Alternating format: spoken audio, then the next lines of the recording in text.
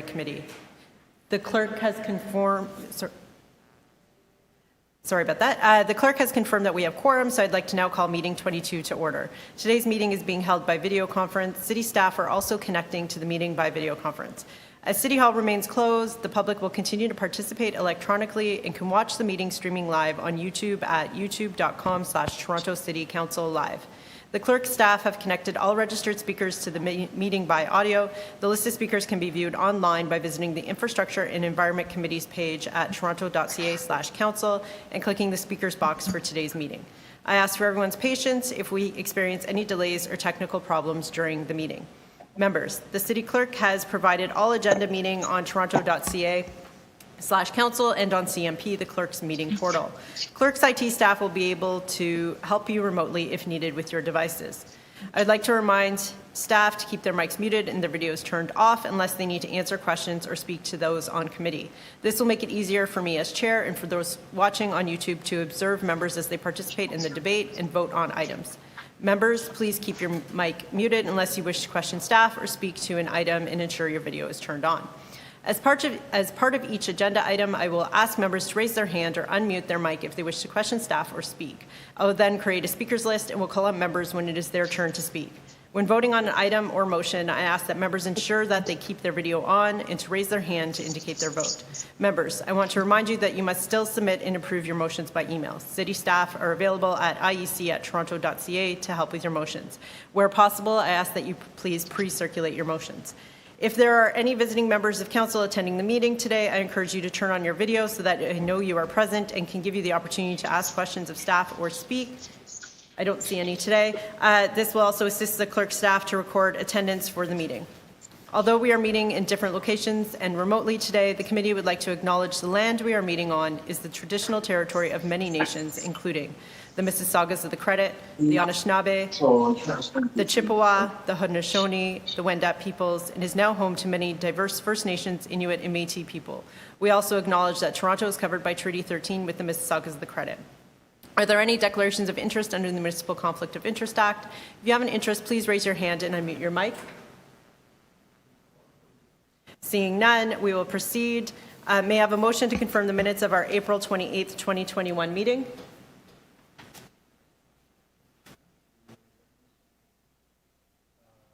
Councillor Pasternak, always count on you. All those in favor of the minutes? Any opposed? Minutes carry. We have 14 items listed on our agenda this morning. Let's proceed with a review of the agenda, and then we will discuss any new business. The first item is IE 22.1, Safety and Wellbeing of Parks, Forestry, and Recreation Frontline Workers. I will hold as we have a short presentation from City staff.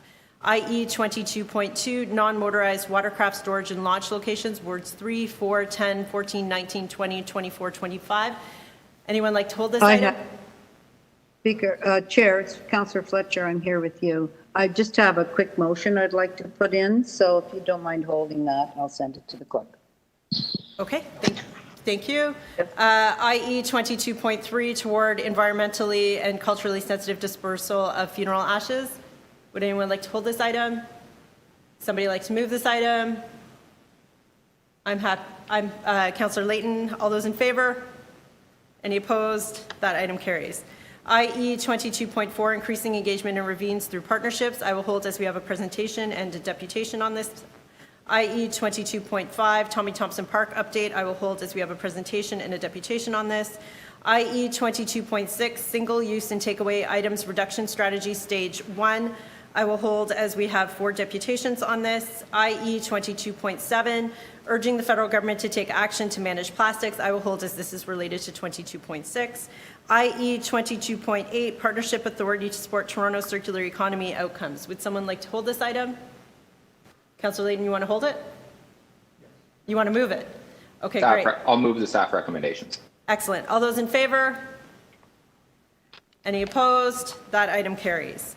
IE 22.2, update on the Environmental Assessment Act, amendments affecting future residual waste considerations.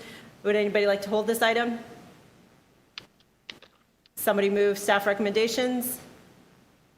Councillor Layton? Oh, my screen cut out again. Thank you. All those in favor?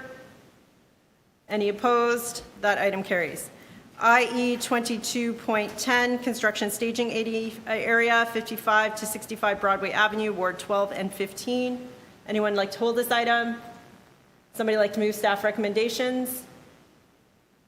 Councillor Pasternak, all those in favor? Any opposed? That item carries.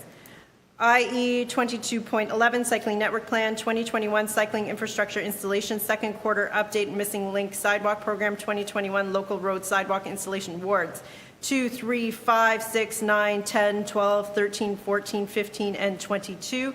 I will hold as we have 10 deputations on this. That brings us to our next item. That is IE 22.12, road alteration, Lakeshore Boulevard East, Lower Jarvis, Gardner Expressway, Lower Jarvis Ramp. You moving? Okay, I have a small amendment to move first. That was worked on by Councillor Cressy with city staff. You can pull that up now. Madam Chair, we're going to display your motion on item IE 22.12.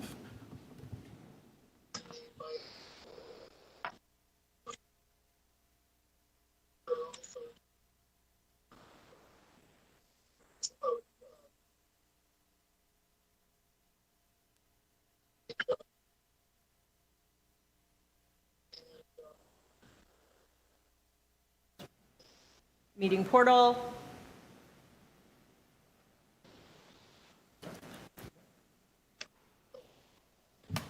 Okay, and we'll take it down for the vote, please. Okay, thank you. All those in favor of the amendment? Any opposed? That item carries. Sorry, and then we'll vote on the item. All those in favor? Any opposed? That item carries. That brings us to IE 22.13, mechanical sidewalk winter maintenance trial, wards 4, 5, 8, 9, 10, 11, 12, 13, 14, 15, 19.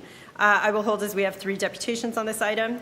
IE 22.14, agreement for the replacement of the Imperial Oil Pipeline, wards 1, 2, 6, 7. Somebody like to move staff recommendations? If I could, I don't wish to move the staff recommendations. I'd actually like to be recorded in the negative and just point out we're authorizing staff to enter into a 100-year agreement for transporting refined petroleum. If you think about our Vision Zero plan for 2050, this is absolute bonkers, but we're being forced to by the ISO. So. Just saying, 100 years, okay. 70 plus. Okay, thank you. I have a small amendment I'd like to move. If you give us a moment. I'll hold the item. You'll hold it? Madam Chair, I'll hold the item. Okay, thank you. I will pre-circulate my motion as well. Okay. That brings us to new business. Councillor Layton, I believe you have a new business. Would you like to introduce it? Yes. Staff should have a letter from my office.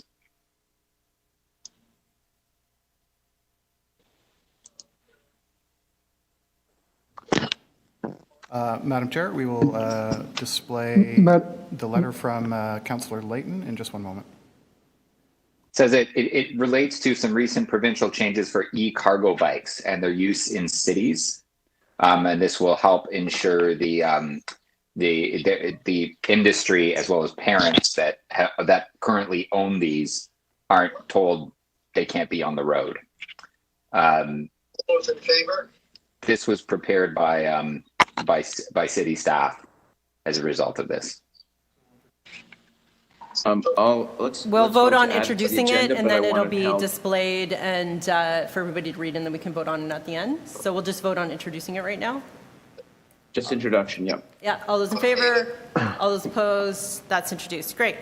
Okay, so Madam Chair, just it's Peruzza. I just missed EI 22.14. What was done with that? Yes, it's been held. Councillor Fletcher. It's been held. Oh, okay. Yeah, no, that's it. I wanted to, okay, perfect. And I just have a small amendment as well that I'll pre-circulate as well for that item.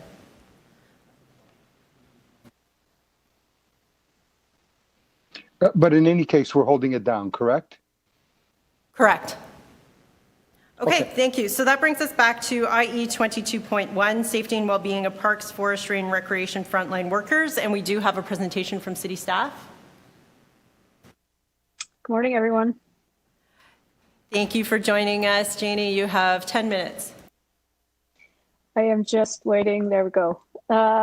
So this presentation is on the safety and well-being of PF&R frontline workers. I would just before we start just to acknowledge we have a number of our staff with us this morning on the call, and specifically Howie Dayton from Community Recreation, Donna Kavachis, who's been leading our Parks branch, Nadine Kerr, who's been leading our Urban Forestry Operations branch, and Kim Statham, who's been leading a lot of forestry items as well. And they're also available to answer questions when the presentation is done. What do you need, sweetie?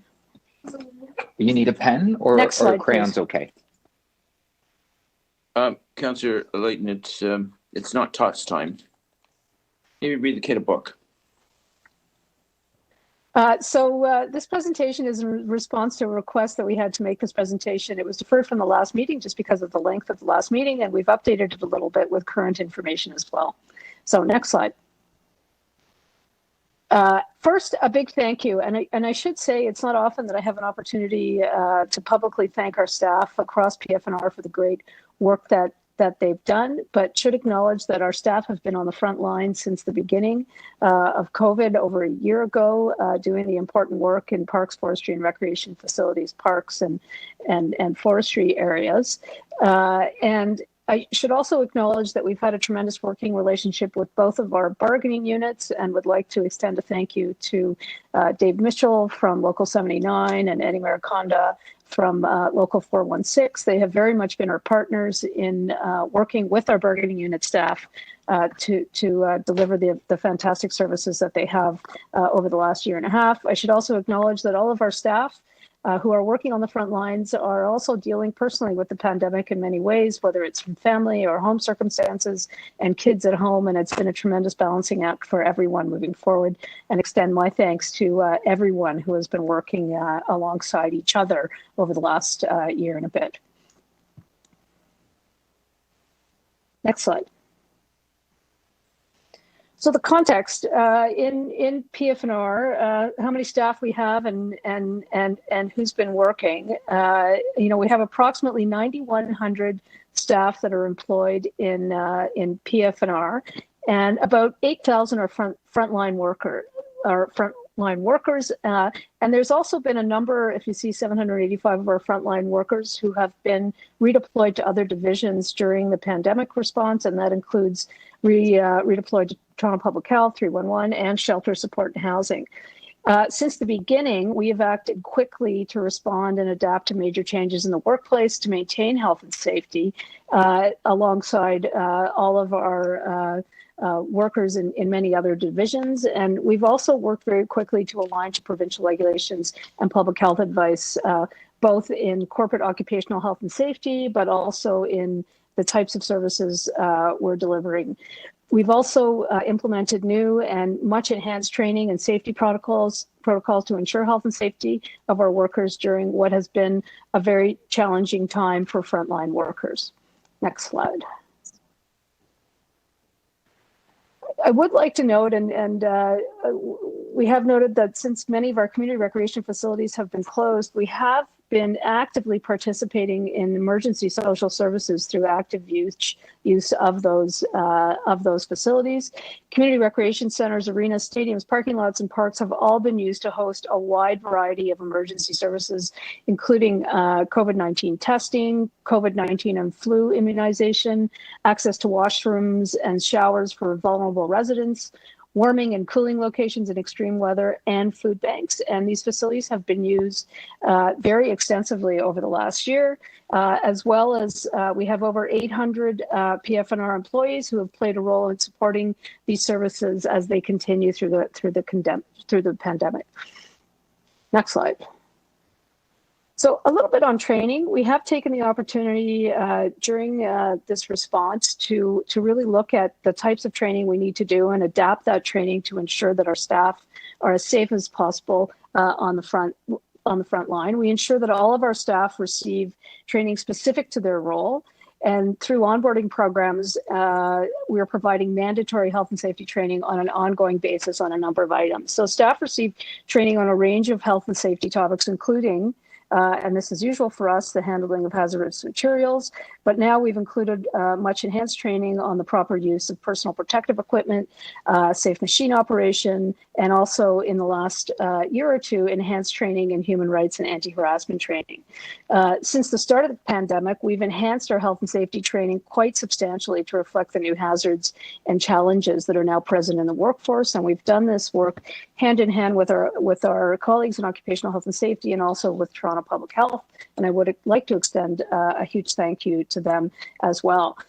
Staff and their supervisors now receive training on new protocols to protect themselves and colleagues from the spread of COVID-19 and how these new safety measures impact their work environment. As a result, PF&R has also transitioned the vast majority of our training to an online approach. So far this spring, we've onboarded and trained over 1,400 park staff in a virtual setting, which is a new approach for us and is working quite well. The next slide. Personal protective equipment has been a huge piece of safety approaches for us during the pandemic, and it's a big piece of protecting our frontline workers. We have a dedicated team who work to ensure sufficient inventory and distribution of COVID-19 personal protective equipment, including masks, gloves, and face shields, and we've gone through literally thousands and thousands of this PPE over the last year. We've actually more than 230,000 pieces of PPE have been provided to frontline staff who require this in the course of their duties. Staff are also trained on how to properly use any PPE they are issued, including PPE that may be specific to their work environment, such as puncture-proof gloves. So we have a number of different staff in different roles that are using different approaches with PPE. Next slide. And a little bit about our workplace modifications, which is something we've worked really, really hard on. The pandemic has really forced us to reimagine and modify a number of regular workplace practices and systems to ensure our frontline workers are protected as they're working. Workers are screened daily using the corporate COVID-19 screening tool. Shifts are staggered to avoid coworkers coming into close contacts, and plexiglass barriers have been installed in areas where staff interact with members of the public. We've also added 257 vehicles temporarily to our divisional fleet and modified where staff will report to work to ensure physical distancing is maintained at all times. 160 additional staff have been hired to address increased service pressures, such as increased litter and the impacts of new COVID-19 health measures, such as enhanced cleaning, contact tracing, and the implementation and management of reservations for rinks and now pools this summer. Staff working in high-risk areas are trained in de-escalation, use the buddy system, and are shadowed by corporate security, but only when necessary. Sharps disposals containers have been installed where necessary in a variety of parks, and a biohazard removal contract has also been procured. Our staff have also worked with Toronto Public Health to develop more than 60 COVID-19 guidelines for the safe resumption of services. Next slide. Mental health support. Supporting the mental health of our frontline workers has been a priority. With increased pressure on staff resulting from the demands of the emergency response, we've implemented a number of mental health resources and training to ensure staff are supported in this area. And this is a lot of work that has been done with our corporate partners in People and Equity. In addition to corporate initiatives, the Employee Assistance Program and HOPE, A Path to Wellness, PF&R has put a number of additional measures in place to help build a workplace culture that supports coworkers' mental health. We host regular town meetings, including a mental health specific town hall where staff can connect with senior management, share thoughts of questions, and also ask about the city's response to the new challenges they may be facing. We've also ramped up our communication efforts, including daily office updates from my office to ensure staff are aware of the range of mental health supports offered and to help build a strong sense of community and care amongst our coworkers. And I should note that our coworkers, when I say a sense of community and care amongst our coworkers, it really is a community with all of our staff together who really support each other quite fantastically.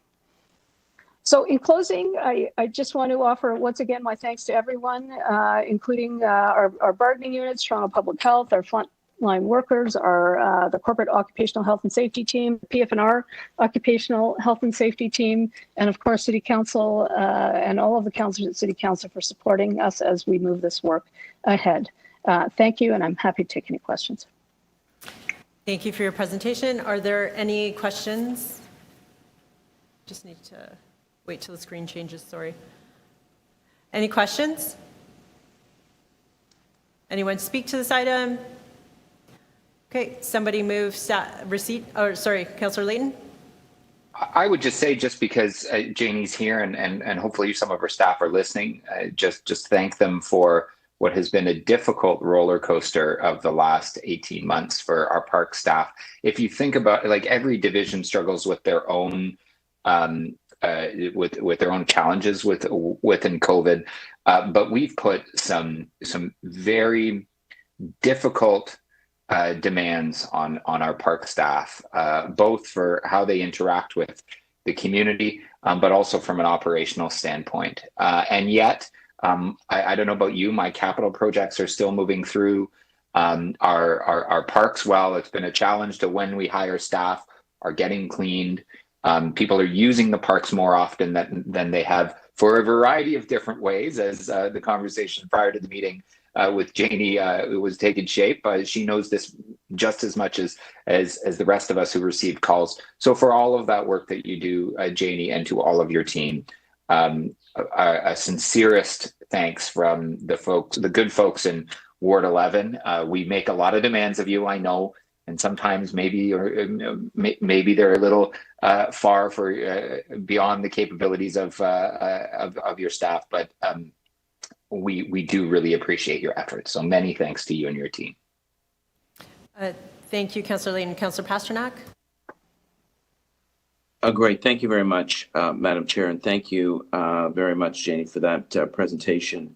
I don't think it's any secret that parks are extremely valuable to the City of Toronto, and I can tell you that up in York Centre, parks are very much a precious resource that many people enjoy all year round. And it has been a challenging time because the safety and regulatory framework governing the use of parks and the equipment there changed so many times over the past year. It became particularly confusing for members of the public. And of course, there are city staff trying to answer questions. But at the end of the day, the parks became the important safety valve that they are, that people can get out into their parks and go for a walk, get relaxed, get fresh air. And of course, that's probably where people are safest. As Councillor mentioned in passing, the capital projects are greatly appreciated. They're moving forward. I'd like to thank our local team who I've worked with for over 10 years on remarkable capital projects in our areas: Mario Pecchia, Joe Ferrara, Dennis D'Amato, Joe Way. This is the team, and there are others involved, I can't name them all, who have really kept our parks and our community recreation assets in a great state of good repair. And of course, we've done a number of different many parks over the years. And despite the pandemic, and despite all other barriers, we've managed to get those projects done. And it's greatly appreciated by the local communities. So thanks to your team, and thanks to the frontline staff, frontline workers. And of course, we're all looking forward to putting the worst of the pandemic behind us and getting back to the relatively normal use of our parks in the future. Thank you very much. If I may, Madam Chair, just to add, I was speaking very specifically about frontline staff, but should to both of the councillors' points also extend a thanks to Anne-Marie Nazar and her capital team. I know Anne-Marie is on the call as well, so thanks, Anne-Marie and team. Thank you. Is anybody else like to speak to the item? Okay, I'll just echo thanks. And with that, would somebody like to move receipt of this presentation? Councillor Pasternak, thank you. All those in favor? Any opposed? Okay, that item carries. That brings us to IE 22.2. Are there any questions of staff? Seeing none, anyone speak to this item? Okay, I have a small amendment from Councillor Fletcher that I'm prepared to move. Thank you, Madam Chair. We will put up the motion on IE 22.2 from Councillor McKelvey.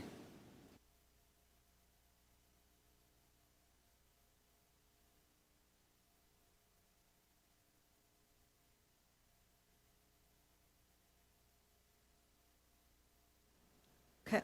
That City Council requests the General Manager PF&R to look at options for non-motorized watercraft on the Outer Harbour shoreline east of the current area being leased to clubs in Outer Harbour Sailing Federation, as well as other options, to report to the September 14, 2021 committee meeting or earlier if authorizations are required.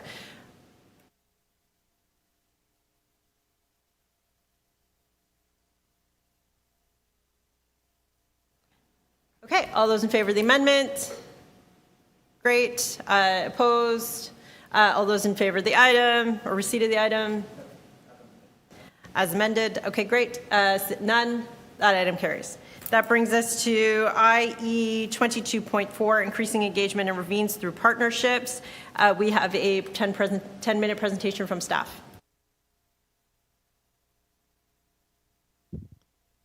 Good morning. I am going to share my screen.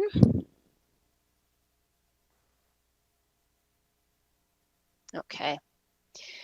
Good morning, committee, and good morning, Chair McKelvey. My name is Kim Statham. I'm the Acting Director of Urban Forestry, and I am going to give you an overview of the report before you today, IE 22.4, increasing engagement in ravines through partnerships. So a quick reminder about the ravine strategy. Council adopted the first ever citywide ravine strategy in 2017, and then adopted a report on implementation in 2020. The ravine strategy provides a coordinated vision and plan for managing the city's ravines through 20 actions based on the 5 guiding principles of protect, invest, connect, partner, and celebrate. It identifies and prioritizes the actions and investments needed to balance protection and use of these unique spaces, recognizing that equity and diversity are critical in moving the strategic vision forward. PFR and partner divisions have taken significant steps to increase engagement in ravines and advance ravine strategy goals and priorities since the adoption of the implementation plan.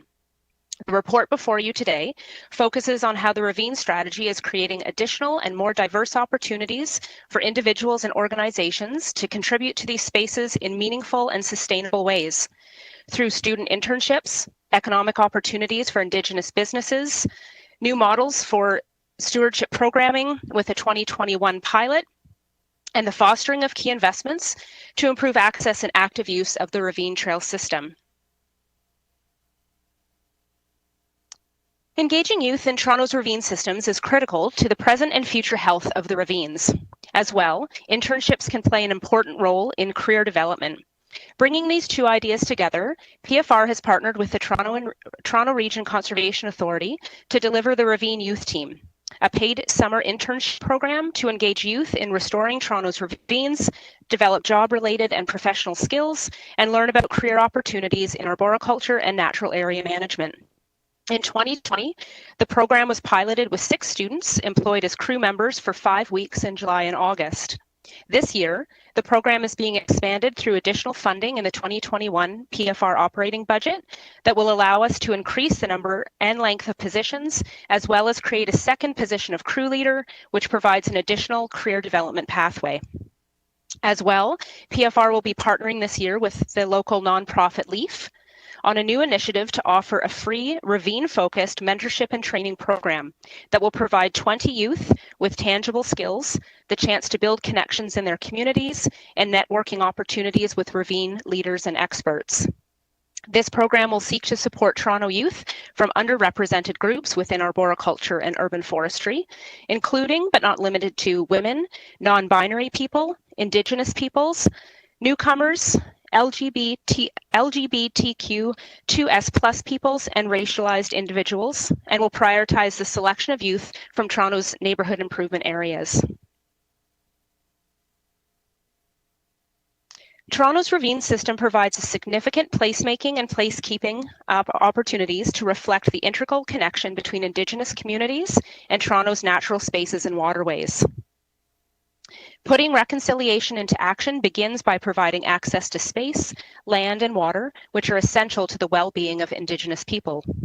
Indigenous placemaking and the Indigenous components of the Ravine strategy are important steps towards Indigenous self-determination, improved health and community well-being, access to ceremonial space, and connection to economic opportunities.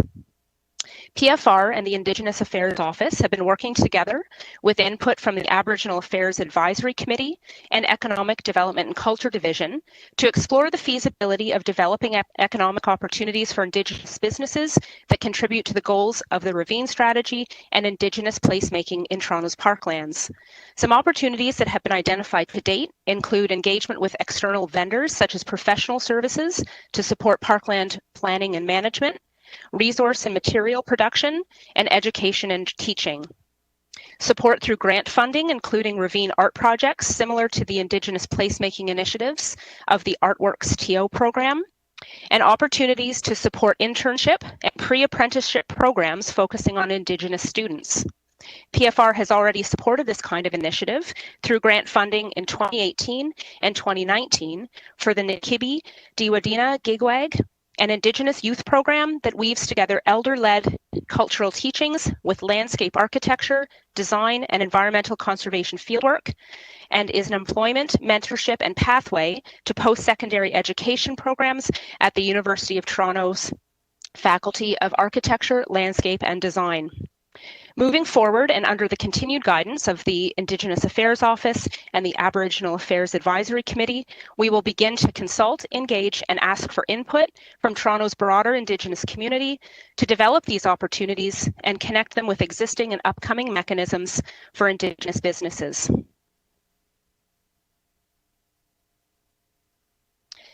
Every year, PFR engages over 3,500 volunteers annually in over 200 events through Urban Forestry's Parkland Naturalization Program.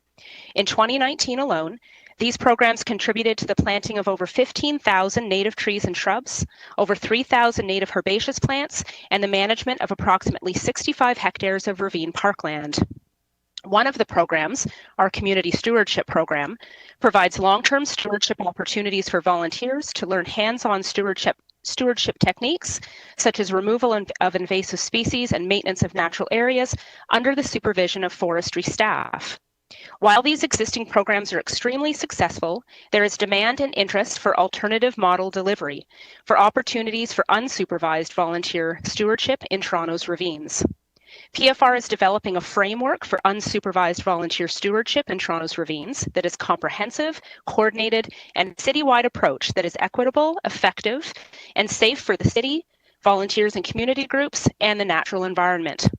This framework is being informed with the input from a wide range of Ravine advocates and stakeholders on the types of activities the city should support and the kinds of resources the city should provide, as well as by a pilot of the Manual for Stewardship in Public Ravines and Natural Areas developed by the community organization Toronto Nature Stewards. The pilot program is planned to launch in spring 2021 in accordance with COVID-19 guidelines, and will test and operationalize components of the Toronto Nature Stewards Manual. Multiple city divisions, the TRCA, other partner organizations, along with other levels of government, invest to address the challenges facing Toronto's ravines. This year, the city is investing $82.5 million in Toronto's ravines through $12.4 million in the operating budget for PFR and $70.1 million in the capital budget across a variety of city divisions, including PFR, Transportation Services, Toronto Water, as well as the TRCA. This investment supports park enhancements, storm damage repair and reconstruction of ravine parks, multi-use trail, cycling, pedestrian, and public realm improvements, state of good repair work, watercourse erosion mitigation projects, and channel stabilization to protect water mains and sewers and other assets. On December 16, 2020, City Council authorized the City Manager to apply for funding through the Federal Provincial Investing in Canada Infrastructure Program. 8 projects with a value of $6.2 million that will advance implementation of Toronto's Ravine strategy were included as part of the city's submission. These projects will improve access to ravines, including enhancement to active trail systems, as well as supporting ecological restoration and wayfinding in various ravines across the city. At this time, the City of Toronto is waiting for confirmation of funding approval. In conclusion, this report outlines 4 key programs that have been taken to strategically advance engagement in ravines through partnerships as a significant step in implementation of Toronto's ravine strategy. Staff will continue to advance these initiatives through 2021 and will report back on the outcomes of the 2021 accomplishments of these and other initiatives through the first ravine strategy implementation status update staff report in Q4. Thank you.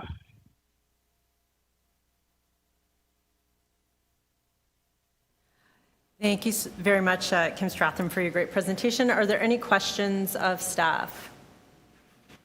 Councillor Ainsley. Thank you. Through you, Madam Chair. I wanted to ask, when it comes to volunteer groups and how the city works with them, over the years, Centennial College, for example, they have an environmental studies organization that's been planting native species and in Morningside Park, for example. But they're supplying the native species and the volunteers, but they often have to pay for a permit. And I'm wondering if that's going to be changed or reviewed in the strategy. Sending that one to Kim. I'm not sure of the answer specifically. It's a good one for consideration for sure. Kim? Thank you, Councillor, and through the chair. Through our community stewardship programs and tree planting events with urban forestry, we don't have permitting costs for any of these events, nor are they being considered related to any unsupervised work. So if it was something permit related, we can certainly look into that. But at this time, we don't have permit fees related to urban forestry's projects. Okay, I guess, Kim, it's so what happens is Centennial College, so their environmental studies student association, they've been having planting events either in Morningside Park or Cedar Ridge Park into Thompson Park. What's been happening is they've been organizing volunteers, bringing in native species that belong in those parks from their greenhouses, and then organizing a public event. So having in, maybe a couple hundred volunteers, and then every year they get, when they approach the city and say, this is what we want to do on this weekend, they're told, well, this is what your permit fee is going to be. So through the chair, Councillor Ainsley, can I suggest we take that one offline and we'll follow up with the group directly? Yeah, I just wanted to make sure within the strategy that that's recognized. The other question I had, Kim, and I don't know if it's within this strategy, I'm very happy my ward is very rich in ravines, and they're very much appreciated and used. But I do have a couple of areas with apartment buildings adjacent to them where residents are continually dumping garbage out of the apartments down into the ravines. And does that get addressed within the strategy? Thank you, Councillor, and through the chair. Yes, it does. And it is being addressed in 2 ways. So we have increased funding through the PFR operating budget for ravine litter cleanup. And we are always reviewing hotspots through councillors, through 311 requests, as well as through our park staff.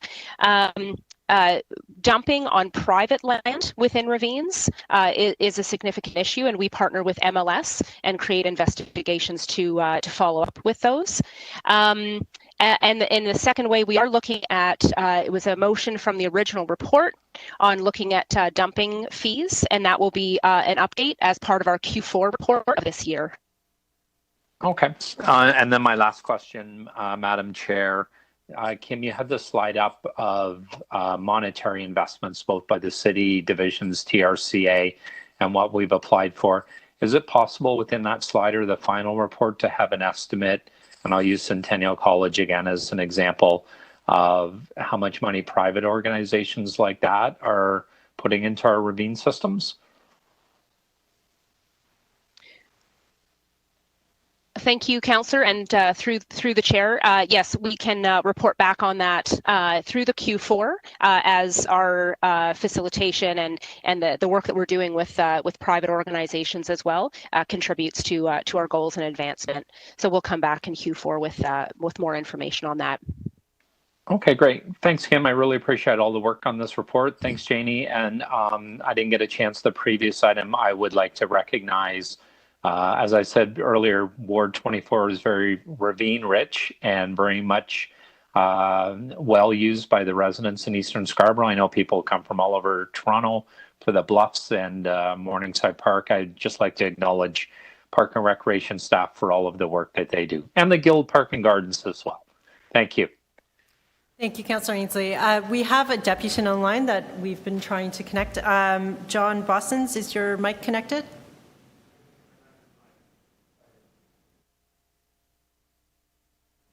John Bostons, would you mind connecting your microphone?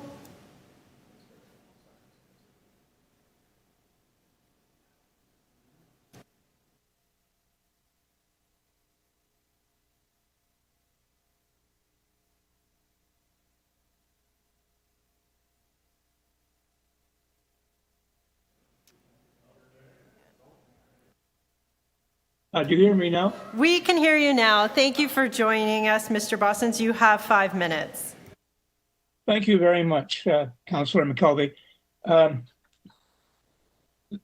representing the Midtown Ravines Group, which is a consortium of residents associations concerned with the state of the ravines in Midtown Toronto, basically from Bloor to Eglinton near the Don Valley.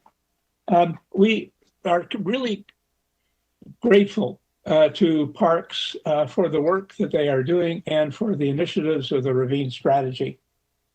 We are particularly grateful for the work that's been undertaken to move the stewardship initiative forward.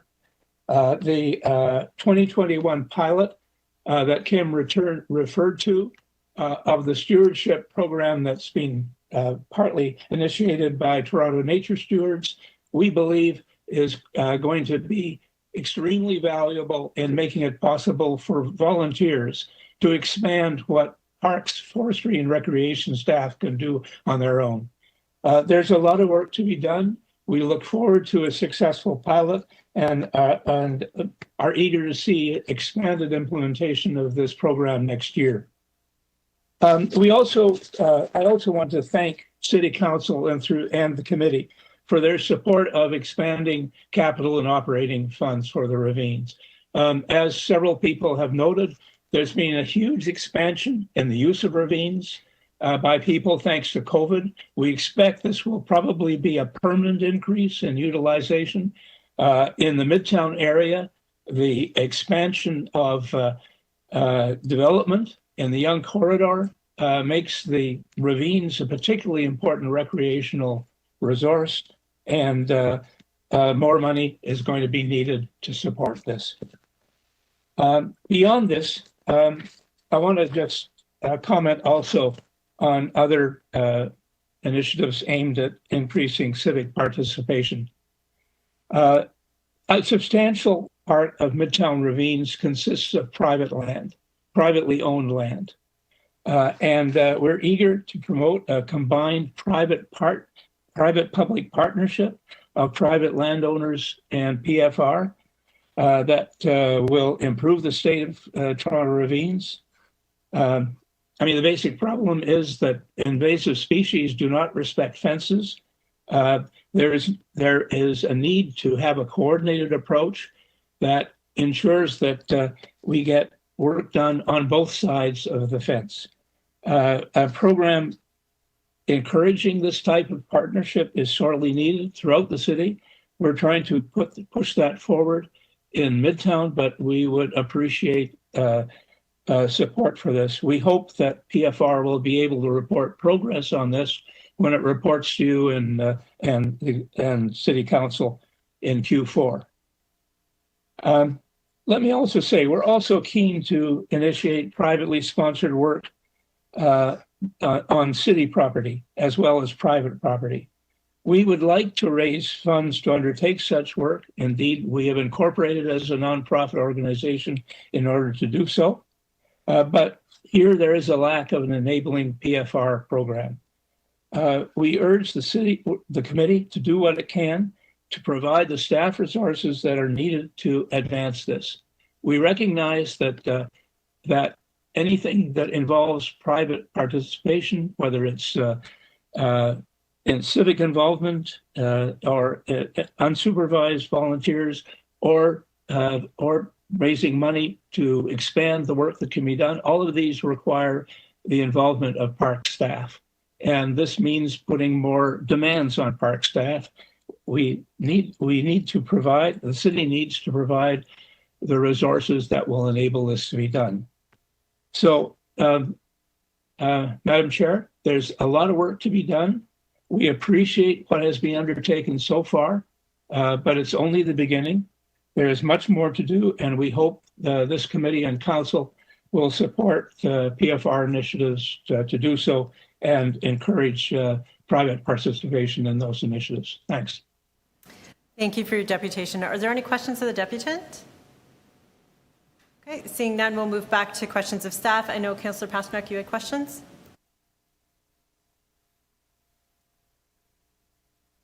Yes, thank you. Thank you, Madam Chair. Just for clarity's sake, I'm on page 12 of the staff report, and the local government substance, the Investing in Canada Infrastructure Program states that the local governments, and that I assume is across the province. And the numbers indicate that we applied for $6.2 million of that. Is that a correct breakdown? So, through the chair, I'm sorry, Councillor, you were cutting out on and off. I'm not sure if others heard the question. Kim, did you hear? Oh, really? Okay. So the local government substream under the Canada Infrastructure Program was 24 million. It's. Can you hear me now? Yeah. Yeah. Thank you. Is it correct to assume that we applied for 6.2 million of that? Is that the breakdown? It's Kim here. Thank you, Councillor, and through the chair. 6.2 was the part of the total City of Toronto ask that is related to advancing the Ravine strategy. Oh, I see. And when it came to the 8 projects, how was that determined? Did you have public consultations? Was it taken from a capital list? Did you talk to local councillors? How did you determine them? And I don't see a list of them here, but I'm sure they're around somewhere. There is. Thank you, Councillor, and through the chair. So the list was put together through identified capital work that was identified through the Ravine strategy implementation and unfunded projects that we plan to advance. The ICIP funding stream had very particular criteria that made projects eligible or ineligible. They included matching funds and also included that work needed to be started and completed within 2021. So we have 8 projects that were eligible through this criteria. They are a range of projects of active transportation, wayfinding, wetland enhancement, and do exist across the city. But these are the projects that made the final cut because of the criteria that was provided to the city. Right. So those projects have to start by September 30th. And be done by the end of the year. So they are shovel ready. They're ready to go because there's not much time. Through the chair, that's correct. They are ready to go, and that was one of the very specific criteria for this funding program. Okay. Very quickly, I think Councillor Ainsley touched on it. Dumping in ravines is a big problem, particularly if there's commercial properties or residential, multi-unit residential properties nearby. Do we have the proper signage to warn people about illegal dumping and the fines involved? I see them on occasion, but they're extremely rare out there where we're just not warning the general public of the consequences of throwing garbage into a ravine or a river system. Has that been an issue over the years, and is there a plan to make it this more robust to communicate with people about the consequences of that? I mean, through the chair to Councillor Pasternak, I'm not sure of the audit of the number of signs. You're right, there are a number of signs throughout the ravine system.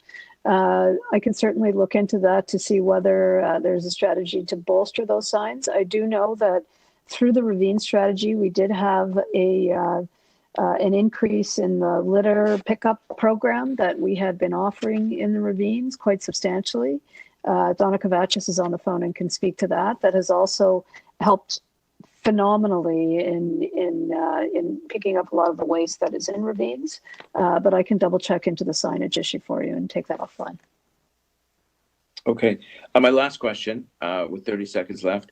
Homeowners, when they buy a ravine lot, don't always seem to know what their obligations are as far as TRCA governance, City of Toronto governance. And I've always felt that there should be something in the sale agreement to alert them of the obligations they have, because we deal with a lot of ravine related issues because we have an area that is rich in ravines. Has there been any internal discussion about making it clear to new homeowners? And I know we have a flyer to get them to understand their obligations once they own that property. I'm going to ask Kim to answer.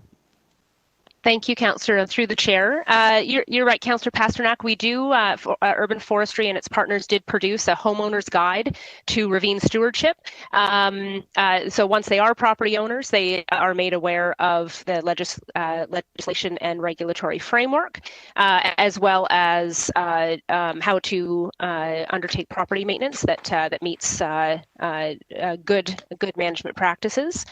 We have also attempted and tried in the past to work with the real estate board to provide information to real estate agents on our ravine and natural feature protection bylaws, and that's something that we're continuing to advance and educate homeowners, potential buyers, and real estate industry through our social media and community engagement events.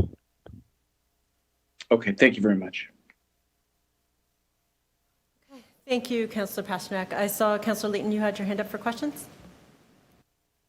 Yes, thank you very much. I'm wondering if we could get an idea of what we should expect in the report later this year around expanding the community partnerships and really specifically with an eye of engaging our communities more in these spaces. It seems like there's an appetite for it from youth, from seniors, from other users of the space. There's an appetite to engage in the ravines in a pretty major way, one that I don't think we could ever accommodate within a reasonable amount of resource allocation in the near future. What can we expect? Thank you, Councillor, and through the chair. Our Q4 report will be our first status update that we were asked to provide every 3 years on ravine strategy implementation. So specifically in Q4, we will be expanding and reporting back on the community engagement programs that we talked about in this report, including the success of the pilot, success of our student internship programs, as well as our further engagement with Indigenous communities on economic opportunities. It will also talk about advancing our capital work and our priority investment areas, as well as, and one of the flagship projects related to that is our Loop Trail that is looking at activation and programming through various partners, including Evergreen, Park People, and Leaf. And if I can just add through the chair that to Kim's point around the pilot project and expansion of the pilot project, I very much think the idea is to assess the pilot project as it's going on this year, with some recommendations around how to expand it and what it would take to expand and potentially change it if there's need be to change it through the pilot for what we find with it. But it would be, that's when we would look at what an expansion of that program would be to include as many community and volunteers as we can. been talking to the school boards or universities or colleges about the role that they could play. And then further to that, like there seems to have at some point been a trainer model. I don't know if that's the best way to describe it. Is that something that we're revisiting? We could see more of. Like, it's great to hire people to do the work. It's great to also hire people to expand our reach and our abilities by having them engage directly with residents, which then has the payoff that those residents are trained to continue to do the work when we're unable to. Thank you, Councillor. And through the chair, absolutely, the Train the Trainer is a successful model. It is one that's being utilized through the Toronto Region Conservation Authority Ravine Youth Team, as well as the model for the Toronto Nature Stewards pilot. We also do work with school boards and universities and academic organizations in a number of ways. We have a very active parkland naturalization program where we do engage school boards. Those programs, of course, are currently on hold due to COVID-19, but will be, and we are all anxious to be able to start those up again and get back into the field. We also engage the academic communities, universities and colleges. One example is through our Ecological Restoration Working Group. That's kind of an advisory body to ravine strategy. There are a lot of universities, of course, that are landowners in ravines as well. So this is a really strong and effective partnership to be working with U of T, for example, York University and others. Thank you. Thank you, Councillor Layton. Are there any additional questions of staff? Councillor Cole, 5 minutes. Yes. Yeah, I was just wondering, as a regular ravine runner, I noticed that about a month ago there was a waste disposal company with a bin with a couple of workers picking up all kinds of waste in the Humber River, Humber Mills Trail just south of Eglinton. I wonder under what program was that? It was great to see. I'm looking to Kim, or I know Donna Kavachis is on as well to comment on that. If not, Councillor, we'll have to take it offline and find you the information on it. Sure. Let me know. I'd like to send them a note of thanks because great. Yeah, we'll do. There was all kinds of workmen there picking up a huge bin of garbage, plastic, everything. Yeah, that's on the Humber Mills Trail just south of Eglinton. They're going down Scarlet by the Humber River. Also, there are some individual citizens on the Humber River Trail picking up debris. Was that a part of a program? Or just people randomly doing their thing for the ravines? Through the speaker, through the chair, I'm not sure. Kim, would you know? Is that just the kindness of community and helping out as they see things to pick up, or is it part of our larger program? So we're not running any of our community programs yet through the chair. So it would not necessarily have been a city endorsed program, but we are, as I've mentioned, looking forward to being able to start that again. We do have some organizations, of course, in town that do organize themselves and the kindness of community to look after this type of work. Okay, and the other thing is, I know Councillor Pasternak talked about more signs. I think what we need is to remind people that the ravines belong to them. And there's growing numbers of people cycling, walking through the ravines now. I think it's a good opportunity to reach out to non-traditional groups. Yes, the universities are great and all the usual, stakeholders, fantastic. But let's reach out to people in Councillor Peruzza's ward, my ward, the non-traditional groups who come from 100 different countries, settle in Toronto. What are we doing to reach out to them, to tell them about the ravines, what they're all about, and that they also have a role in stewardship of the ravine, never mind the universities. Thank you, Councillor. Through the chair, we completely agree. Reaching out to groups and making sure that that's equitable and looking to the diverse communities that rely on the ravines and our natural areas for mental health, for physical exercise, and passive recreation is so important. We do have a long history of working with a variety of groups across the city through our Parkland Naturalization Program and Urban Forestry. And part of that as well is through connecting with their media outlets where information can be then provided in appropriate languages and through their social media and their communities. So we have had a very good history of doing that. And of course, we're always looking to improve outreach and we'll continue to do so. And Now, the one problem.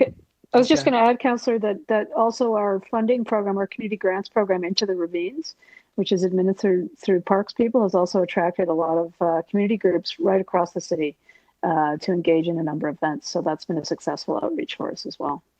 Yeah, no, I have noticed that. I've noticed that, like the Davisville Homeowners Association were picking up all kinds of garbage earlier this spring, and the Kay Gardner Beltline Trail, which was great to see. But I just think, don't you think that we should possibly change our message rather than saying, don't litter, rather than saying these ravines are yours. If you see something, pick it up, put it in the blue bin, or don't, whatever it is.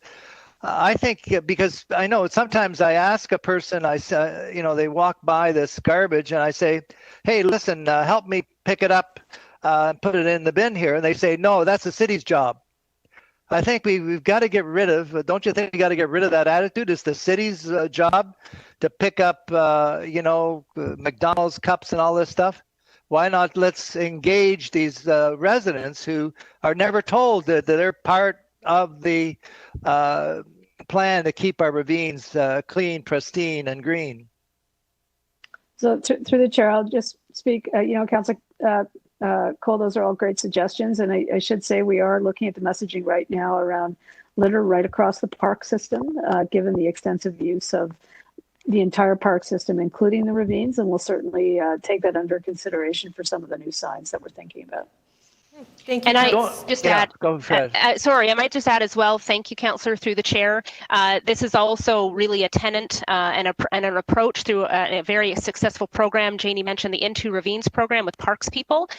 Part of that program was to develop ravine champions across many communities in the city. And certainly that program is being continued this year. And that's something that we can take back and make sure that's is continuing.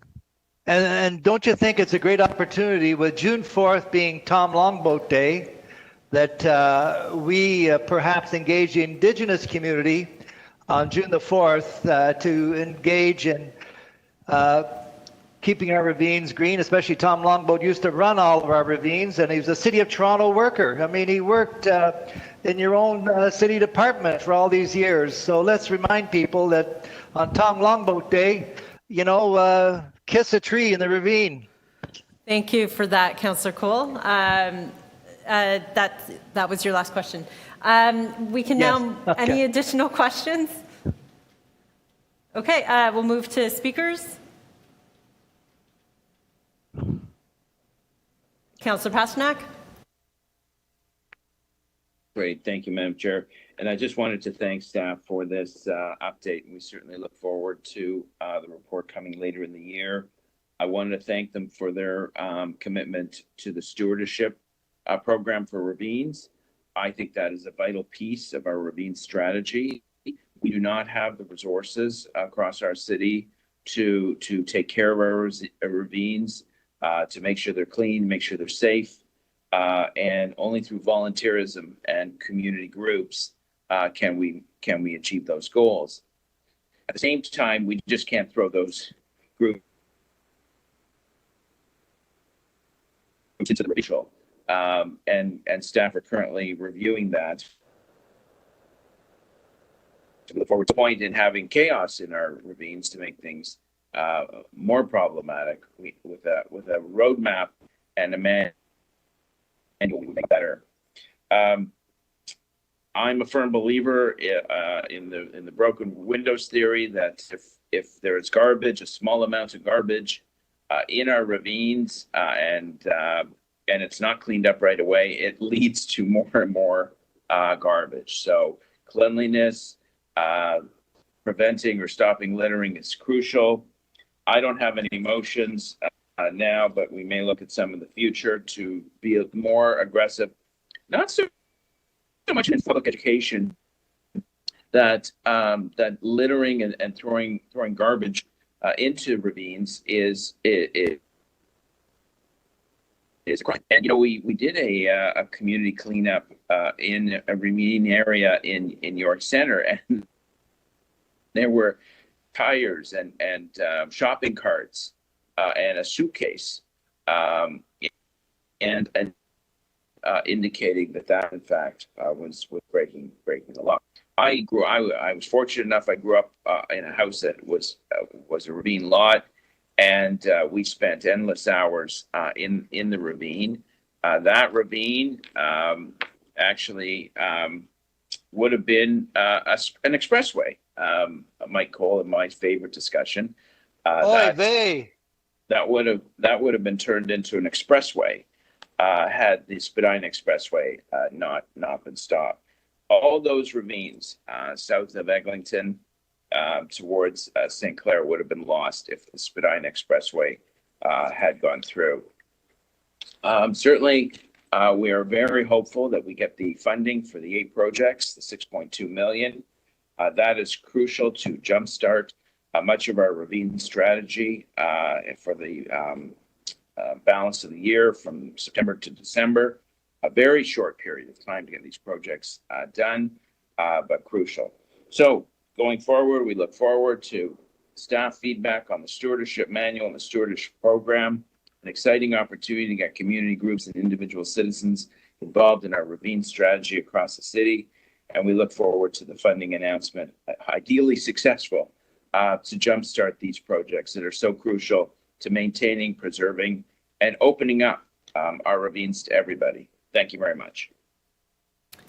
Thank you, Councillor Pasternak. Councillor Cole to speak, 5 minutes.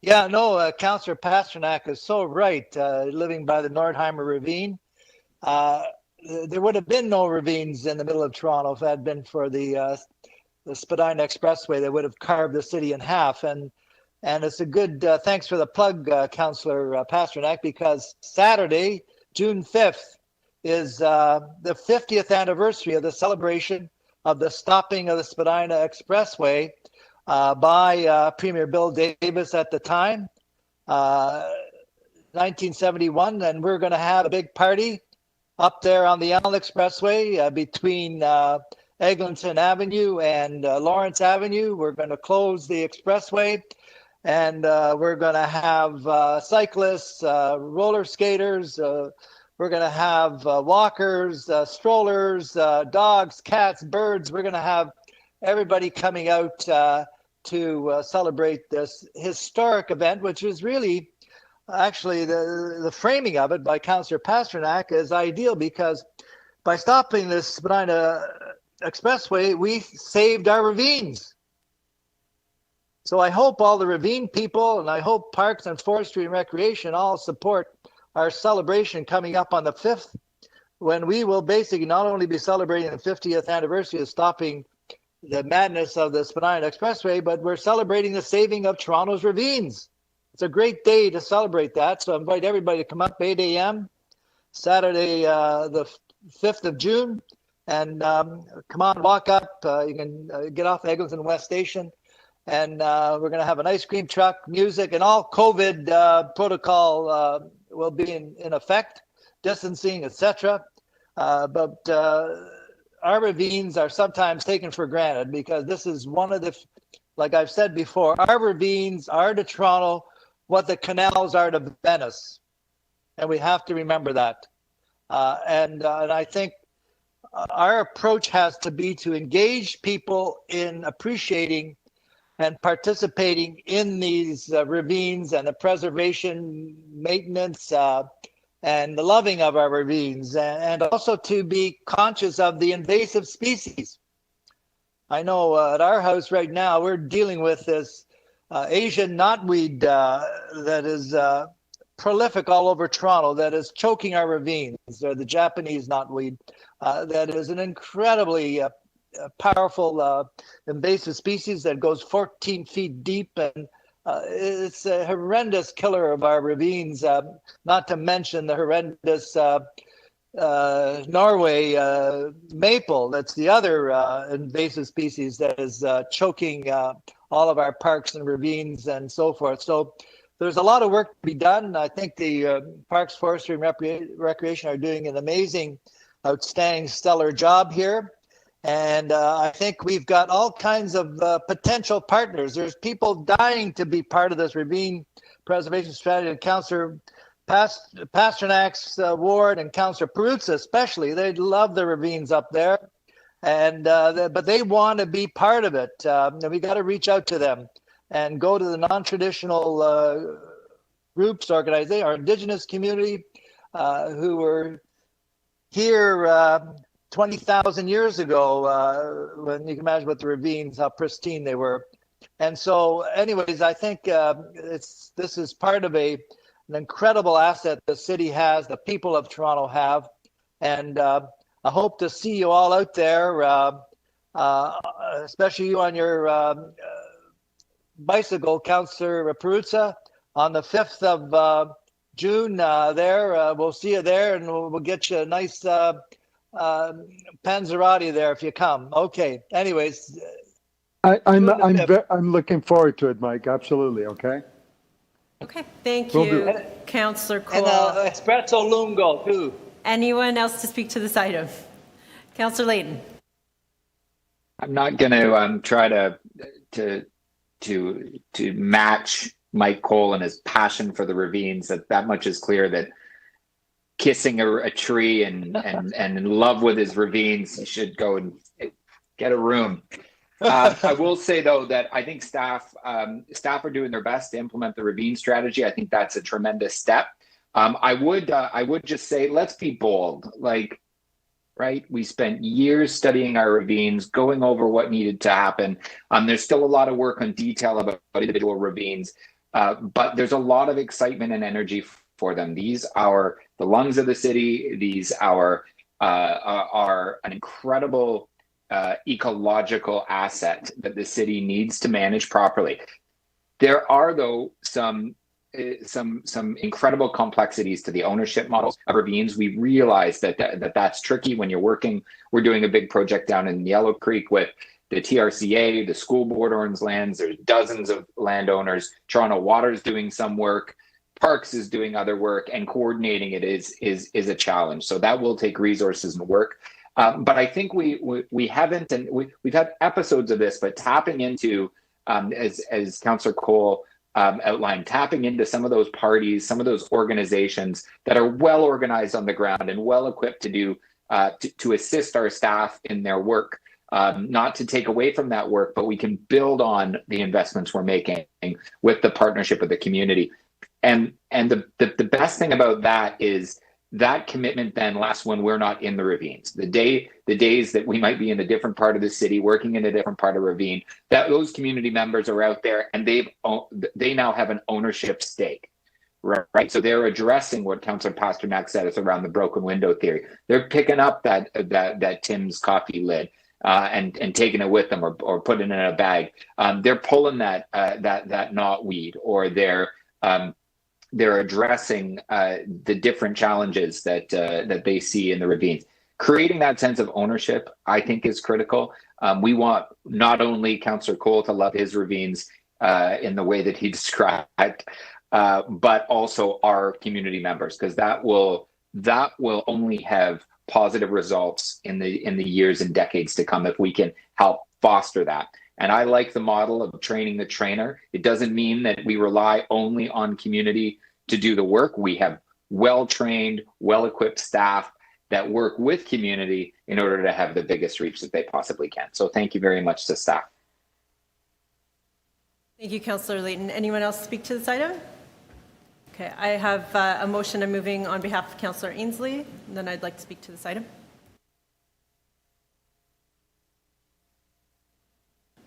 Thank you, Madam Chair. We will just display Councillor McKelvey's motion on this item.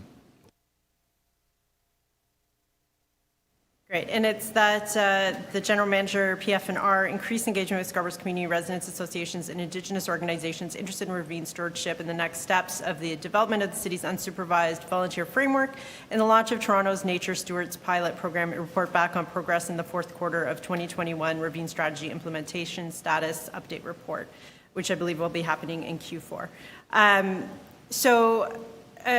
thank you, Councillor Ainsley, for that. It is true that through this report and the stewardship program, most of the sites and the groups that are being engaged are in the downtown core, and certainly throughout Scarborough, we have many that are looking to get involved, including the University and Centennial College, as you mentioned. When I was elected in 2018, Mayor Tory asked me to be the Ravine champion. And through that, I had the real pleasure to get to work with Kim Stratham of Parks, Forestry and Recreation, and also Lisa Turnbull at the Toronto Region Conservation Authority. They have both done such incredible work on the ravine strategy. We now know the true value of these systems in terms of their ecological functions and what they contribute. If we didn't have them, we'd have to spend $822 million annually to replace their functions in flood protection, erosion control, sequestering carbon, providing species habitat, and also recreational opportunities. So clearly there is a huge return on investment when we invest in these spaces. The other thing that Kim Stratham has done very well is worked with other agencies to come up with the total amount of money that we are spending in these systems. And that's important because it's Park, Forestry and Recreation, it's the Toronto Region Conservation Authority, it's Toronto Water, it's City of Toronto Transportation. And we need to look at these systems holistically because we're looking for leveraging funds from other levels of government, and they need to know the true amount of work that we're putting into that. And that comes out to about $82 million this year. So the city is putting an incredible amount in terms of the capital program as well as the operating program into this. I'd like to thank city staff for the work they've been doing on litter. It makes me sad that they have to do this work. I think it makes everybody on this committee sad that they have to do this work. But last year, they removed 74 tons of garbage and 14 tons of recyclables out of these systems. So, you know, certainly as residents, we all need to do our part. We need to encourage people to also help get out and help, and hopefully the stewardship program will do this. But also like to thank city staff and all of the student internship programs that we have going on that are doing this important work. Finally, I'd like to recognize and thank Minister McKenna. She has been very, very responsive to our call for funding for the Ravine strategy. We are waiting on the $6.2 million announcement for the Investing in Canada Infrastructure Plan. Hopefully that fund will come through, and that's money that needs to be spent this year. But she's also listened to our call that we are looking for $65 million over 5 years for the capital plan. And in the federal budget, I want to draw your attention to the creation of a natural infrastructure fund. And importantly, the federal government listed the City of Toronto Ravine strategy and Meadoway as examples of projects that this fund could fund. And that's really absolutely fantastic that they've heard our call. They recognize the need for the development of a new program. And the reason for that is that this work doesn't totally fall under the Disaster Mitigation and Adaptation Fund, and doesn't totally fall underneath the active transportation funds either. And so really there's this hole in the sort of funding that we're looking for. So they've now created the program. We look forward to next steps from Minister McKenna, and hopefully we can cross the finish line on fully funding our capital program for the next 5 years. Thank you so much again to city staff, and then I think we can move to voting on the amendments unless there's any other speakers. Okay, great. So we'll vote first on the amendments, if you can pull that up.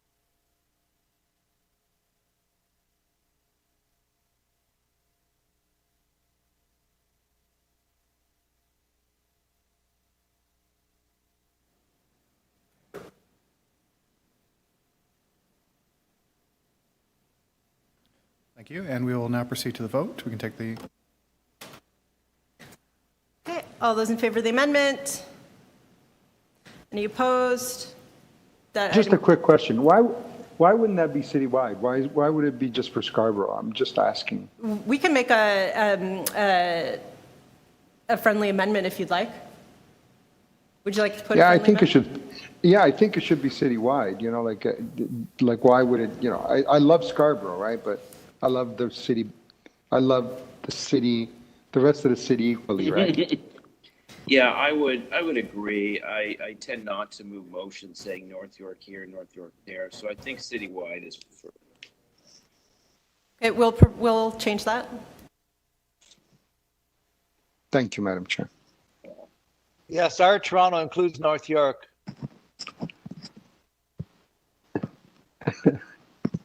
And South Etobicoke.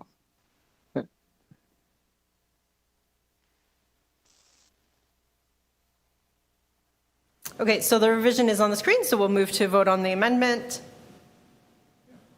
All those in favor? All those opposed? That item carries. On the item as amended, all those in favor? All those opposed? That item carries. Thank you again so much to city staff for the great work on this. That brings us to Tommy Thompson Park update. We have a presentation from city staff, and it will be 10 minutes.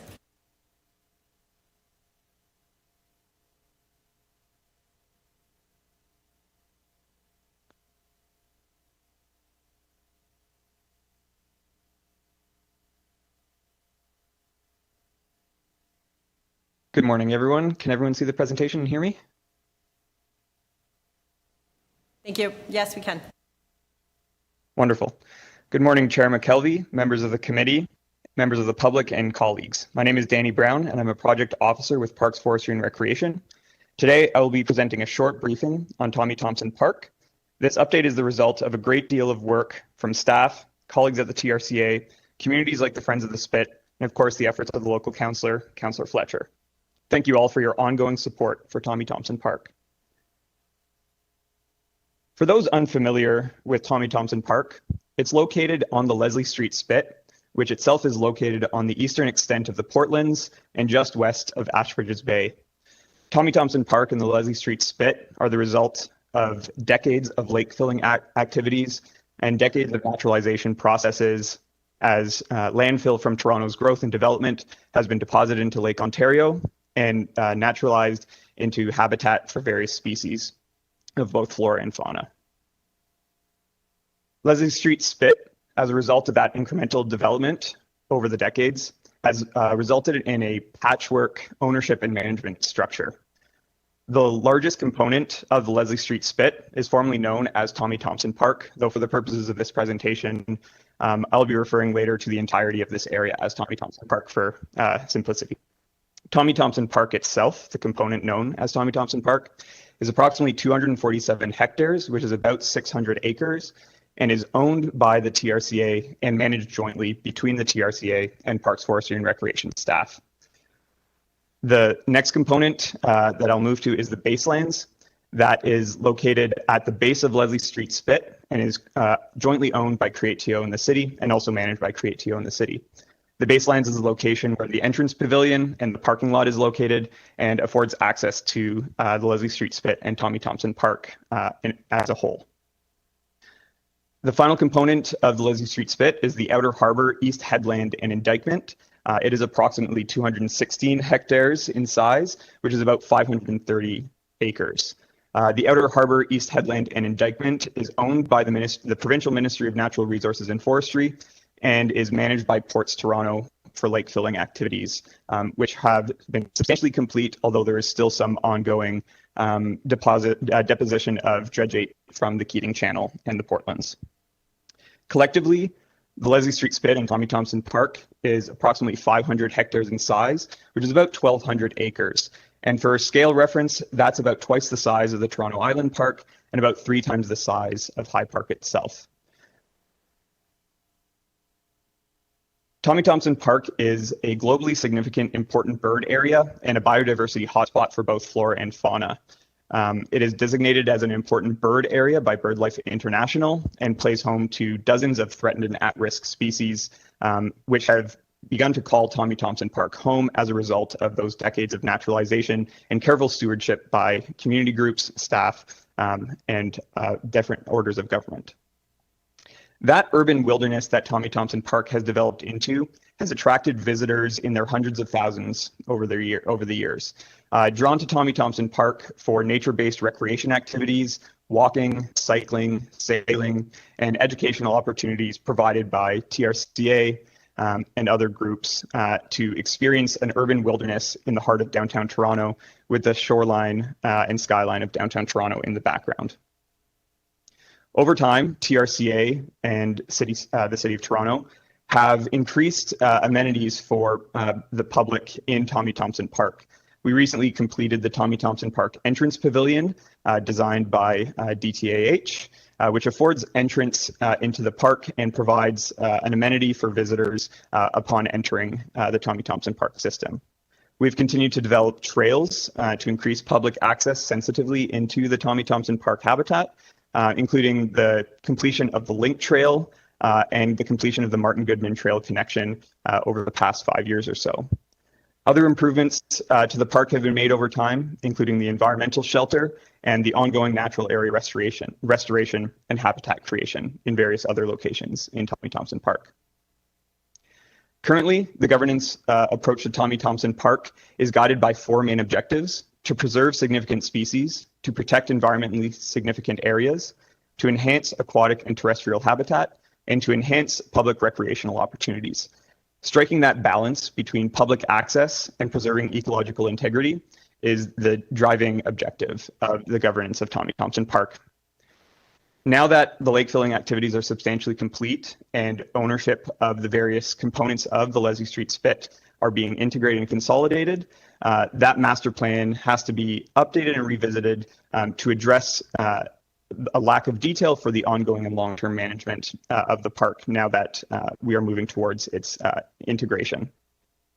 In order to support over time that patchwork ownership and management of the park and the Leslie Street Spit, TRCA and the city have been working under the auspices of an interim and joint management plan since about 1977, with the formal joint management plan being created in 2012, which now requires formalization as we complete the lake filling and the integration of the various components. As Tommy Thompson Park has been increasingly used both during COVID and previously over the years, more and more Torontonians and visitors have come to an awareness of this jewel on the lake. We have seen a rise in visitors in Tommy Thompson Park. Just over the last year or so, we've seen upwards of 250,000 visitors to the park, and that number can be expected to grow significantly as the Portlands continues to develop and a local residential community in the Portlands is welcomed into the neighborhood. That increasing use of Tommy Thompson Park and the various enhancements that are being developed for the park result in a number of capital and operating budget impacts that are addressed in the report. And those come from the increased use of the park, the implementation of trail master plans, and the ongoing resolution of the shoreline stabilization process. The recommendations staff are making as part of this report will also address various user experience concerns that have been raised for Tommy Thompson Park, including public safety, conflicts between different recreational users, and the ecological impacts of certain uses in the park. As I alluded to earlier, this report is also recommending a work plan to address the property ownership consolidation and formalization of those 3 park components I described earlier, and will also address long-term governance and management of this special place in Toronto. The recommendations before the committee and later before council today are that staff are requesting that PFR and TRCA establish a joint management committee to address the integrated management of TRCA, Create-TO, Ports Toronto, and the Ministry of Natural Resources and Forestry components within the Leslie Street Spit, to report back with a 3-year work program addressing operations and maintenance, visitor experience, and incorporating a community and stakeholder engagement process. We will report back to the Infrastructure and Environment Committee prior to the consolidation of those land components, and we will also make recommendations at that time related to long-term governance and management. Finally, the report indicates that we will implement these recommendations through future capital and operating budget processes starting next year. Thank you for your attention, and we'll take questions. Thank you. So we're going to move to the deputant, and then we'll come back into committee for questions. So we have one deputant, Mr. John Carley with Friends of the Spit. Hello, can you hear me fine? We can hear you. You have 5 minutes. Thank you for joining us. Thank you. My name is John Carley, and I'm co-chair of Friends of the Spit. Friends of the Spit since 1977 has been dedicated to a car-free public urban wilderness free from development. And thank you for the opportunity to speak and to follow up on our deposition. We're pleased with this Thompson Park update. It's well written, and it raises the crucial issues which need to be addressed going forward. And we'd also like to thank the authors for recognizing the role that we at Friends of the Spit have played for the last 4 decades. And frankly, without Friends of the Spit Thompson Park area would be a very, very different park.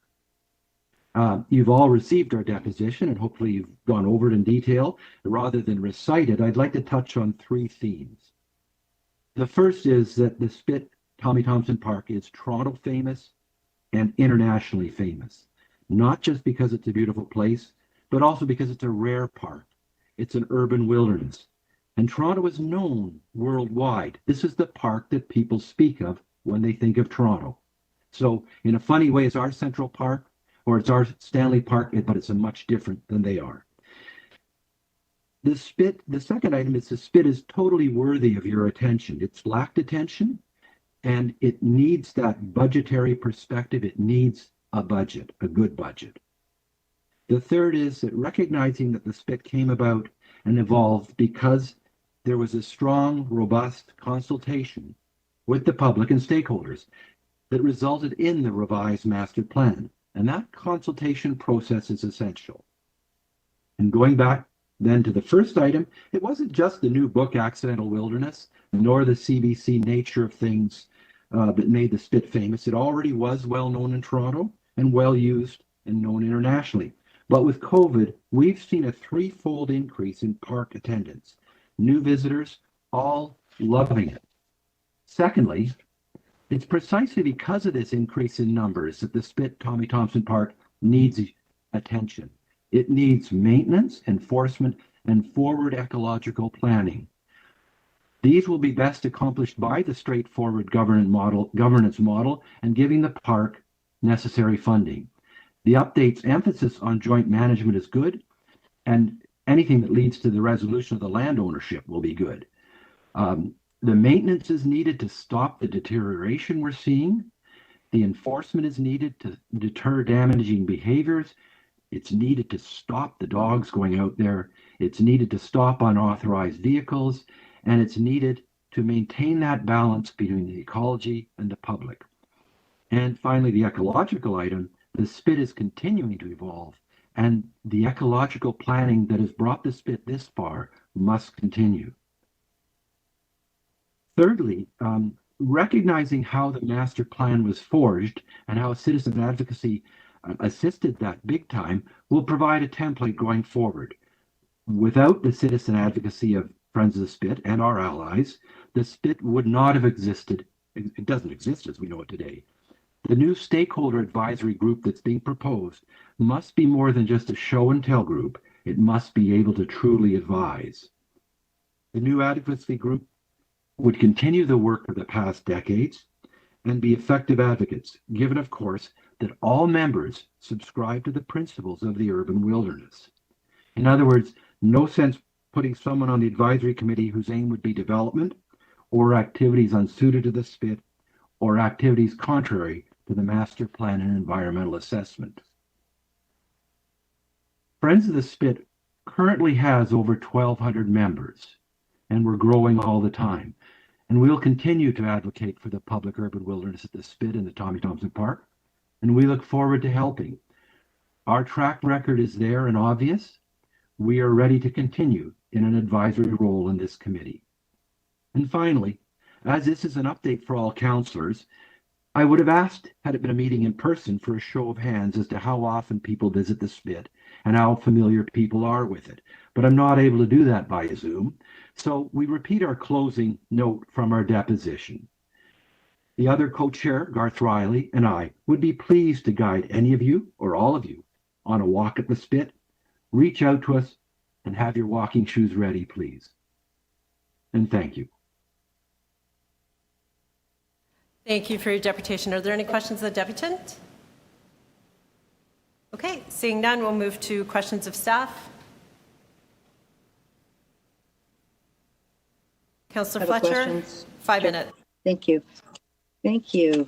I just wanted to ask, with COVID and the number of people that are on the spit has been raised by our deputant, TRCA is undertaking, I'll just call it extraordinary measures to enforce the no dogs, no fires, no fat tire bikes, I think it is. Could you just tell me a little bit more about that? That's one question.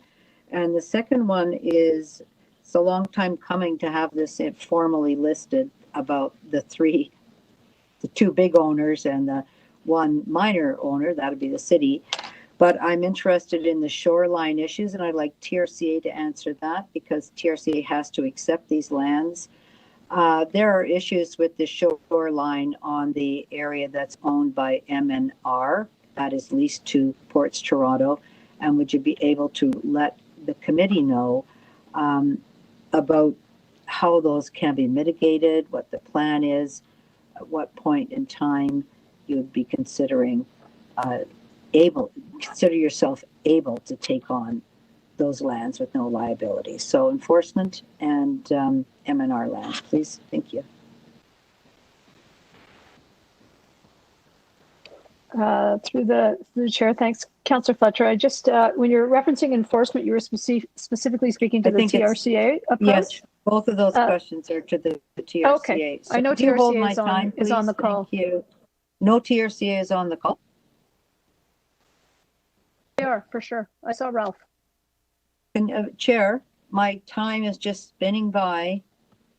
Already gone 30 seconds here without anyone answering. So I wouldn't mind if you would please take that back to 118 or give me extra time. Thank you.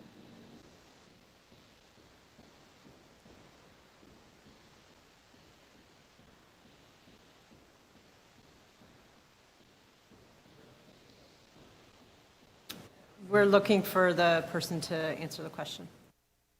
That's great. Yep. Thanks so much, Jennifer. Good morning. Ralph Tonninger here from TRCA through the chair. Your first question about enforcement. The key aspect of our enforcement has been a very strong, coordinated approach with both city bylaw, city police, and parks staff. It has been a three-way approach that we've really felt that it has been very positive, and we've turned many dogs away. We still do see some, or of course yesterday was a perfect example of fireworks and things that were taking place that will require ongoing enforcement and a very targeted approach. That is definitely one of the key aspects of the recommendation, and with stronger, clear management and joint management agreement, that there can be a one-tiered approach instead of currently how it is that we have multiple enforcement at different areas of the park. Thank you. Second question? The question on the shoreline is the portion of the shoreline that still requires significant work is, of course, under ownership of the Ministry of Natural Resources. The Port Authority, or Ports Toronto, has done preliminary work on for a final shoreline design, but of course we are working with them and of course the city as well to peer review that design and ensure that a detailed plan and budget is put in place. We do not plan on taking ownership of that portion of land until the Port Authority and the MNR can confirm that the shoreline is stable and at a quality that ensures public safety and integrity of the site. And I guess I'll just ask that Tommy Thompson Park, the funds for the operation for Tommy Thompson Park basically come through the city. That's correct? Yes? So I'll ask the general manager, who didn't think I was going to ask her a question about that. We're heard about this, the shoreline stabilization, and is it not a good idea to have parks and our ECS crew look at whatever plans are going to be brought forward? Because once that land will be assumed by TRCA, if something major goes wrong with the shoreline from an erosion standpoint, it would then be up to the city somehow to pay for that. That would be my understanding. So I didn't hear that we were part of that, that the city was specialists would be part of that thinking or signing off. And I'd like to make sure that is the case. So through the speaker, you're correct, Councillor Fletcher, that is the case. That would be the approach around once the park is signed off in general to the city, and we take responsibility and assumption for all of the lands, including the shoreline, that it would be our responsibility around any further work that would need to be done. So before assuming the land, the city has to also have an opinion as to whether that is suitable at this point as a plan to be able to assume that. And I didn't hear that from Mr. Toniger. I heard it was going to be the TRCA and Ports Toronto, but I believe it has to be the city, not just parks, but also legal and ECS to be part of that thinking. Is it ready or is it not ready? And I don't Through the speaker, that is our intention, Councillor. And I should note, I'm not sure if Mr. Toniger mentioned it, but in all of the correspondence that TRCA has sent back on Tommy Thompson Park, the city has certainly been consulted on it. PFNR has been consulted on it, and in some instances have actually been co-signatures on some of the letters that have been going back and forth. But to your question, and to formally answer, we will ensure that we're considered before any assumption of the land takes place, and that both PFNR and ECS is engineering. Yeah. ECS is involved in that as well. Okay, thank you. I'm sorry, when you say going back and forth, okay. Can I just clarify, going back and forth on the shoreline or going back and forth on various topics? Various topics. So I'm going to be clear on the shoreline when I speak. Thank you. Thanks. Okay, very good. Thank you, Councillor Fletcher. Any other questions of staff on this item? Okay, seeing none, we'll move to speakers. Councillor Fletcher, it sounds like you'd like to speak. Yes. I'm not sure if this is going to City Council, is it? Yes, it is. So I can move my motion on the shoreline stabilization there.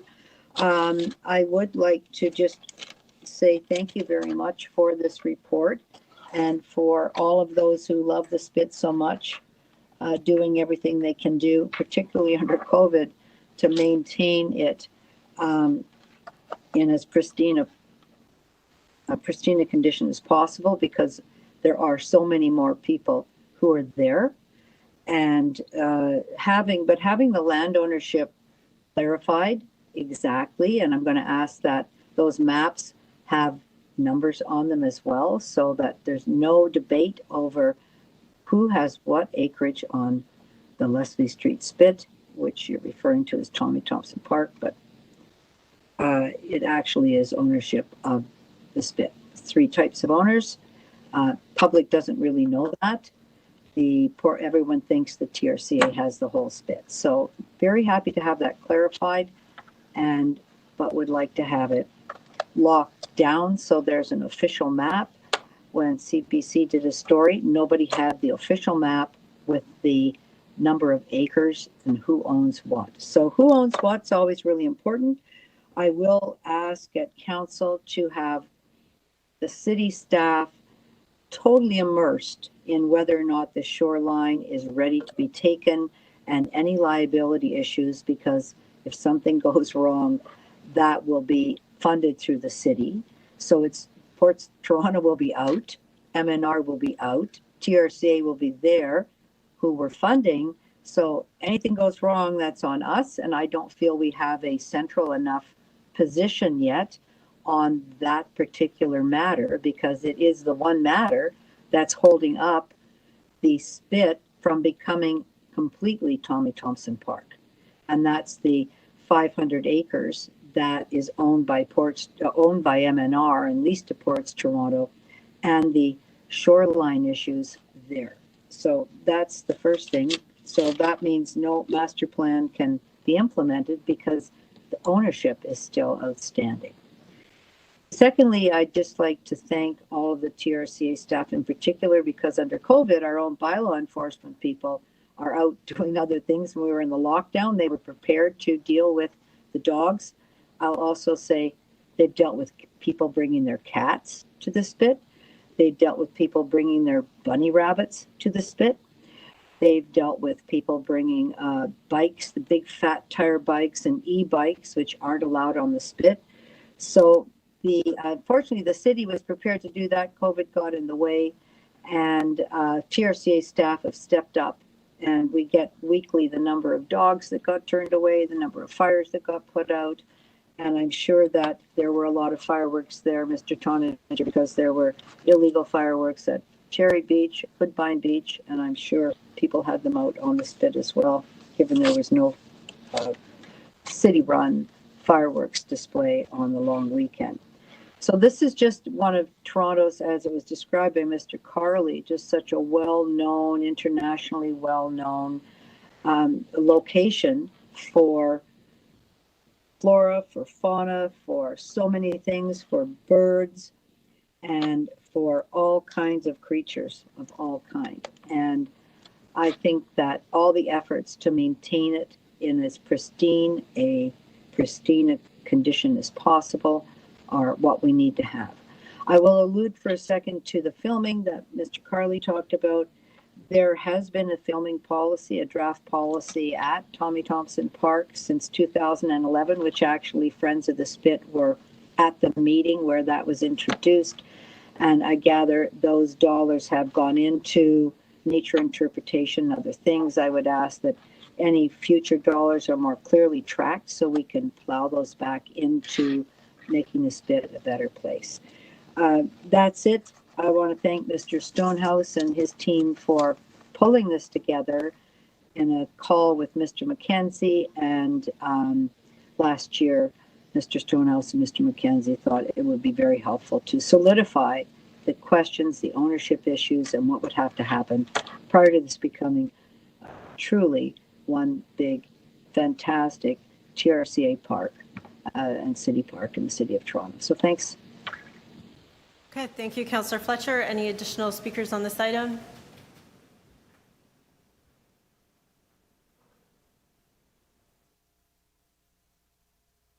Apologies, I'm just waiting for the screen to change.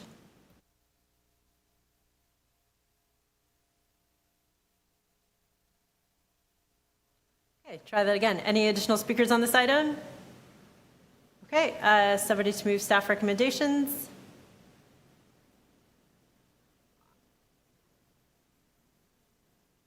I'll move staff recommendations. All those in favor? Opposed? That item carries. Thank you. That brings us to IE 22.6, single-use and takeaway items reduction strategy, stage 1. We have 4 speakers on this item. I'll also propose that we link this with IE 22.7, urging the federal government to take action to manage plastics, so that we can ask questions at the same time on that. So our first speaker is Mark Hazout with SUS Global Energy Corporation. Mark, are you on the line? Yes, I am. Thank you. You have 5 minutes. Thank you. Thank you, committee, for allowing me to speak today. I understand that today it's simply to recommend this voluntary report. The SUS Global Energy Corp has facilities in Ontario that processes organic waste streams. And I just wanted to advise the committee that we process organic waste streams, the SSO, the Green Bin program, for 14 municipalities. We do not process for Toronto because Toronto is still allowing for their organic waste streams and the Green Bin program to use single-use plastic bags, the garbage bags. which is unfortunate because most residents do use their compostable green bin bags, the small 20 liters, and then allow it to, and then fill up their green bin, and that's picked up by the haulers. Of course, unfortunately, a majority of the green bin in those garbage bags ends up in landfill, and I think the objective is to divert from landfill. So again, I understand that it's not mandatory, but it should become mandatory. Certainly, if the City of Toronto is committed to a circular economy model, we were chosen by the Finnish Innovation Fund Citra as one of 39 global leaders in the circular economy, and it's important that the City of Toronto take this initiative to make it mandatory to have the green bin program, the green bin organic waste in compostable bags. So again, I thank the committee, and we hope to see this initiative take place in the near future. Thank you. Any questions of the deputant?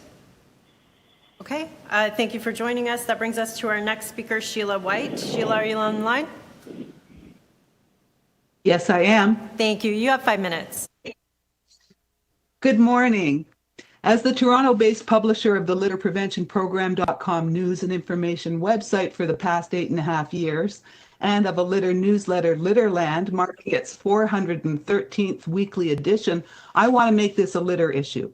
I submitted some comments. I hope you read them. I'm here to encourage a motion that will include education about the city's litter laws as part of the outreach on single-use plastics, and more broadly, to encourage this committee to have a process for giving litter a more regular and pointed focus in a way that is inclusive of the community and staff, generates practicable ideas and actionable policies, and is solely dedicated to littering. It's astounding to know that statistically at least 30% of people have a littering habit, 65% if they smoke cigarettes. I see the Voluntary Measures Program as an opportunity because the proposal calls for a communications piece targeting some of the biggest generators of littered products, takeaway and grocery. I enclosed photos with my submission. Please take a look at them. A Besco grocery store and food counter in Scarborough's Ward 23 near Brimley and Huntingwood. This is a heavily littered area next to the parking lot, a mess of single-use plastics and takeaway items. I've complained to the store several times. I've cleaned the area personally several times. This plastic proliferation is an ongoing, recurring problem and not unique to this store. Since the goal for VPM communications is to target the food and restaurant industry, it makes sense to incorporate litter prevention reduction information into the messaging and in multiple languages. For example, cite the Toronto Municipal Code amendment on keeping businesses' premises clean, the obligation to clear litter, contain litter, have businesses encourage customers not to litter while this changeover to reusable progresses. The best reason for doing this is that litter, for example, single-use plastics, outside of a bin is not covered by provincial waste management legislation. City taxpayers bear the full brunt of the cost of litter because the provincial legislation only covers end-of-life waste, and that's the waste whose handling and disposal corporations must pay for. To be deemed end-of-life, the waste items must be put to rest in the proper bin, and corporations are then legally obligated to be responsible for them. When discarded in the proper bin, these materials can be handled, recycled, upcycled. As litter, they are only detriments, completely valueless, a $27.5 million annual cost for litter picking alone, not to mention devastating to our Great Lake.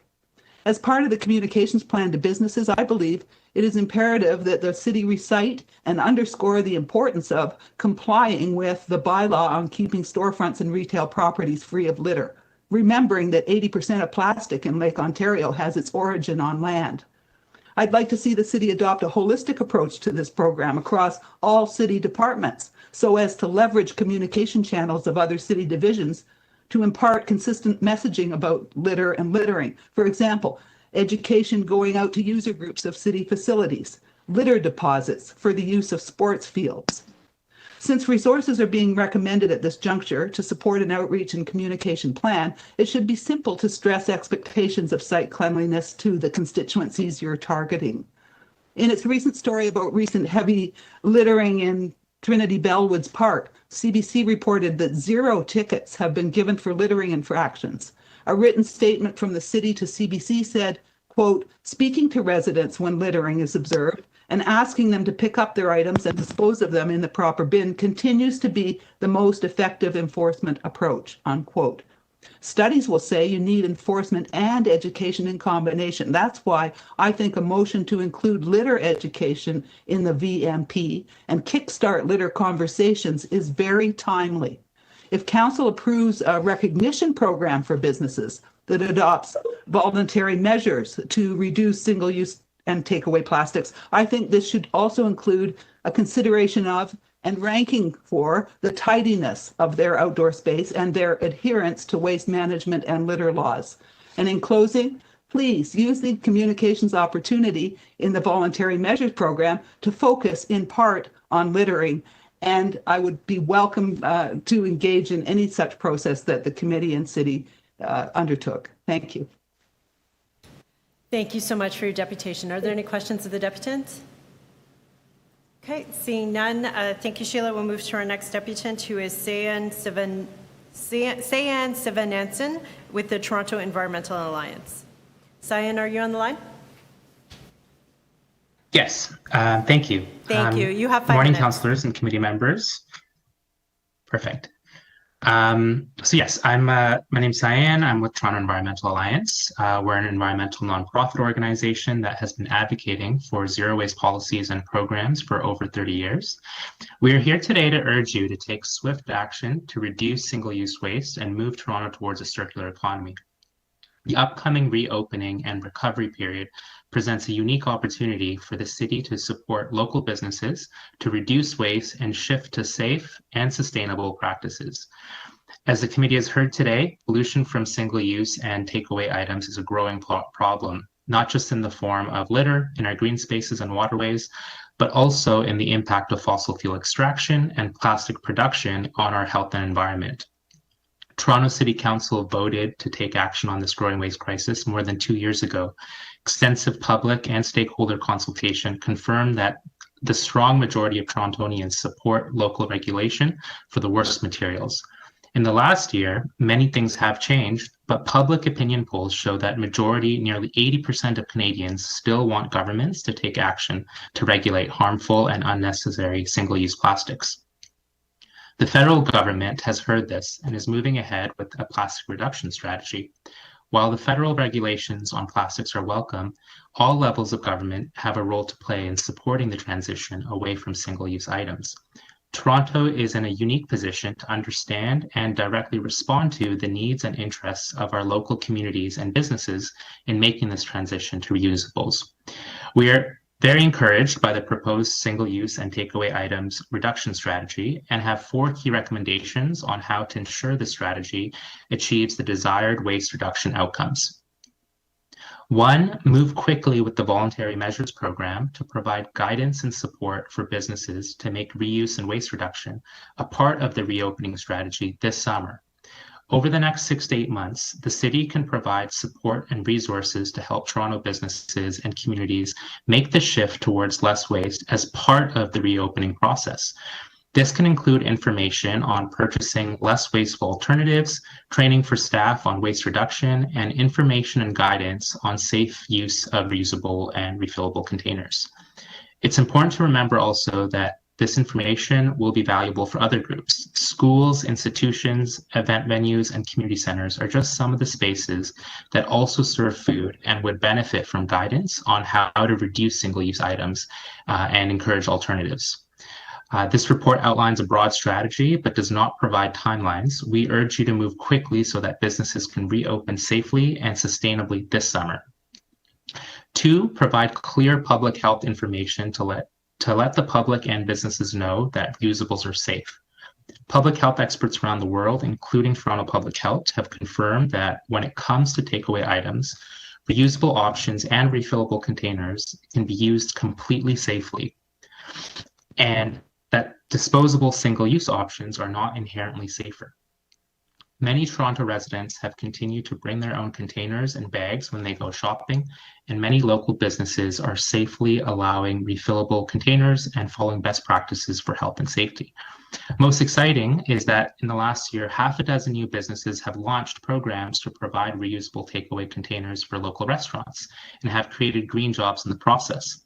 By providing clear and consistent messaging and guidelines to businesses, the city can help more Torontonians choose reusable options over single-use plastics. 3, the city should lead by example in publicly funded facilities and at events. The city has an important leadership role to play in helping to promote and demonstrate waste reduction activities through actions. Council should commit to fully implementing all the promoted voluntary measures in city facilities and city-operated programs as soon as they are launched, and to go further when possible. The staff report notes that efforts to reduce waste within city operations and facilities were started but have been paused. We urge you to restart those initiatives. City facilities or publicly funded spaces like the zoo, city museums, and event spaces can fully adopt and demonstrate what is possible and inspire action. And 4, don't stop with voluntary measures. Mandatory measures must follow in 2022. The proposed voluntary measures program is a great first step for Toronto. It will set up local businesses for sustainable and safe reopening and prepare them for new regulations from other levels of government. But voluntary measures are not enough. We need to follow this voluntary stage with meaningful and effective regulations for all single-use items in Toronto. That will reduce and eventually eliminate unnecessary waste and shift Toronto towards reusable alternatives. In conclusion, we know that from the 2 years of public consultations in Toronto, from national public opinion polls, and from the new businesses popping up around our city, the strong majority of Torontonians want bold municipal action to reduce and regulate single-use items. Now, with the imminent reopening of our local economy, Toronto has an opportunity to support local businesses and communities to reopen safely and sustainably and move our city towards a resilient circular economy. Thank you. Thank you for your deputation. Are there any questions of the deputant? Okay, seeing none, we'll move to our final speaker on this item, Erica Reyes with Inuit Solutions. Erica, are you on the line? Hello. Hi. Good morning, everyone. Thank you. You have 5 minutes. Thank you.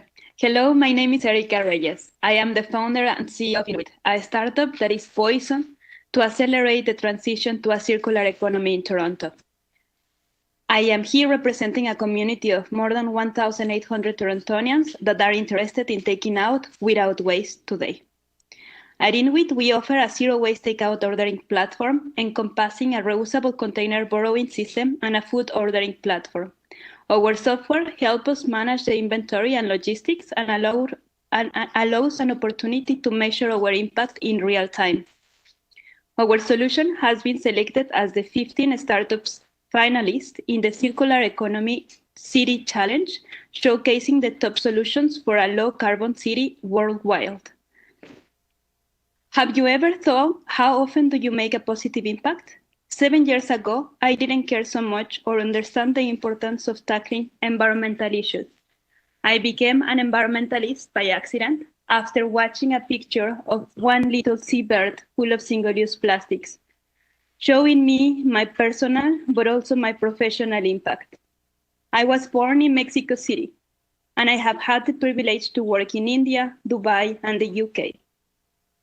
2 years ago, I arrived to Toronto, and one day, walking through the aisles in the supermarkets full of single-use plastic brought a deep sadness in my heart. It was again another country, another year, and things were not changing at all.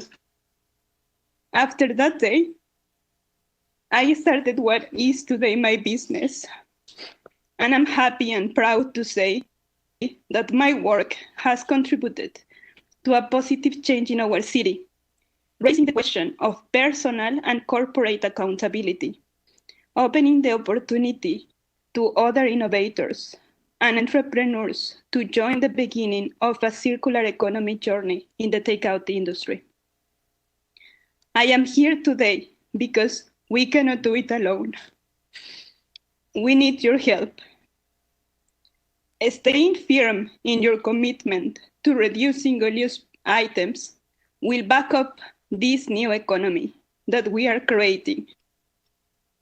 We have an opportunity to help businesses right away to reopen and build a new normal that includes a sustainable future.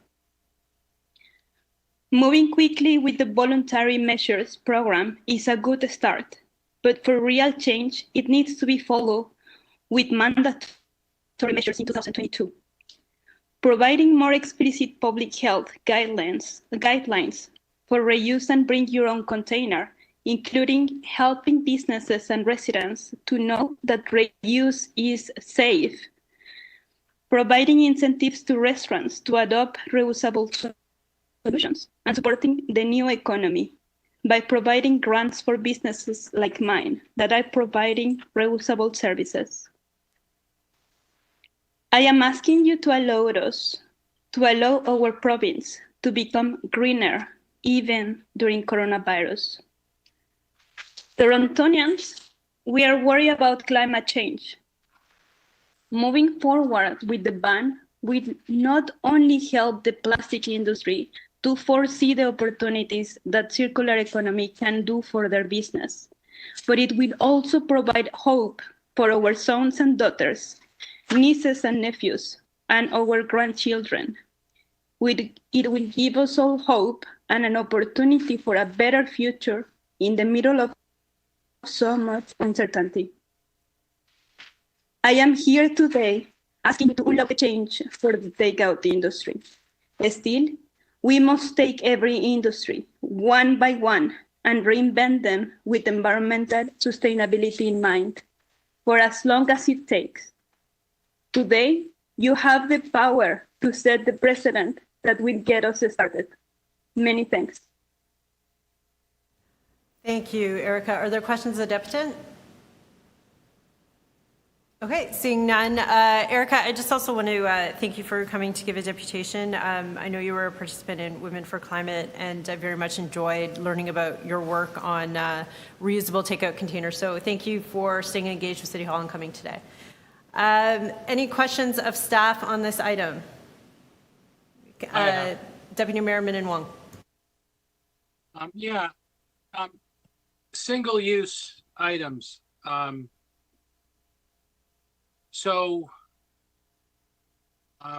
think the dumbest single-use item that people use a lot is water bottles, like plastic water bottles. Where's that? Is that on this list? Could this be on this list?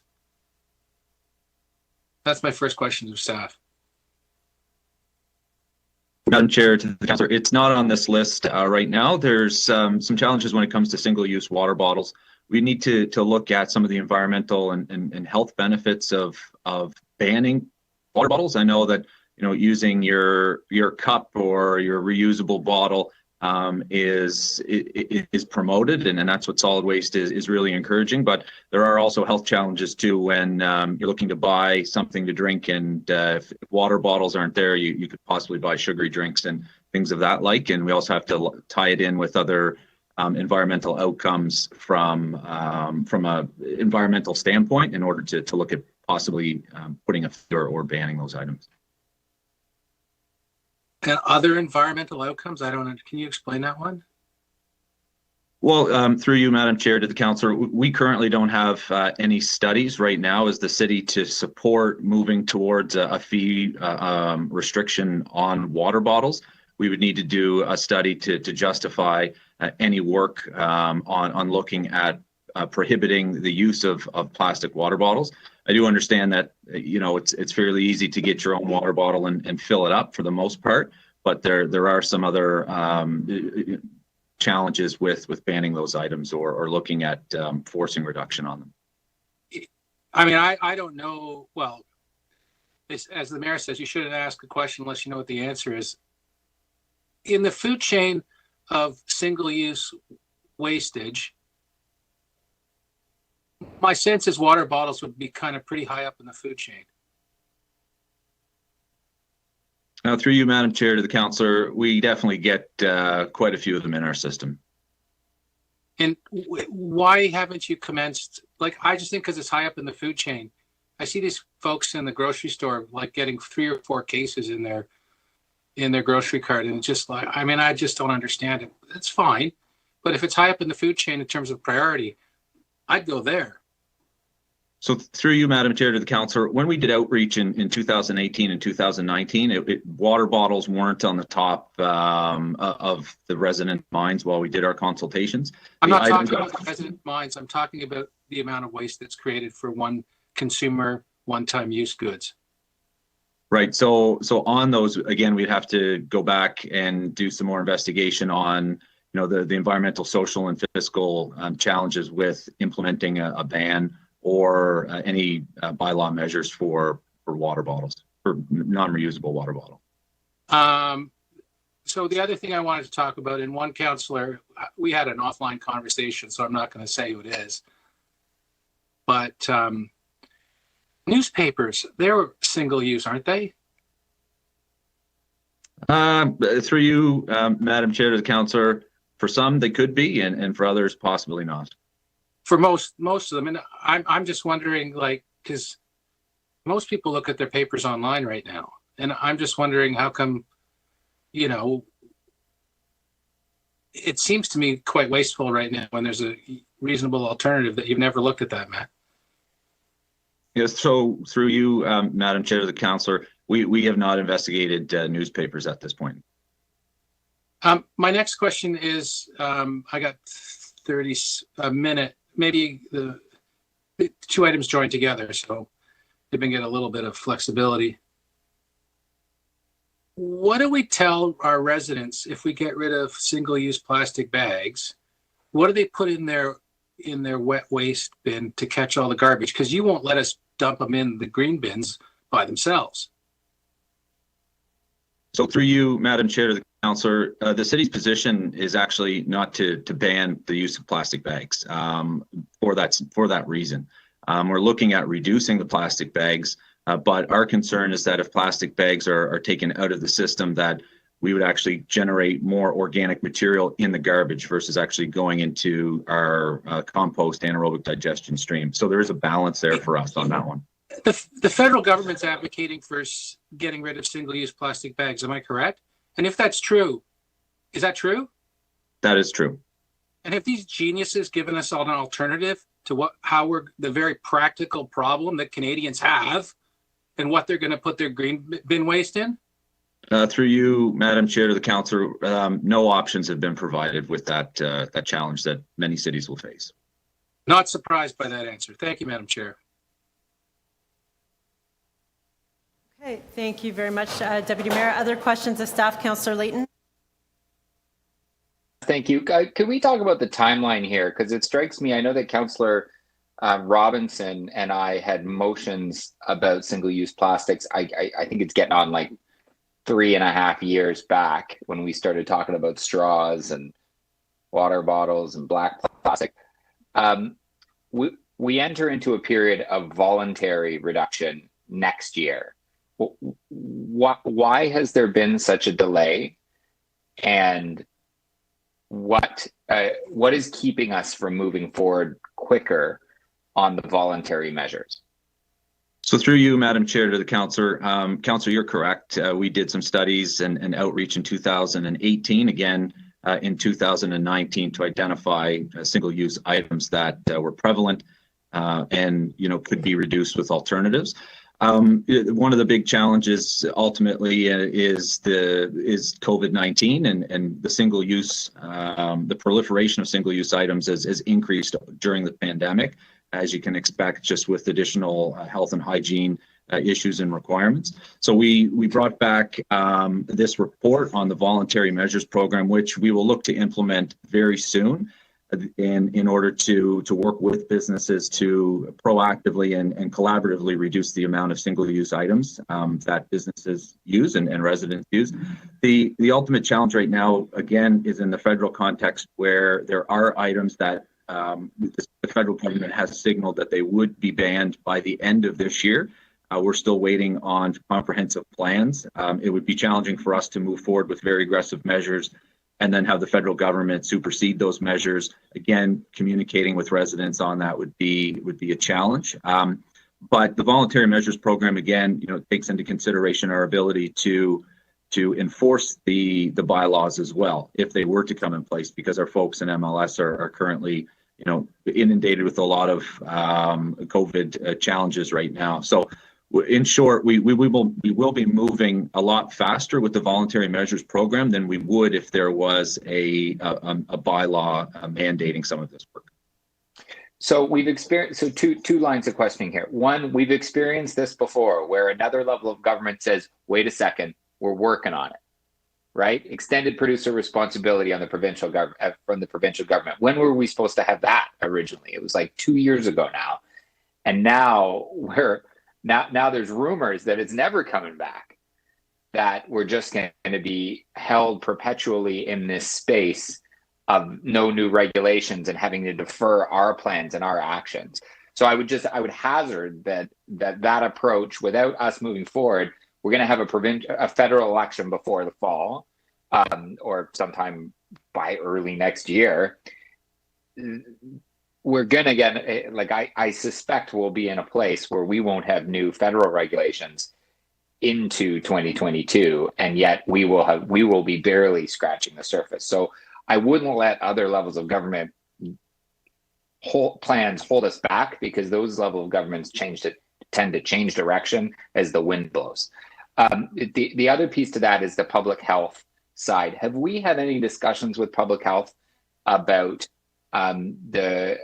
any public health challenges that might be the case with reusable items? Because my impression is that there's a significant amount of data saying that it's in fact not a public health concern, and that have perhaps been perpetuated by, I think, people's fears during COVID, and maybe the industry itself saying, well, wait a second, we're your only healthy option.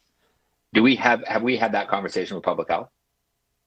So through you, Madam Chair, we have had those consultations and discussions with public health on single-use plastic as we move through this.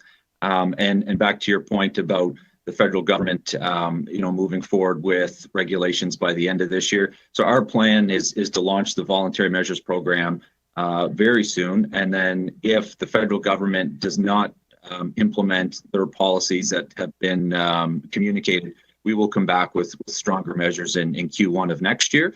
We'll also look to augment the federal government's approaches once we fully understand their plans and implementation dates too. So we are moving ahead regardless of the federal government. So that'll be my last question. So is there a legal reason why we're not moving ahead faster on, say, requiring restaurants to ask if you want utensils? Like not taking them out, just having them be required to ask a question. I ask you because last night I did some takeout online and a button said, do you want utensils? And I clicked no, because there's a stay-at-home order and I'm eating it at home. So I would just, is there a legal reason why we're not moving a little bit faster on that one small piece? So I can defer the legal question to legal, but from an operational perspective, one of the challenges is implementing a bylaw and enforcing that bylaw right now with the resources that we have from MLS, who've been doing a great job during the pandemic. Their efforts are really focused on some of the issues we heard about earlier today at the committee with fireworks and dogs going where they're not supposed to, and just the challenges with keeping people 6 feet apart and ensuring public health orders are adhered to. So that is one of the bigger challenges of why we did not recommend bringing forward any mandatory measures at this point. So just if I could just to get on that one point, you're not bringing forward mandatory measures now, even if they were simply to require businesses to ask if you need utensils, because we don't have the MLS capacity. Through you, Madam Chair, to the Councillor, that's just one component. There's also the education piece, the communication piece, the transition with businesses, the impact on those small and medium and even large sized businesses moving forward, understanding some of the challenges with being closed or near closed for a lot of them as well, bringing in those extra regulations. Now, as you just alluded to, there are a number of businesses that are putting those, do you want your utensils, do you want plates in your order? That's good from the environmental standpoint for a lot of us, and it's also good from their fiscal side of the house as well, because they supply less materials and single-use items to their customers. Okay, thank you. Additional questions of staff? Councillor Pasternak, 5 minutes. Right, thank you. So what we're voting on, I guess what we're voting on today is, I look at number 1 and it says a voluntary measures program in attachment A8. And then you go to attachment A8 and it lists up bags, straws, utensils, containers, and cups where possible at eateries, at restaurants. Is that sort of how I'm reading what's before us today? And the word encourage is here. We're going to encourage our restaurants to use multi-use ways of serving food. Is that kind of what we're looking at here?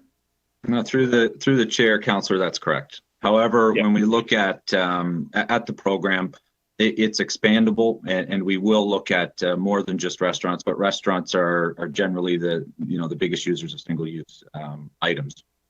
So, are they going to buy in on this? I know the restaurant industry has been ravaged by the pandemic, and when I tried to get EpiPens in restaurants a number of years ago, the pushback was really intense.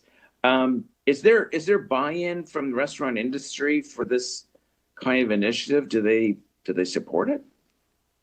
So through you, Madam Chair, to the councillor, when we look at the environmental and the financial benefit for businesses to reduce, I think it's there and will help actually support their bottom line moving forward.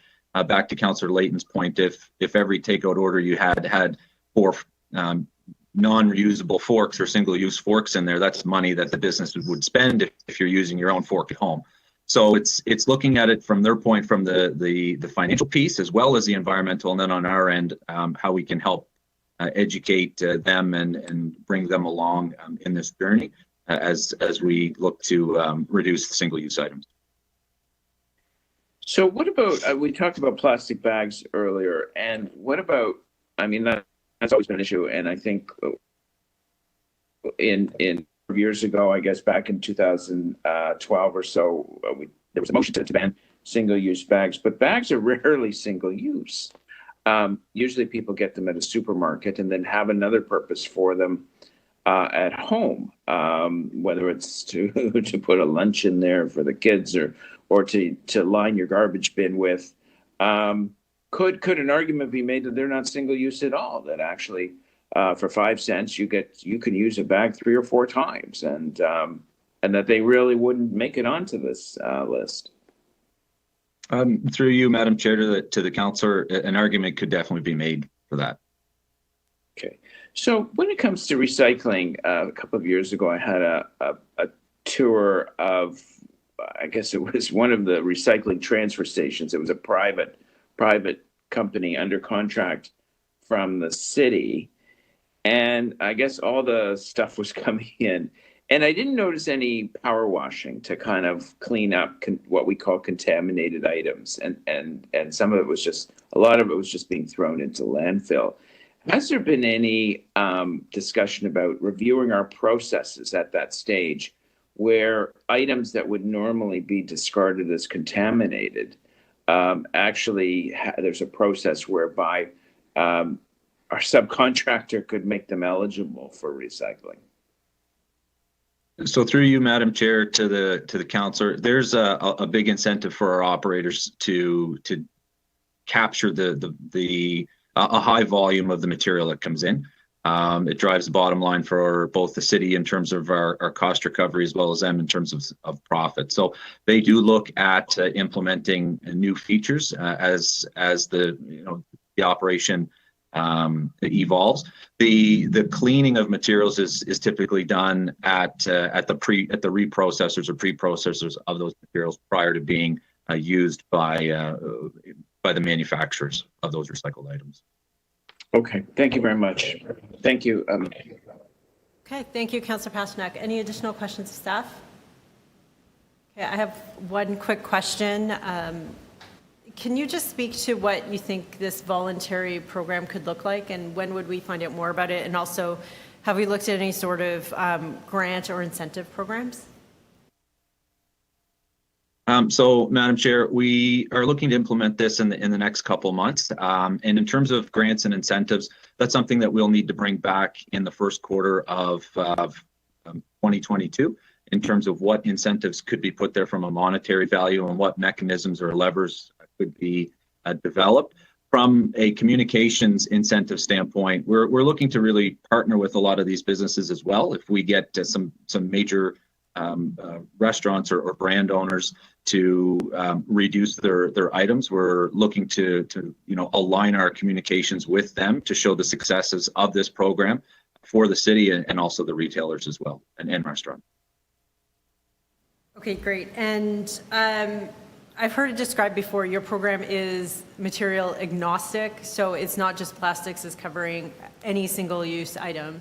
And so when they were talking about plastic bags specifically, I'm wondering with stores, if you switch to brown bags, again, still single-use, but considerably better than plastic. So where does that fit into this?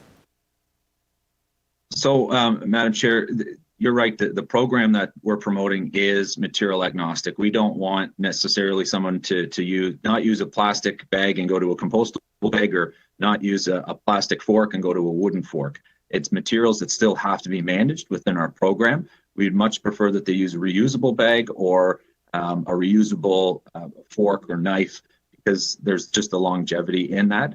And again, one of the challenges is when we look at perhaps picking a material, as you know, and many folks watching this know, is that we can get into an argument of really what's better, plastic or paper, or compostable or non-compostable, and then we're really stuck in the weeds of particular item types versus the bigger question of let's not have either of those in the system if we can prevent either of those types of materials getting into the system.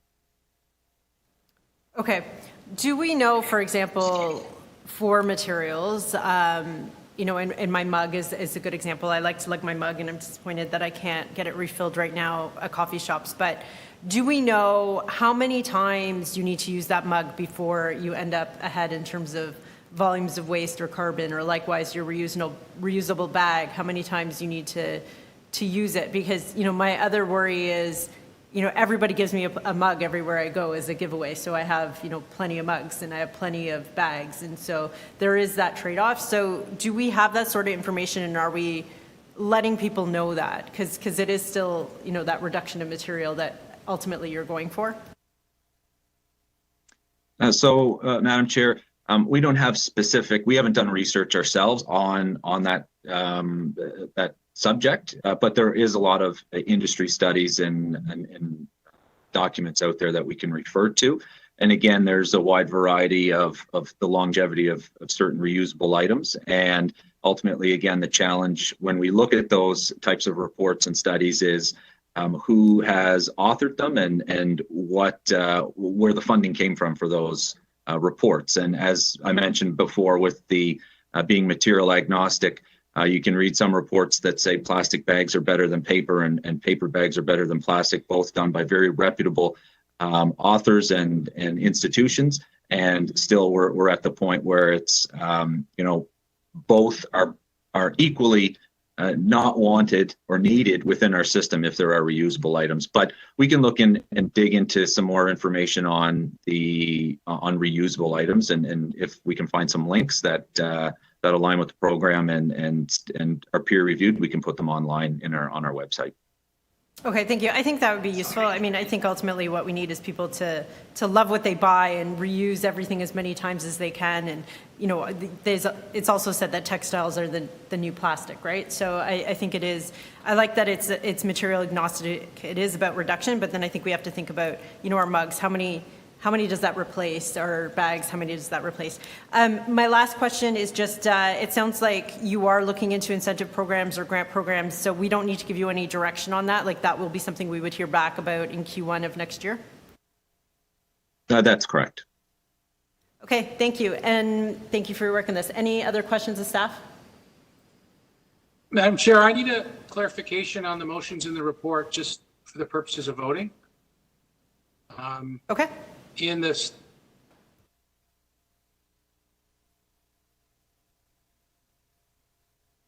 sorry, you're frozen. Do you want to turn off your camera or try again?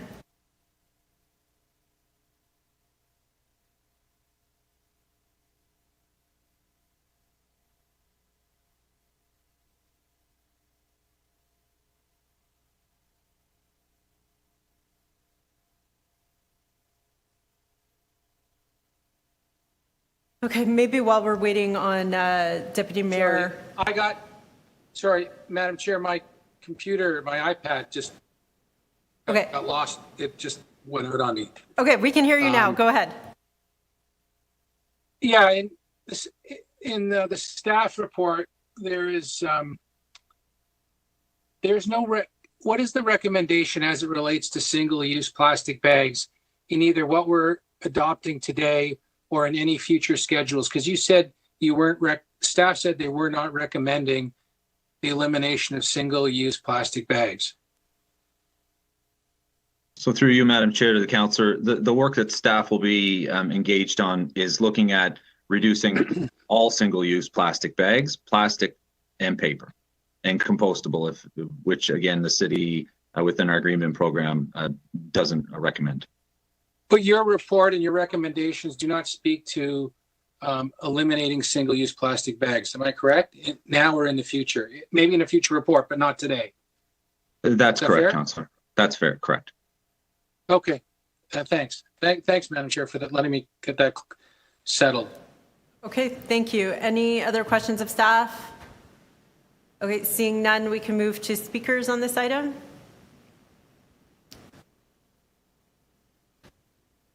Okay, I have just a small amendment. Councillor Layton. Sorry, yeah, and I'll try to be brief. We've been waiting for this report a long time, and I get that that COVID got in the way. I think there's many of us that would have liked to see it go one step further. We're kind of tired of waiting for other levels of government for their regulations to come into place, and like things like the cosmetic pesticide bylaw, there are some places that cities can lead. You know, cities are responsible for collecting and managing most of these things, including picking up litter. And I know all of you have done litter pickups, and we can all probably recite the top 5 things that we find in our parks and ravines, in our parks, in this and that, and they're all single takeaway items. Maybe save like cigarette butts, which you could probably argue are single-use items as well. But they're the lids of cups, they're cups themselves, they're straws. These are things that we all know are an enormous problem and a huge burden on cities. There's no reason why the city should wait for another level of government to take a stronger position on that. That being said, like, I'll wait a little bit longer, but if something doesn't come back soon that actually has us taking a more direct route to limiting the amount of single-use products in our waste streams and in generally speaking in the environment from litter, then I think it's going to be the public that are leading us to that place, which they have been. There's significant support for financial or financial fees connected to single-use plastics and other single-use items, and it's documented in the report that staff gave us. So I don't think we should be afraid to jump out ahead of it, even if it means that it changes later because of another level of government. And yes, perhaps it gets a little confusing to the consumer. But if the other level of government doesn't do anything or drags this on for years, then we have a bigger problem. And this just perpetuates this kind of us continuously rolling down a hill and not stopping because we think someone else is going to stop us from rolling. I would add that I hadn't seen this in the report. It didn't jump right out at me about being material agnostic. While I think it's important as a principle to rely first on reducing and reusing items, like full stop. I think that is a critical principle. We also need to look at what the materials are because they do have different environmental footprints. And I won't argue for one or another, but I suspect, based on what I've read, that I'd like to think I read critically, based on who the author is, that there are products that have a more positive environmental footprint rather than ones that are unsustainably harvested. So I would just add that in there, that we're probably going to have to take a look about that in our climate change policy in the next round of Transform TO, because if we're not looking at the source of the waste and the economic, or what we consume, and the economic, the environmental impact, the climate impact of that, then we're missing an enormous portion of our ecological and climate footprint. So I think we're going to have to start thinking a little bit differently on that one point. Thank you. Okay, thank you, Councillor Layton. Deputy Mayor, 5 minutes. Oh, thanks. I won't be too long. I won't get into the mistake we made, the cosmetic pesticide ban and what it's done to our parks, public and private areas. And we do know that the science says that cosmetic pesticides aren't the problem. It's agricultural pesticides are the problem. That's the science behind it. But we didn't use science then, and this council doesn't use science enough. I'm not going to support Councillor Layton's recommendations in terms of banning single-use bags. I think that until we find an alternative, especially the practical arrangements as it affects the city of Toronto, and you could see that in the federal government, virtue signaling in terms of getting rid of single-use plastic bags, yet leaving us holding the bag and not giving us an alternative in terms of how we're going to manage our organic waste. It's just typical of the federal government not to have a practical solution to a very real problem. So I can't support Councillor Layton's 22.7, and I won't be voting for it. Thank you, Madam Chair. Okay, thank you. Any additional speakers? I just need the screen to change. Okay, I have a small amendment to Councillor Layton's item. Just give a minute for clerks to pull it up. We'll display Councillor McKelvey's motion on item IE 22.7 as these two items are being considered together. Okay, so just removing by the end of this year, the staff recommendations aren't saying to do it by the end of the year. And as much as I think we all want to go there, I do know that our restaurants are really struggling right now. And I don't see how they could feasibly entertain doing this by the end of this year when they're all really focused on recovery right now and just getting back open and in business. Just want to thank staff for their great work on this.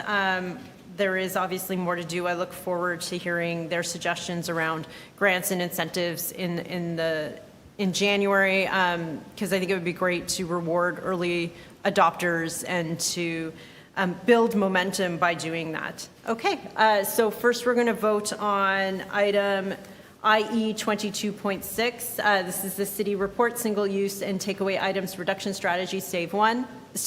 All those in favor? All those opposed? That item carries. Next, we're going to vote on item 22.7, urging the federal government to take action to manage plastics. First, we'll vote on my amendment. So just removing by the end of this year. So all those in favor? All those opposed? That item carries. And then we'll vote on the item as amended, IE 22.7. Sorry. Can we have a recorded on amended, please? On the amendment? Sure. Yes, please. Madam Chair, we will put up the amendment and we'll take a recorded vote. Oh, sorry, I suppose we can just take the recorded vote. Everyone's seen the amendment. So, Madam Chair, all in favor of your amendment, of the amendment? Madam Chair, could you post the amendment one more time? Certainly, we will put up the, so the amendment. People know what they're. Yeah, I believe the deputy mayor was asking to vote separately on as amended. That's right. He got it right. Sorry, I didn't hear you properly on that one. Okay, so then we can now vote on item IE 22.7, item as amended, recorded vote. All in favor? Madam Chair? Councillor Layton? Councillor Cole? Any opposed? Deputy Mayor Menan Wong? Councillor Pasternak. Councillor Perruzza. Councillor Perruzza is in support. I'm voting with Councillor Layton and Councillor Call. Councillor Perruzza, thank you for that clarification. Madam Chair, that is 4 in favour and 2 opposed. That motion carries. Okay, great. Thank you. So we'll now move on to our next item, which is IE 22.11 Cycling Network Plan 2021 Cycling Infrastructure Installation, second quarter update, missing link sidewalk program 2021 local road sidewalk installation, wards 2, 3, 5, 6, 9, 10, 12, 13, 14, 15, 22. I do want to point out that we need to... Sorry, what item was that? Can you repeat that? Please don't. Please don't. We will start. We'll probably be able to do 2 deputants, and then we do need to adjourn promptly at about 12:25. The deputy mayor and myself need to go to TTC for the streetcars, and then we'll be coming back afterwards. So we'll have a quick motion about that adjournment as well. So with that, we'll move to our first speaker, who is Andrew Flannery. Andrew, are you on the line? Yes, I am. Thank you. You have 5 minutes. Thank you. Thank you.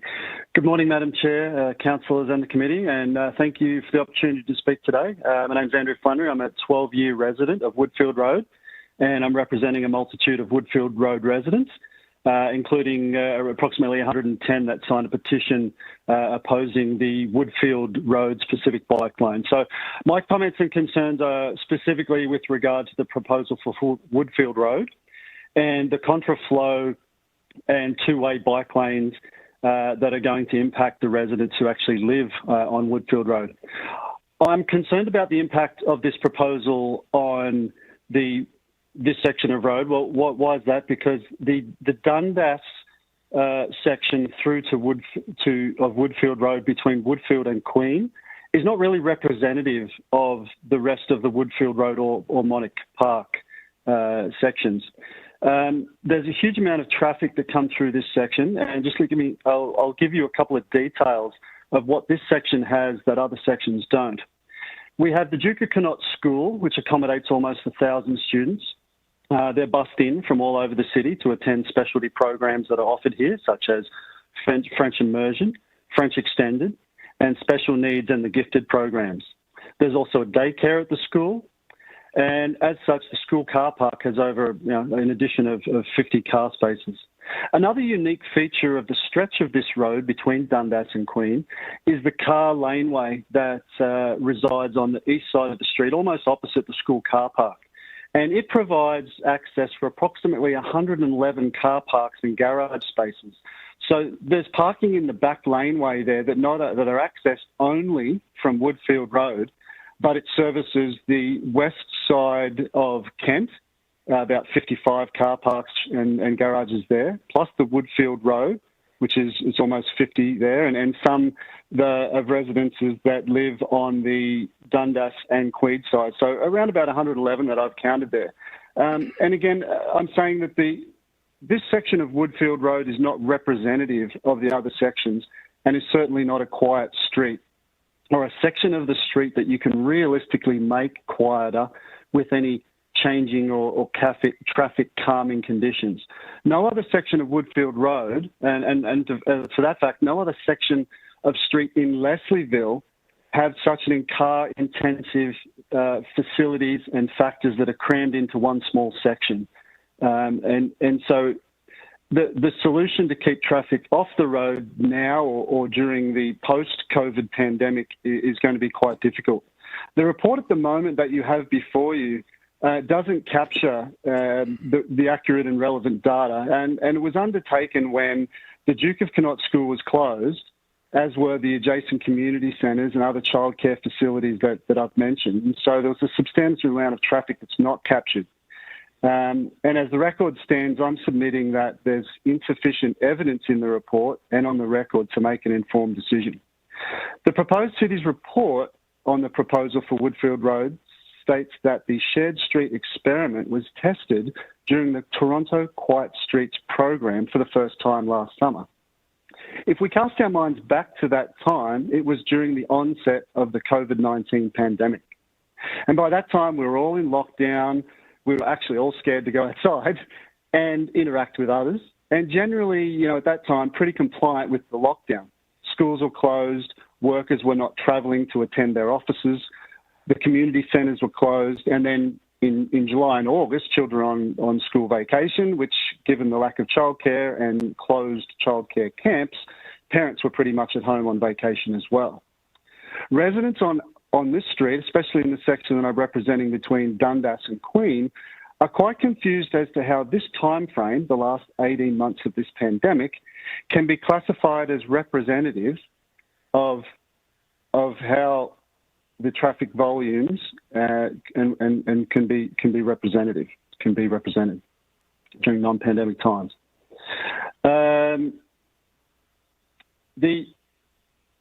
a cyclist, I'm a daily commuter to work when it's on, and a father of 3 junior cyclists.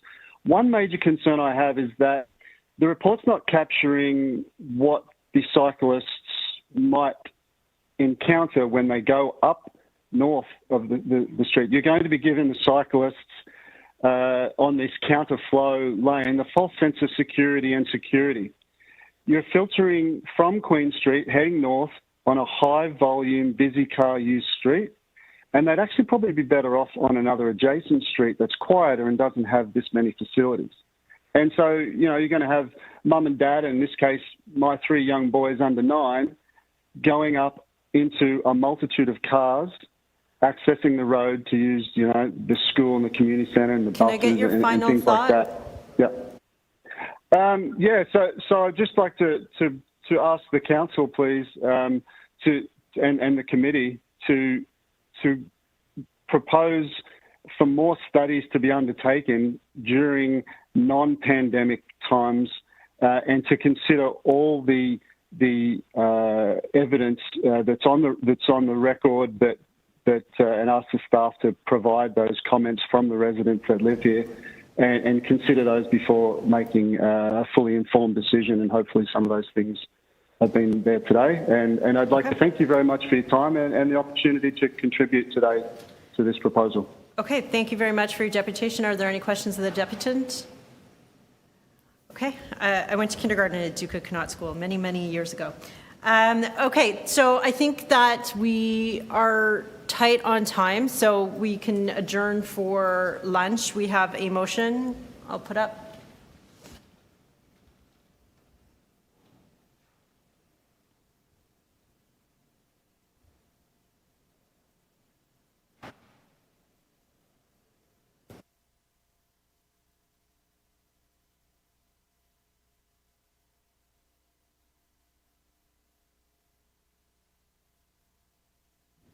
Sorry, Madam Speaker, we will just put up the motion to address the recess for lunch.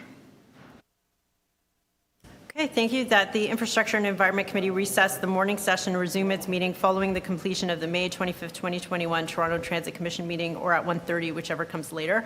I do suspect this will be a quick meeting, but if you could bear with us, we may need maybe 10 minutes to get back to it. But if you're online at 1:30, I'm hoping we'll be there not too long afterwards, but do want to flag, we probably won't be online at 1:30 on the dot. Okay, all those in favor? Thank you. We'll recess to you after lunch.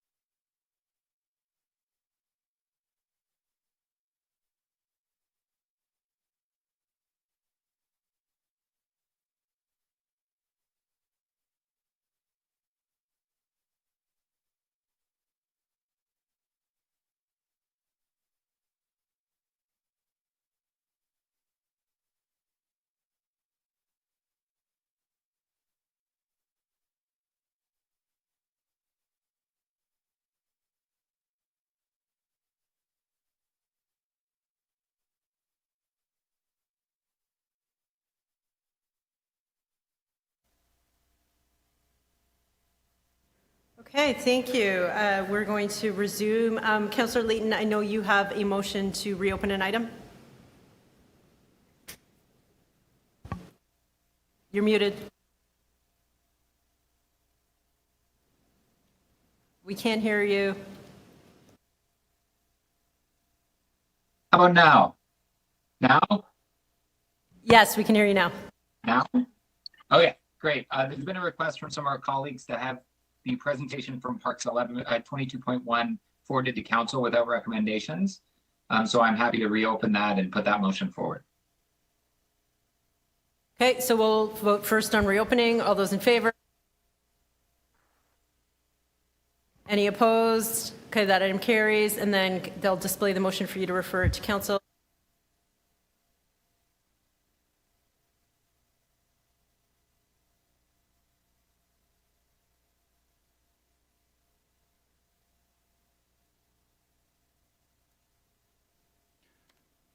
Madam Chair, we're just preparing to display the motion, just getting our presentation sorted out. And we will display the motion to forward without recommendations to City Council.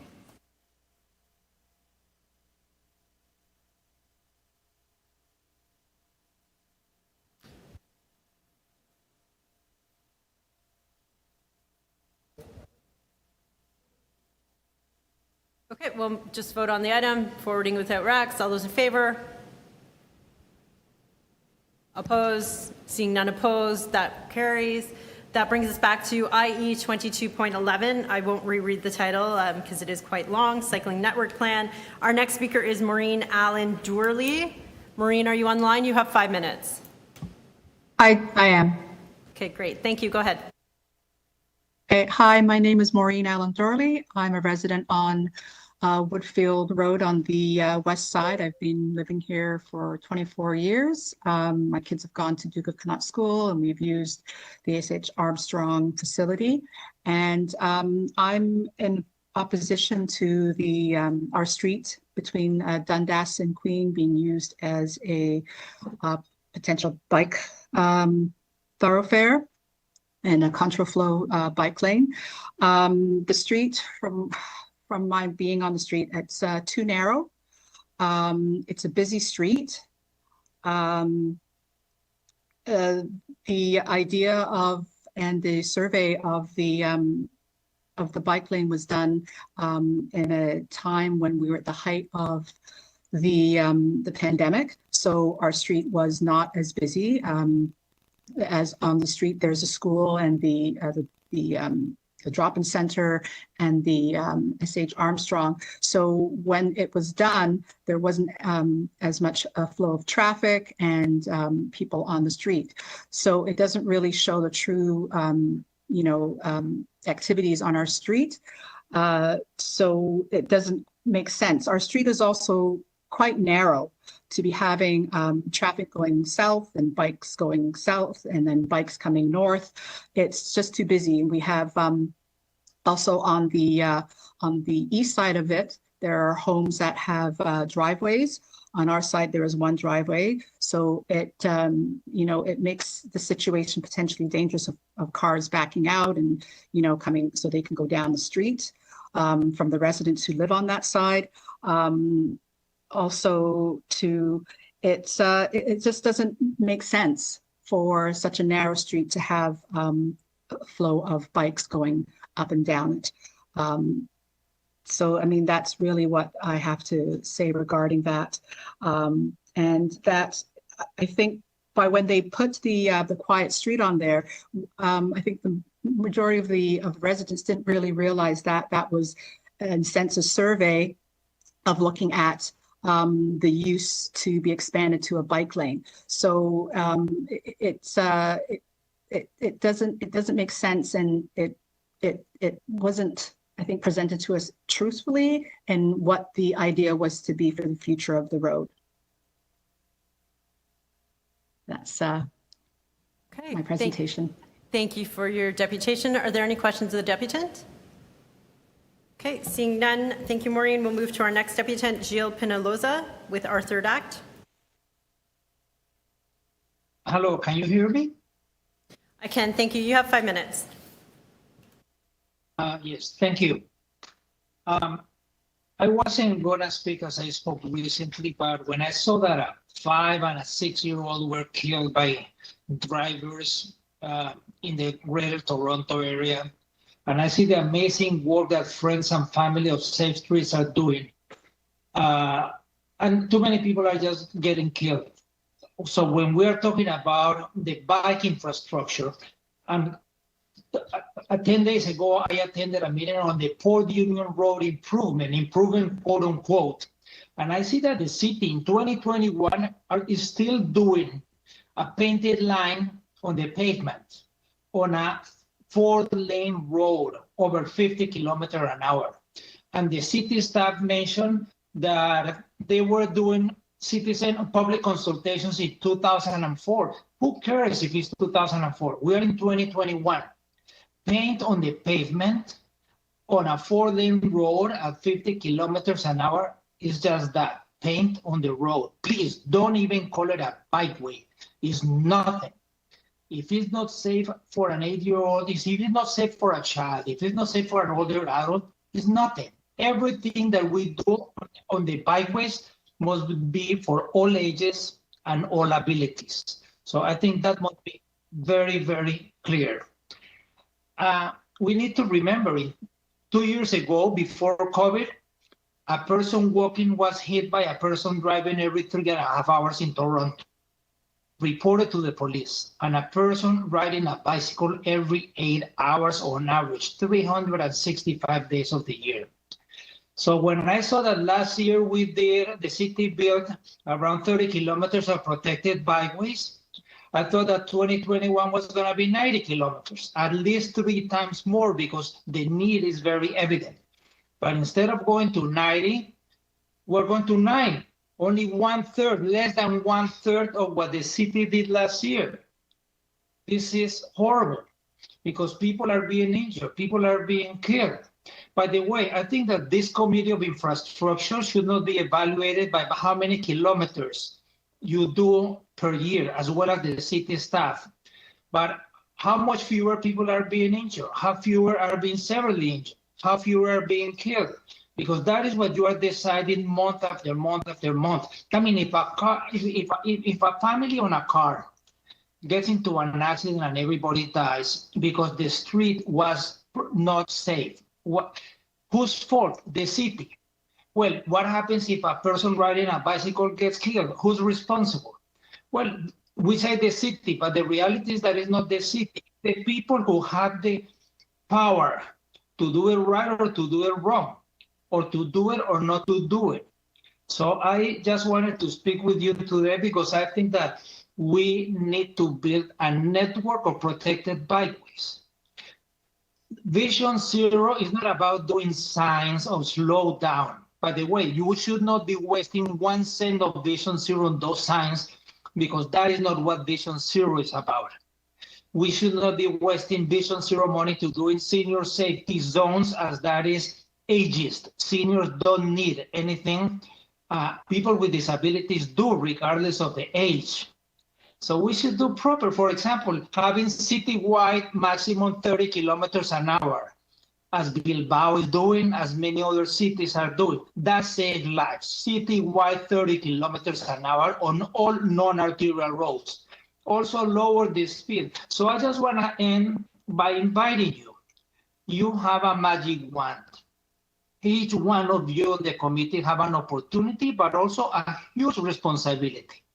Because each time that a child or an adult or a grandfather or a great-grandfather is killed by a driver, part of the responsibility is the driver. But also part of the responsibility is the decision makers, the people that have the power to make it safe or not. So that is what you are deciding. It's not how many people are going to ride bicycles or not. It's how many people are going to be injured or killed, or how many are we going to save from that. So I ask you to think about that as you make the decisions on creating a city-wide safe network for all ages and ability to ride bicycles. Thank you. Okay, thank you for your deputation. Are there any questions of the deputants? Okay, seeing none, that brings us to our next deputant, Donna Patterson. Hi, Donna. You have 5 minutes? Hi, can you? I can hear you. Can you hear me now? I can. Thank Okay, you. thank you. Good afternoon, Chief McKelvey and members of the, Chair McKelvey and members of the Infrastructure and Environment Committee. I'm speaking today to express my support for the Esplanade and Mill project as part of IE 2211.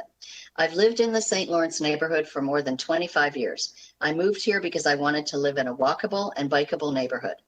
I'm very familiar with the St. Lawrence neighborhood, and I've been a local volunteer for many years with our neighborhood association, the Waste Reduction Group, and the Toronto Centre Cyclist Group. Most people in our neighborhood get around by walking, riding their bike, and taking transit. We have a large number of seniors, families with young children, and people with accessibility issues, and we have 3 local schools. A traffic safety audit in the St. Lawrence neighborhood was done in the fall of 2018. I was one of the many volunteers.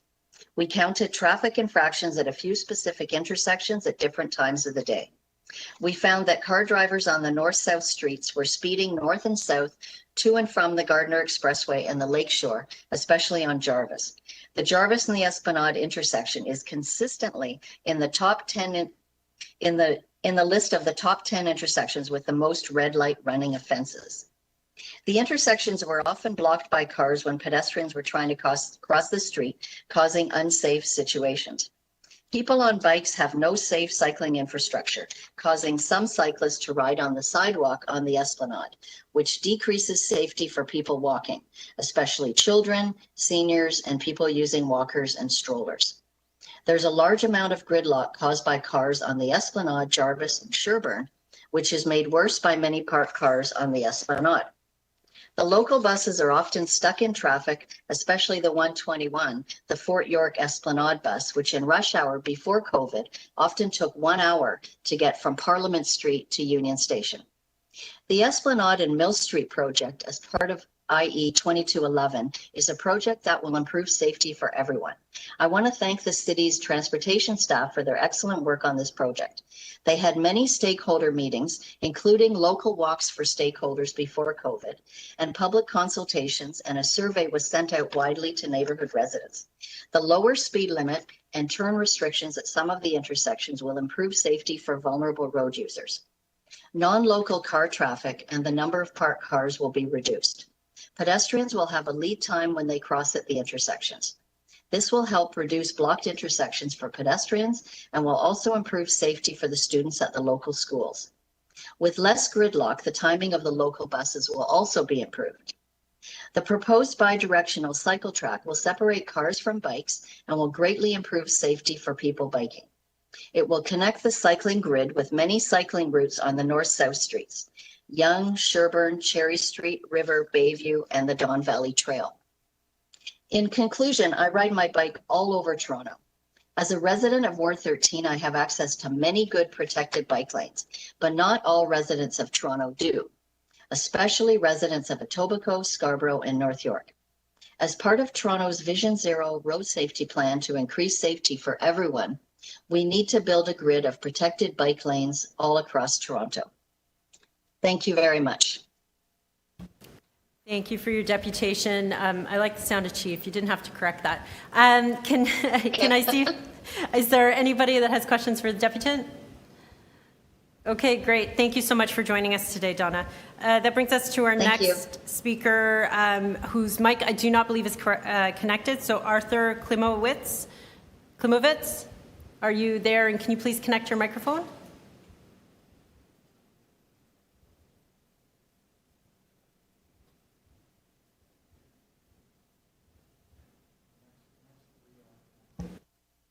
Okay, we'll come back to Arthur. Hopefully you can get connected. So we'll go to Alicia Brown. Alicia, are you on the line? You have 5 minutes. Thank you. I'm here. I can hear you. Thank you.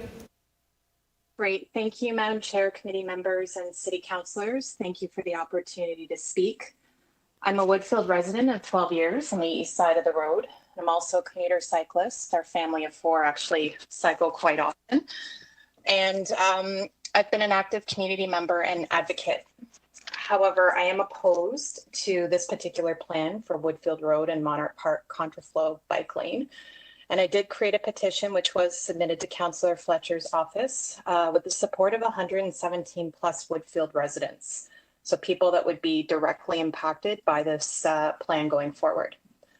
I do support the installation of traffic control signals on Woodfield Road at Queen Street East and at Eastern, as this will improve pedestrian safety. None of us like playing chicken with the vehicles trying to head south to the Lakeshore Path. Painted lines, though, are really unsafe, and I believe 2 speakers prior to me mentioned this. Yes, we have speed bumps, but as I'm sure many of the residents witness, they don't help. Yes, we have a 30-kilometer speed limit. That doesn't help. We're clearly an obvious thoroughfare to Eastern and to Queen, and people don't pay attention to this. So adding painted bike lines is like a false safety. And as a cyclist who's been in a severe accident, I can advocate that that is not enough. Our street is narrow and congested already, as Andrew Flannery pointed out and Maureen pointed out previously. We have so much happening on this block of Woodfield already, with the school, with SH Armstrong, with Wood Green, with all the programs the school supports. So this addition is not going to reduce traffic. It's going to increase traffic. It's not going to address our safety concerns. Additionally, the data collected last summer does not reflect how busy Woodfield is. So to my previous point, not only was the data collected when we were all in lockdown, those who supported the bike lane are commuter cyclists. So as a commuter cyclist, I get it. We want more, proper a flow in the city, and bike lanes, I'm all for them, but they have to be properly and safely installed. And so paint again on roadways is not the solution. And Woodfield residents who have to deal with the frustration, it's not a solution. I don't have a driveway. So when I get deliveries, such as a stove or a fridge, that delivery person or people are going to have to park somewhere.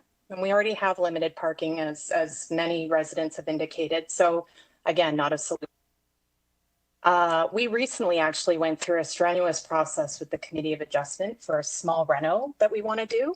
And it seems like I had to seek the support of my neighbors much more rigorously than any one of us feel on this street who are opposing this plan feel like we've been able to properly advocate against and speak up against this proposal.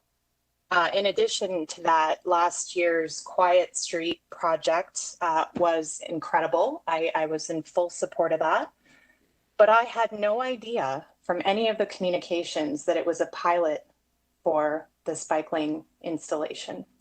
And so another reason for why I think it would be really important and beneficial to defer this project at the very least, get data at a time when the school is back in session, when the community center reopens, when someone can properly come and spend more than an hour on our street and collect the proper data that we need to adequately inform this decision for all of the residents on this street and, north of Girard and going into even Monarch Park. I also think that it's really important to mention that, we've heard a lot of people speak up about safety. So I spoke about that, but I want to just reiterate, it's so narrow. You've got picture a day with snow, picture a day with a garbage truck, picture a day with delivery vehicles. People who cycle are just not going to be protected enough. And then picture the walking traffic and the people pulling out of their driveways. It's just a plan that needs to be revisited and reconsidered in a different way. And I just want to, thank you for taking the time to listen. I realize this is scarce city resources, both time and money. So I really would love for you to reconsider and appreciate you listening to my spiel. Take care. Thank you for your deputation. Are there any questions of the deputant? Okay, seeing none, we'll go back and try Arthur again. Arthur, are you connected? Can you hear me now? We can hear you now. Thank you. You have 5 minutes.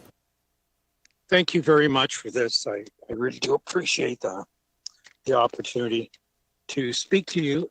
Okay. My name is Arthur Clemwoods. I'm a St. Lawrence neighborhood. I've been a St. Lawrence neighborhood resident for almost 25 years. And for the last several years, I've been volunteering to try to make this city a better place. I'm an SLNA delegate for my condo. I helped with the SLNA traffic audit. I am an active member of Cycle Toronto's Ward Advocacy Program with Toronto Centre cyclists and other subcommittees. And most recently, I'm a founding member of the Toronto Community Bikeways Coalition. Frankly, the St. Lawrence neighborhood has been terrorized by dangerous drivers for several years.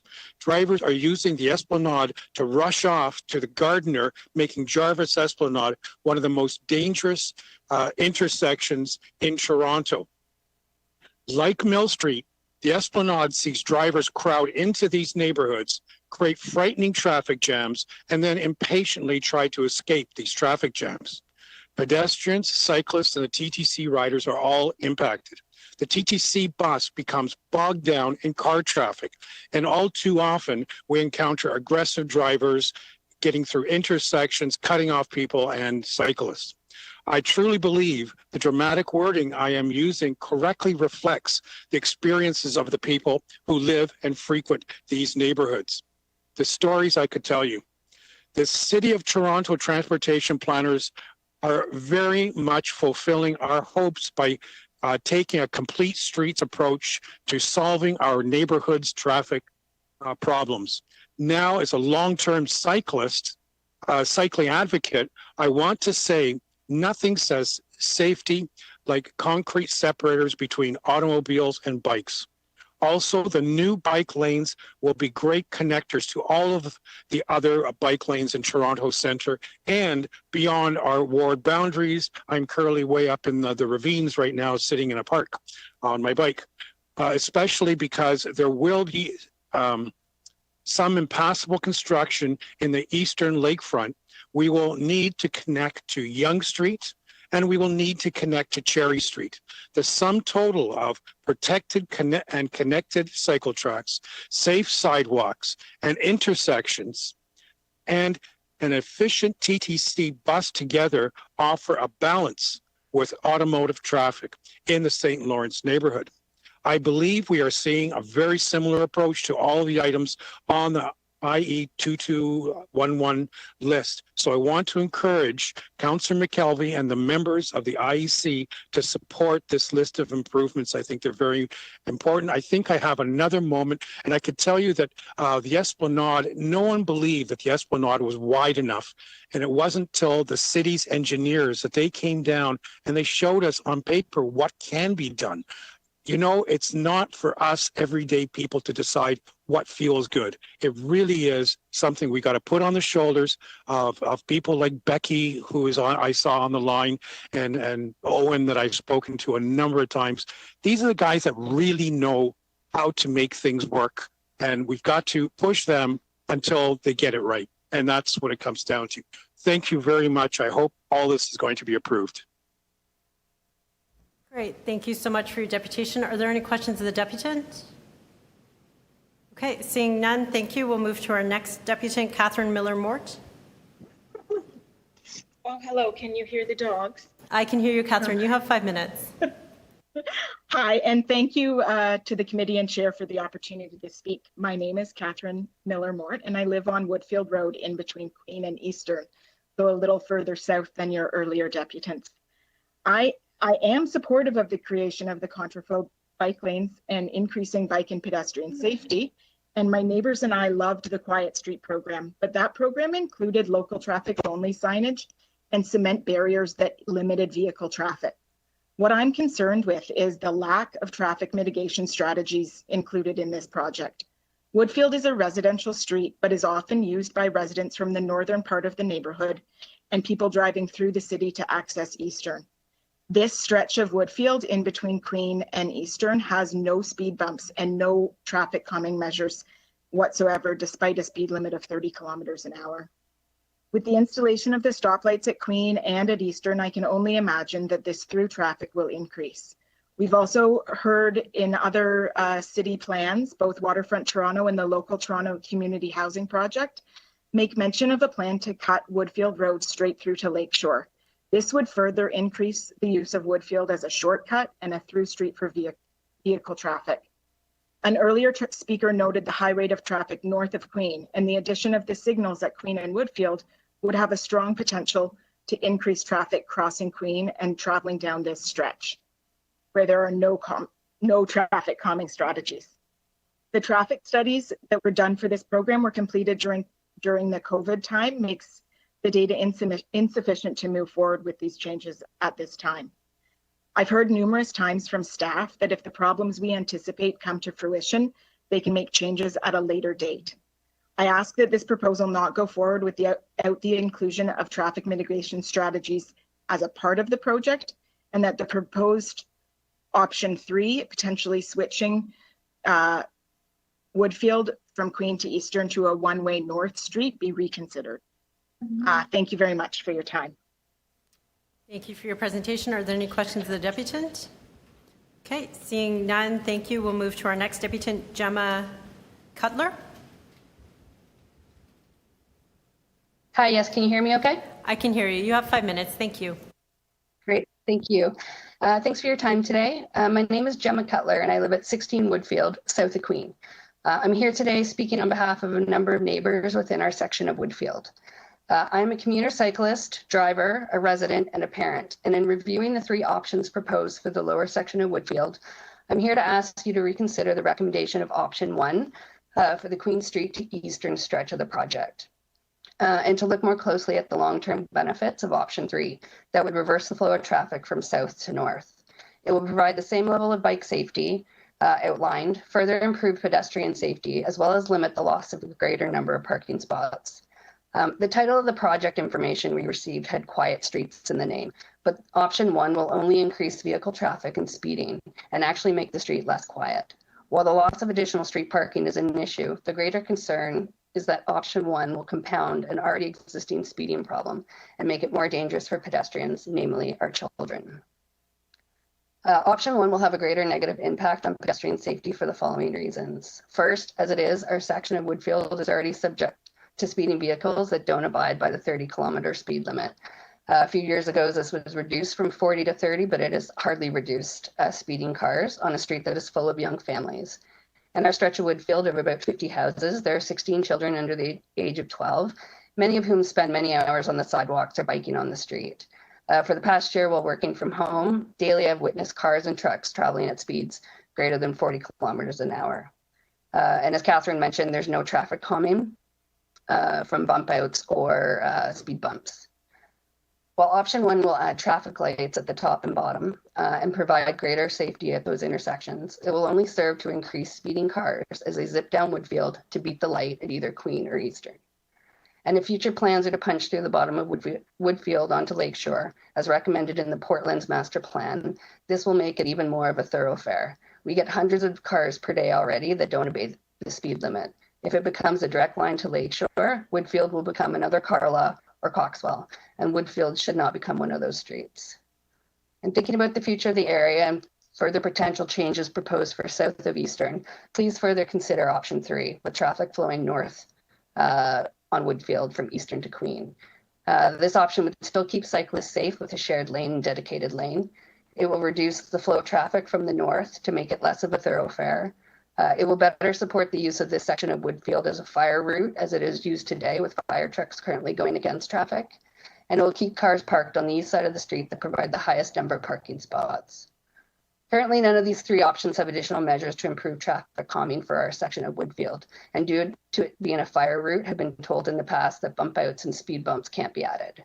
Given this, option 3 provides the best chance of reducing traffic and therefore the increased potential fallout of speeding. We know that whatever option is approved, the changes will have impacts for cyclists, drivers, and pedestrians. Our ask is that you please re-examine the options with the long-term view in mind and consider the option that provides increased safety for cyclists, but also offers the greatest protection for families and keeping our street quiet. Thank you. Thank you for your deputation. Are there any questions of the deputant? Okay, thank you. Seeing none, I'll just confirm Jason Gorell is not on the line. Okay, that'll bring us to our next deputant, Laura Lynn Byers.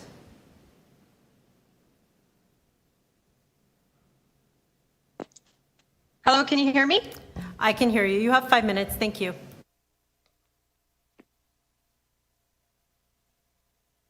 Oh, okay, great. Thank you. Hi there. I'm another resident of Woodfield Road. I live between Dundas and Street. I am a mother of two boys who are young and play on the street with many of their friends who also live on this road.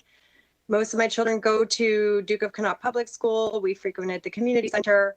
And I just wanted to add that my comments basically on this project, like many others, we were really surprised that the Quiet Streets project from last year became a basically trial for this contraflow bike lane that many of us are opposed to.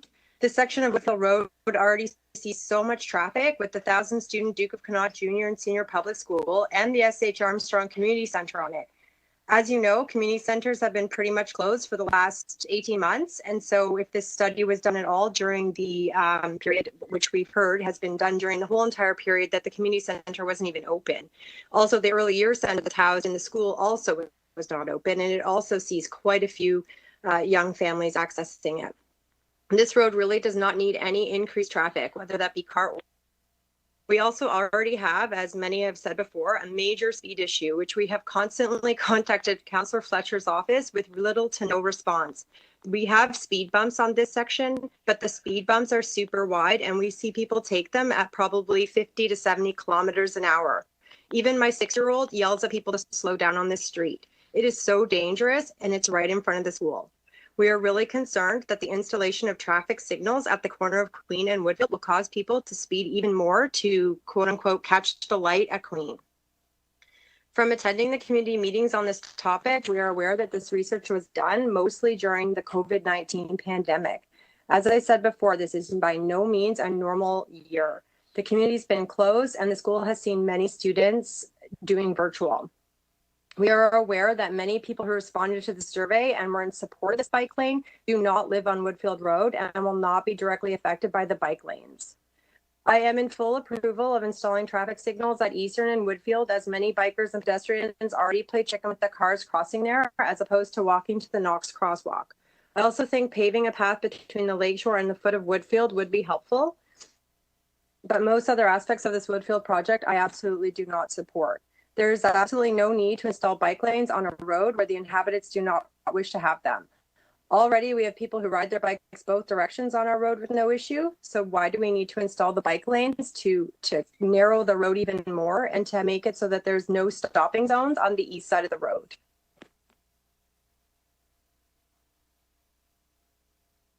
That's basically all I really have to say. I know that we've all sent in letters. We've written to Councillor Fletcher's office. We've signed petitions, but I think that, you know, it needs to be looked at more thoroughly, that this is a very, very busy road. And even if you just count the courier trucks that come down this road on a daily basis, if you put in lanes, bike lanes where they can't stop because of a fine, they're literally going to stop in the road to drop off all the parcels, which means that there are going to be even more backups on the street with traffic as well during school pickup and drop off times. So we're just really hoping that this whole project can be rethought. We really don't feel that we are in support, and we also don't feel that we've been very heard. But thank you for inviting us to this meeting to at least be able to speak. Thank you. Thank you for your deputation. Are there any questions of the deputant? Okay, seeing none, we'll move to our next speaker, Kevin Rupasinghe with Cycle Toronto. Good afternoon, members of the committee. Are you able to hear me?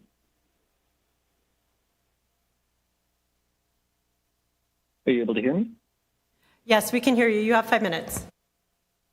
Oh, great. Thank you.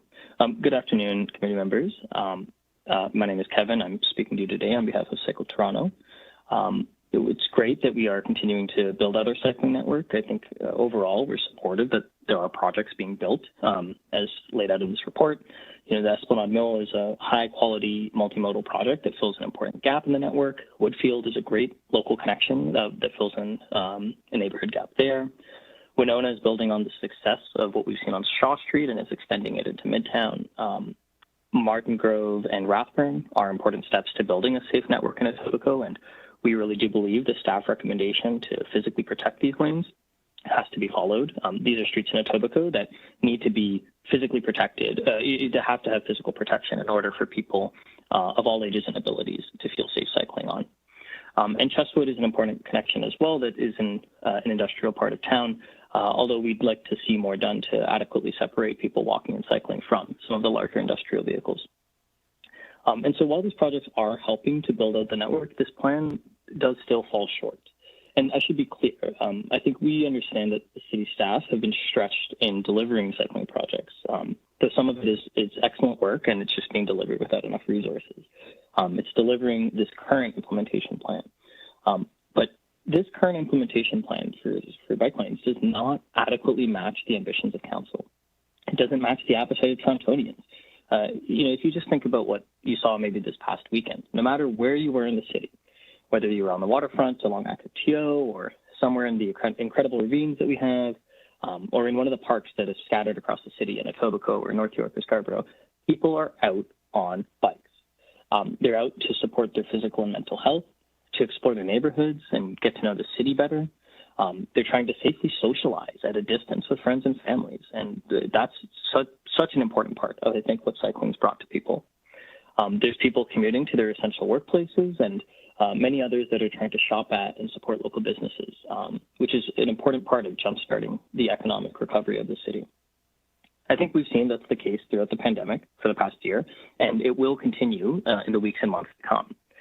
And I think this bike report is not reflective of where we are now as a city. This report is for less than 10 kilometers of bike lanes. If we want to achieve our Vision Zero goals, our climate action transform TO goals, we would need hundreds of these reports to happen in order to actually get it built. They're just local connections. They're not the high priority citywide routes that city staff themselves have identified in the bike plan. It's just local connections. It's not the most important routes.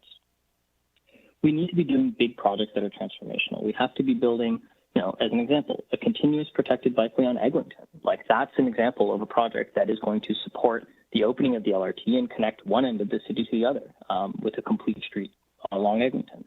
Maybe it's along Shepherd, mirroring the subway line that's already there. And the many, many residents that are living in high rises in that area, they would have sustainable transportation options. They have to be big, citywide, complete street transformations, like what we've managed to do on Danforth and what's going to be done on Yonge Street. Those types of projects have to be the priority. This report also has nothing in Scarborough, and this isn't the first time that's happened.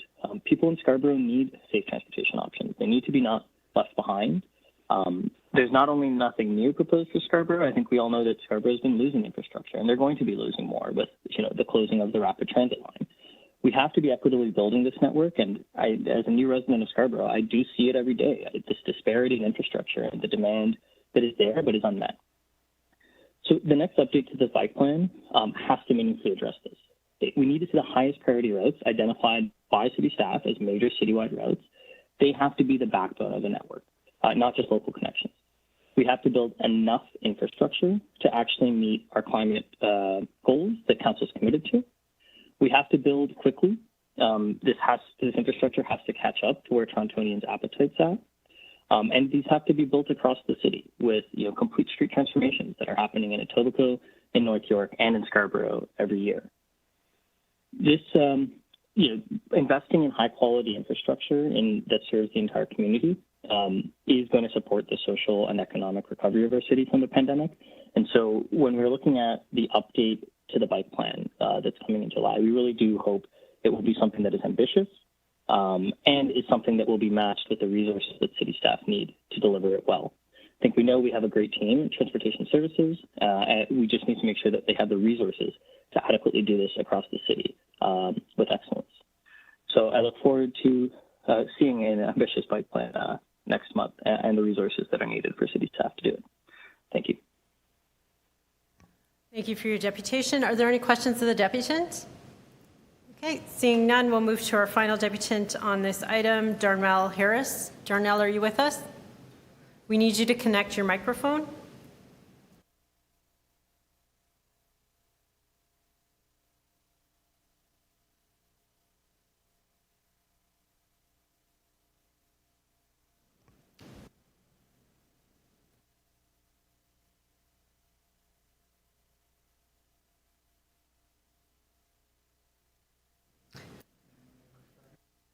We'll try again. Darnell, are you with us? Do you mind connecting your microphone and turning on your mic?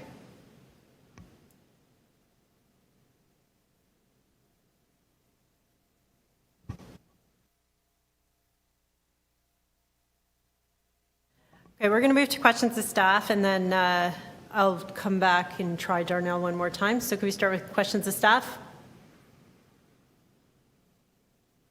Councillor Layton.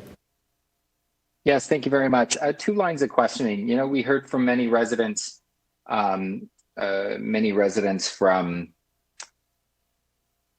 Woodfield about the installation of the contraflow lane, and it strikes me that it's a similar configuration to Shaw Street, at least previously when the Shaw was originally designed. Is that a fair comparison to make? Through the chair, I think it's fair in terms of what is currently there is a street that is in some cases one direction, in other cases 2 directions for various blocks, similar to the configuration of Shaw Street. What we're proposing is a contraflow lane to allow cyclists to be able to travel in both directions on the one-way street. And is the width comparable?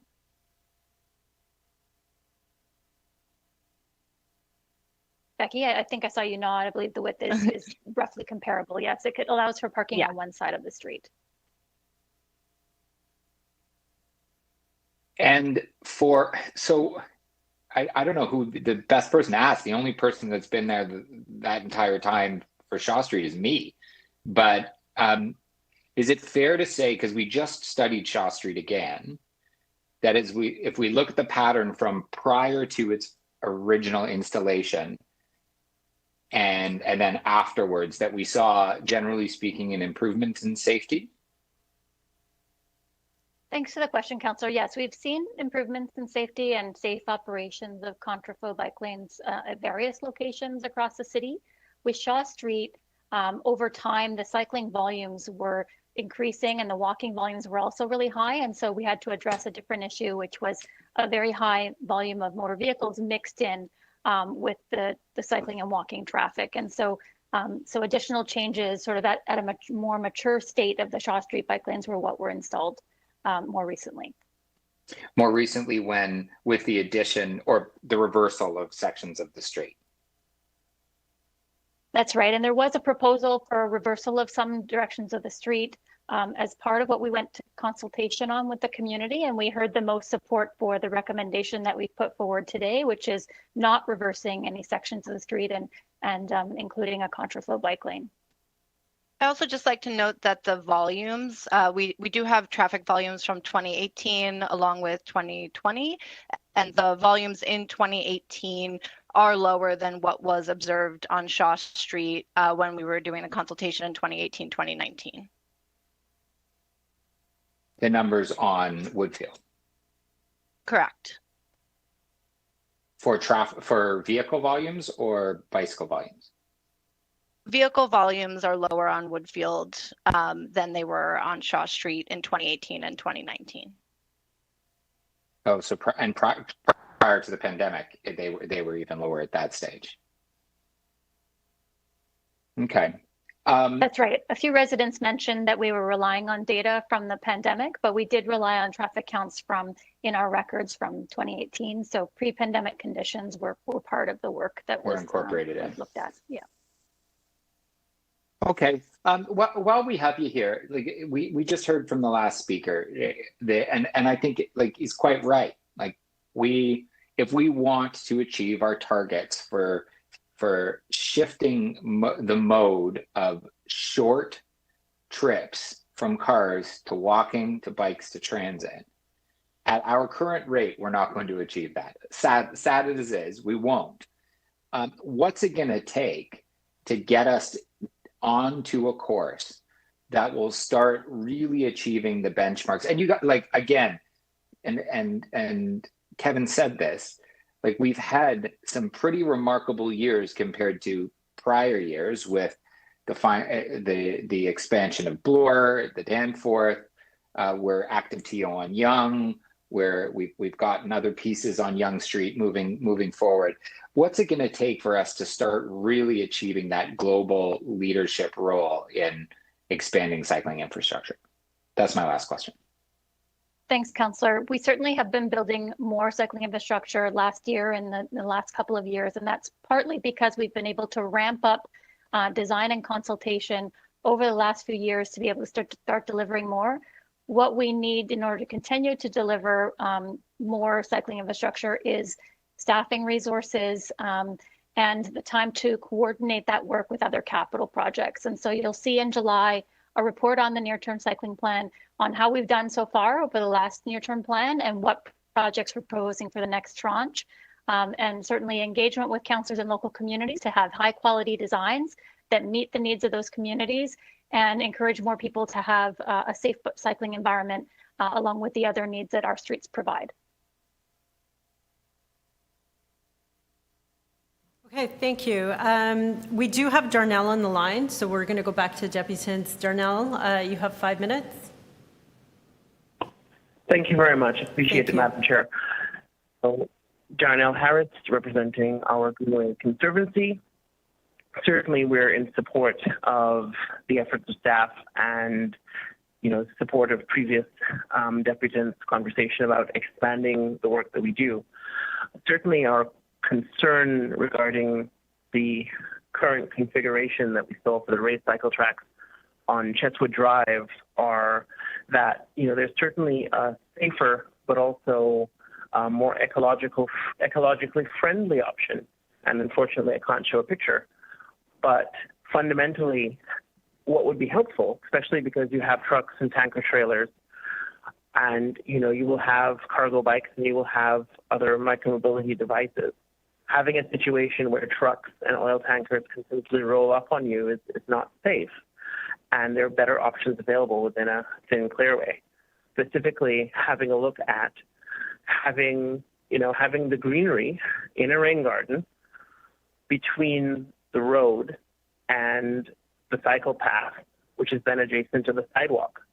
So a simple switch like that puts people out of harm's way next to those people who are walking, and in a much more natural fashion, while still respecting the fact that, of course, certainly goods movement is paramount, and this sort of configuration could be done even within less space than what is usually deployed by the city. So, for the benefit of city taxpayers, especially because if you have this sort of option, you're managing stormwater in a more efficient manner. But also in terms of safety, you're talking about a BIA, you're talking about heavy goods. Our cycle library is also, within Duke Heights BIA, so we're very familiar with that. And certainly, this is a sort of friendly option ecologically, but also economically friendly option that should be deployed by the city, specifically because stormwater and stormwater management costs the city a lot of money. So reducing the number of pollutants in your stormwater will also certainly benefit the city in the end. Thank you very much for your time, and yield my time to the chair. Thank you. Thank you for your deputation. Are there any questions of the deputant? Okay, seeing none, we'll go back to questions of staff. Any additional questions of staff? Okay, we'll move to speakers. Any speakers on this item? Outside councillors first. Councillor Holiday. Sorry, do you have a question of staff, Councillor Pasternak? Yes. Okay, Councillor Pasternak, questions of staff, 5 minutes. Yes, no, thank you very much, Madam Chair. So it's regarding the Cheswood Drive bike lanes. I just want to make sure. I've got a few emails about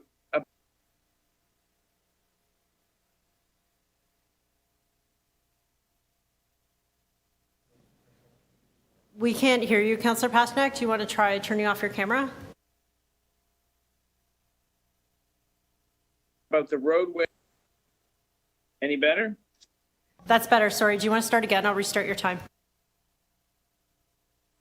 So I'm asking a question about the Cheswood Drive bike lanes, and I know they're raised bike lanes. But I guess my first question is this road being widened, or are we taking part of the roadway and installing the bike lanes on the roadway? Through the speaker, there is road work taking place. The road is being rehabilitated, so this project is doing is being done bundled with that. I believe the space for the cycle tracks is within the boulevard. We are not removing any lanes or on-street parking in order to achieve the cycle track.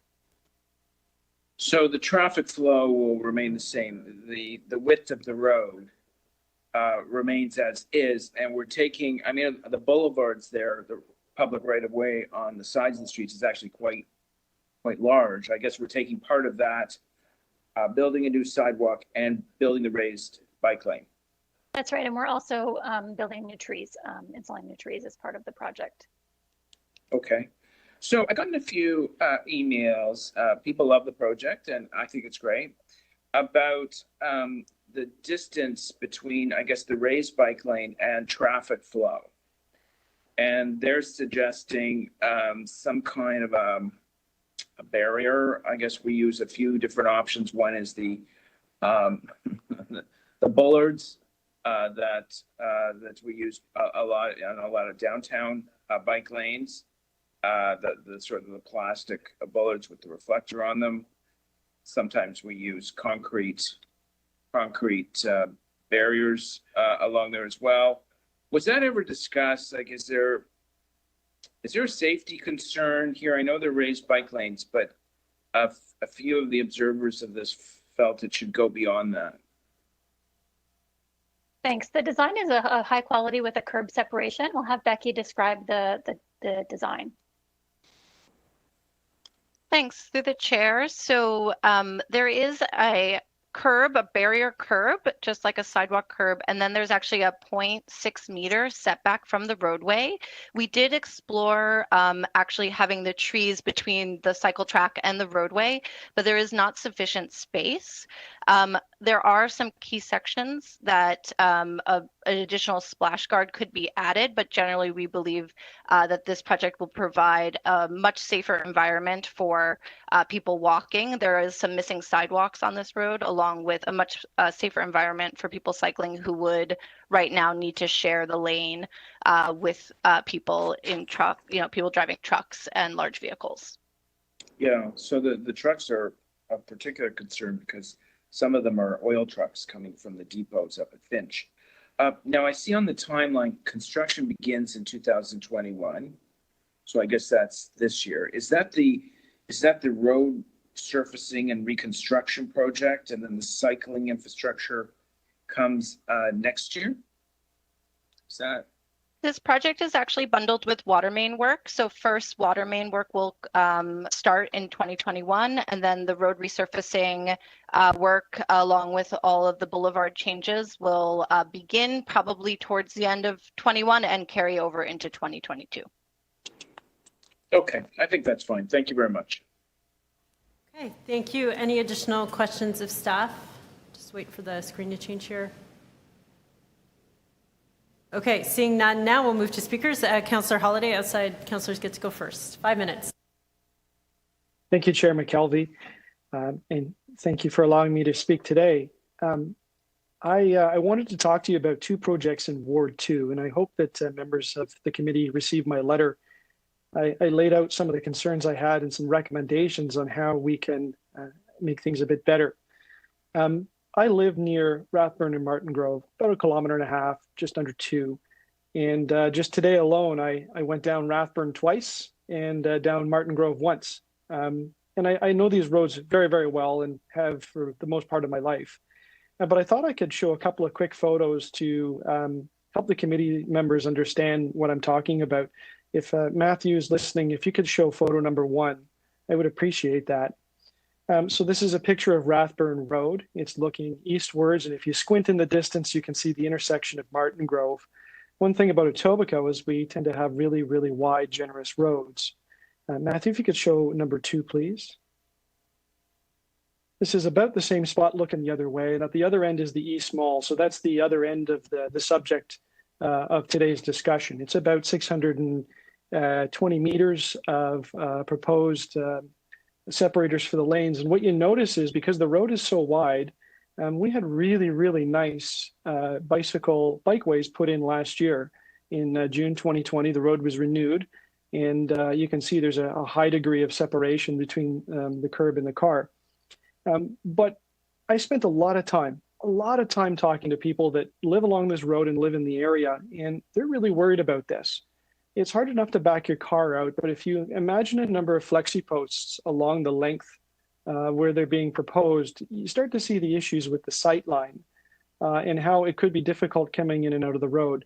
Matthew, if you could show the next photo, please.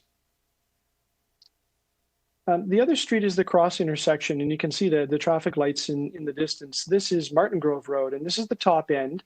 So about 1 kilometer of buffered bike lanes are proposed to be installed on this street. And I support those. Those are new. They don't exist, never mind the painted line there. But there are no bike lanes on this street. And, you know, I think everybody, or at least for the most part, want to see something added. But again, the same concern with the addition of flexi posts. The sight lines could be very, very difficult. You can see the streets are 14 plus meters wide, and there's a lot of distance between the curb and the travel lane. Matthew, if you could show the following photo. As I said, I spent a fair amount of time looking at this over the last couple of months. And among the concerns were those sight lines, but also just ideas of snow. This is again Martin Grove, taken from a similar spot to where we were looking in the other direction.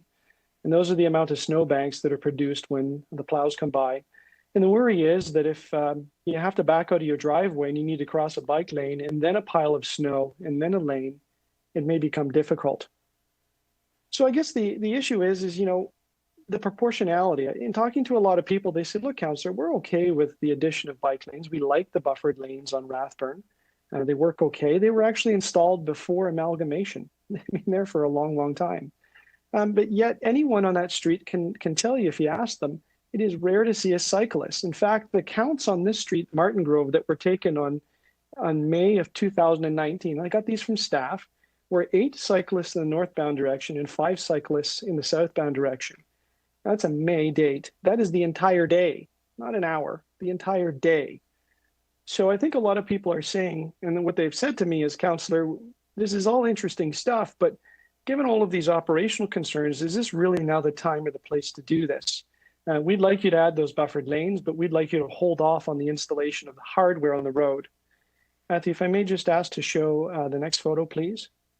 One of the other concerns, of course, is that having vehicles stopped on the edge of the road like they always do will cause people to use the center median to pass. I mean, there's an example of a TTC bus using the striped portion of the road. So adding those flexi posts will only make this problem a little bit more. And that's where the safety piece comes in addition to pulling in and out of the driveways. Matthew, if you may show the next item.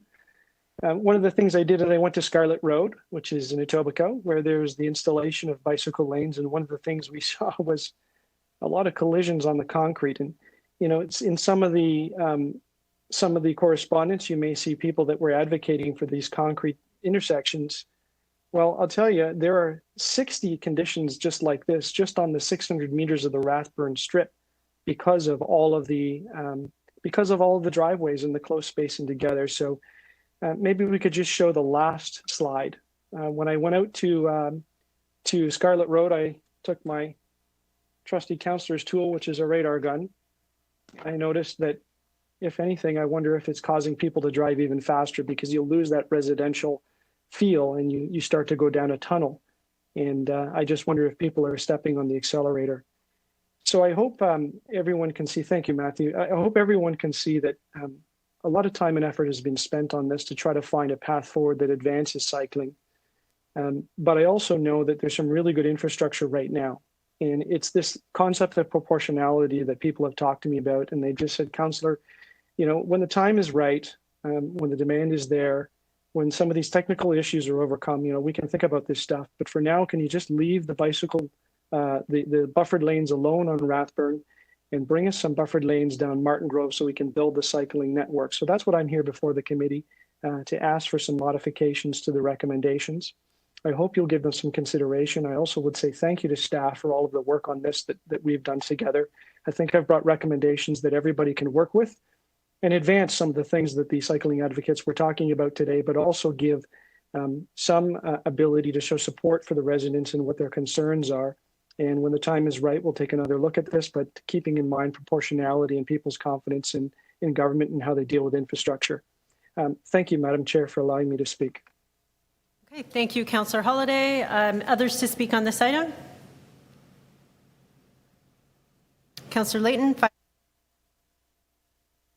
Yes, thank you very much, Madam Chair. I would just say thanks staff for bringing back the report. I think we do, and then this came across in my last question.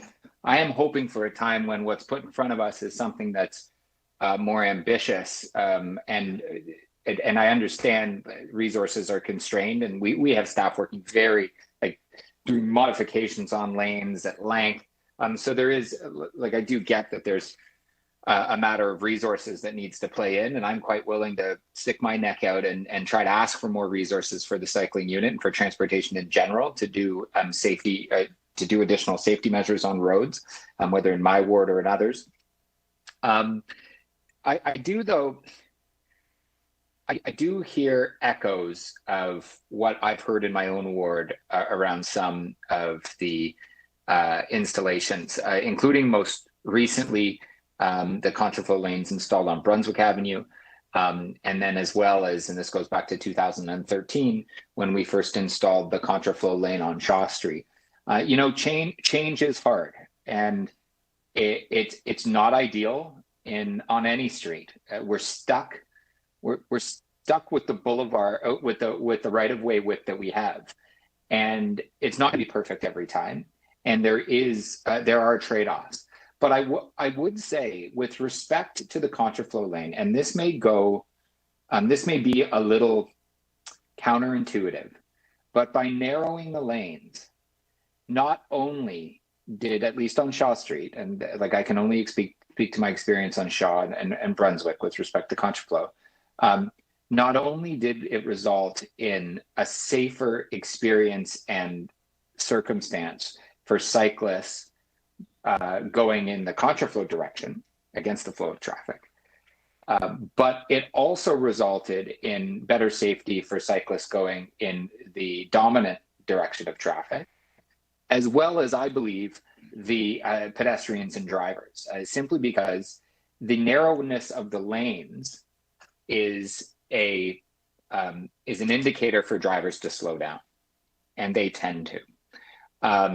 Now, we went a little bit further, which we did hear from some of the deputants. We went a little bit further with the installation on Shaw, but after we had some experience and some comfort level with the addition of lights, and we added lights on College Street, which did have certainly improved the condition for cyclists.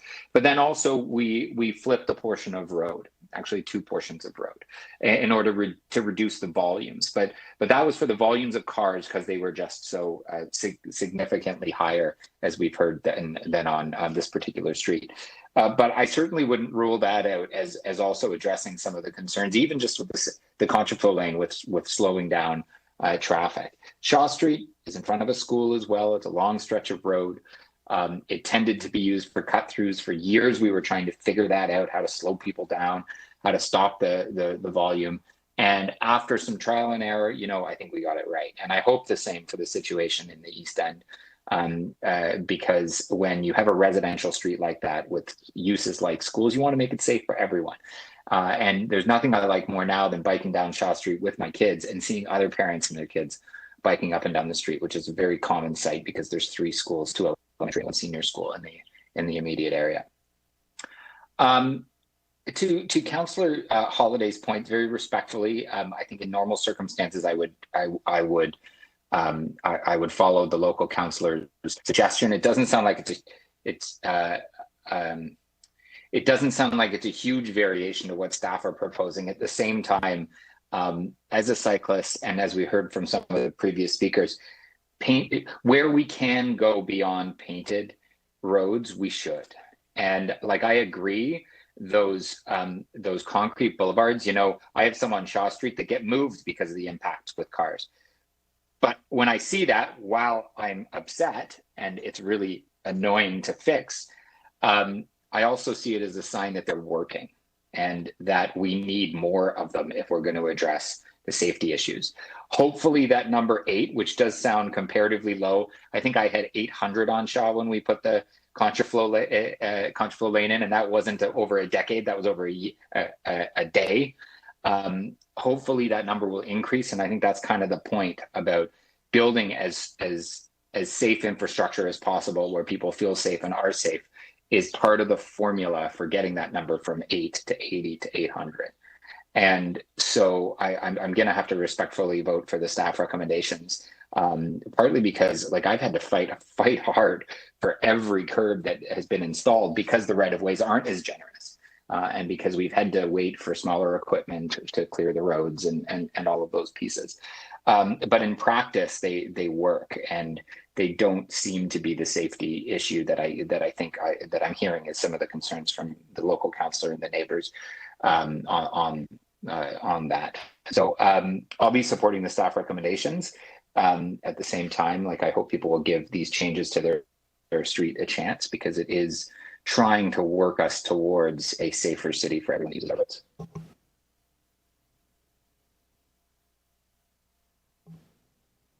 Okay, thank you, Councillor Layton. Others to speak to this item? Councillor Pasternak, 5 minutes. Great, thank you very much.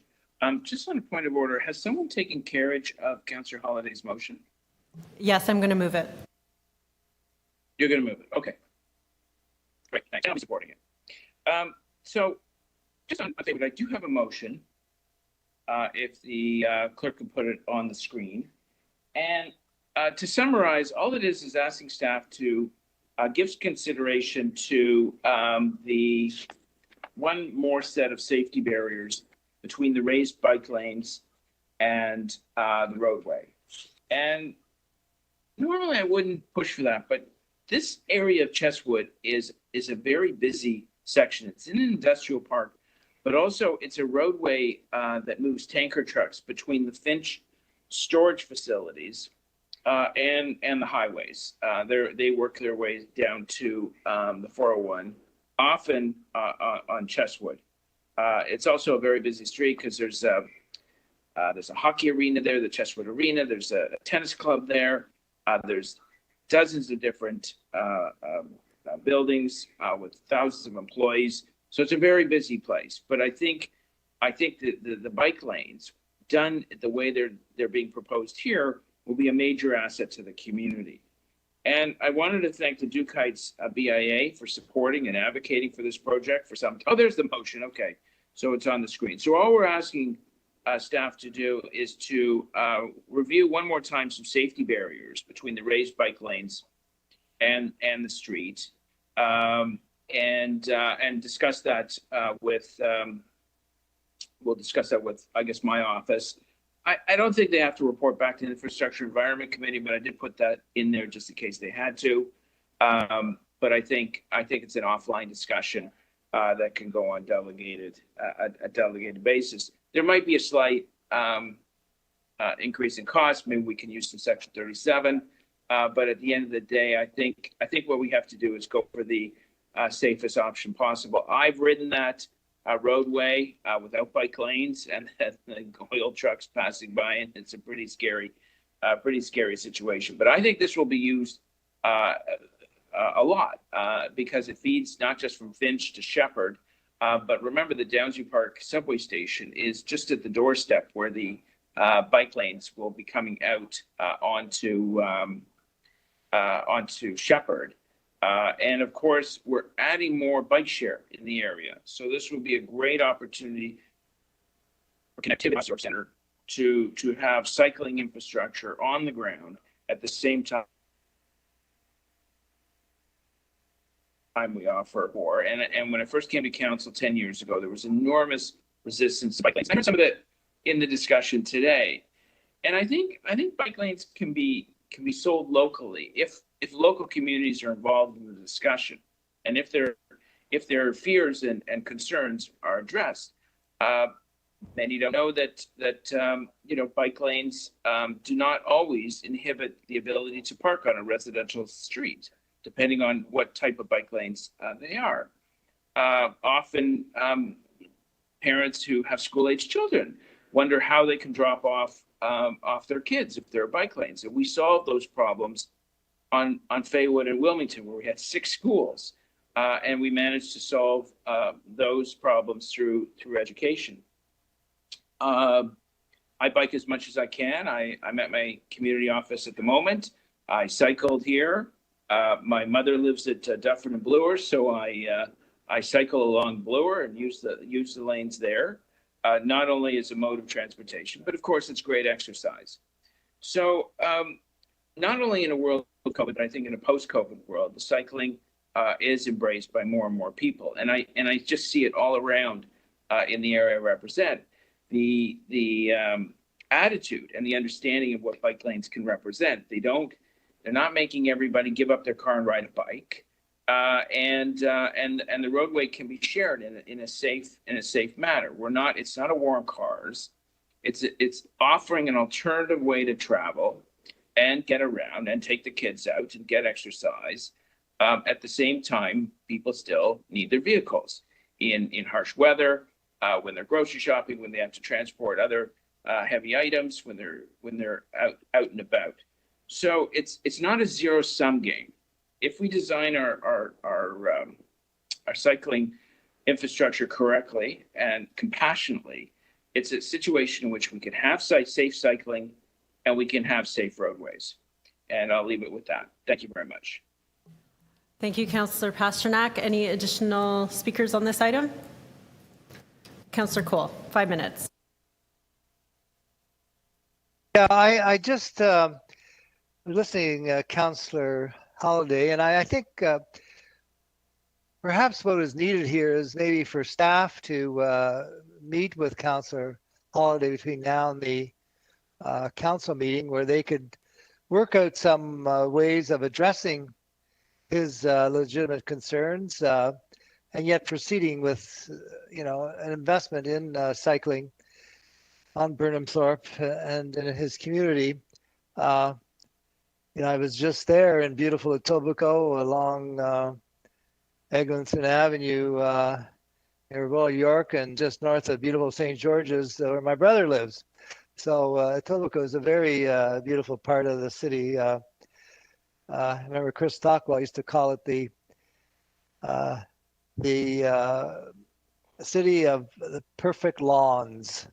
And it is the boulevards, as you showed in the pictures, Councillor, was just beautiful.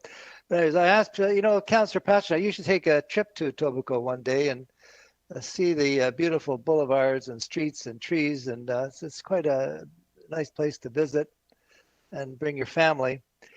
But I just hope that that's what comes out of this, that maybe out of this discussion we can have staff meet with you and go over some of these valid points you've raised.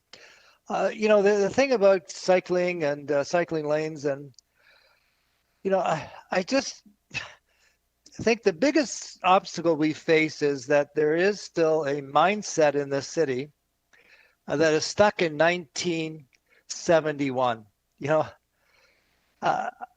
We've been trying to celebrate the 50th anniversary of the stopping of the Spadina Expressway. And you wouldn't believe the number of people that still come up to me and say, "Oh, that was a big mistake. We shouldn't have stopped the Spadina Expressway. Big mistake." And I say, where have you been?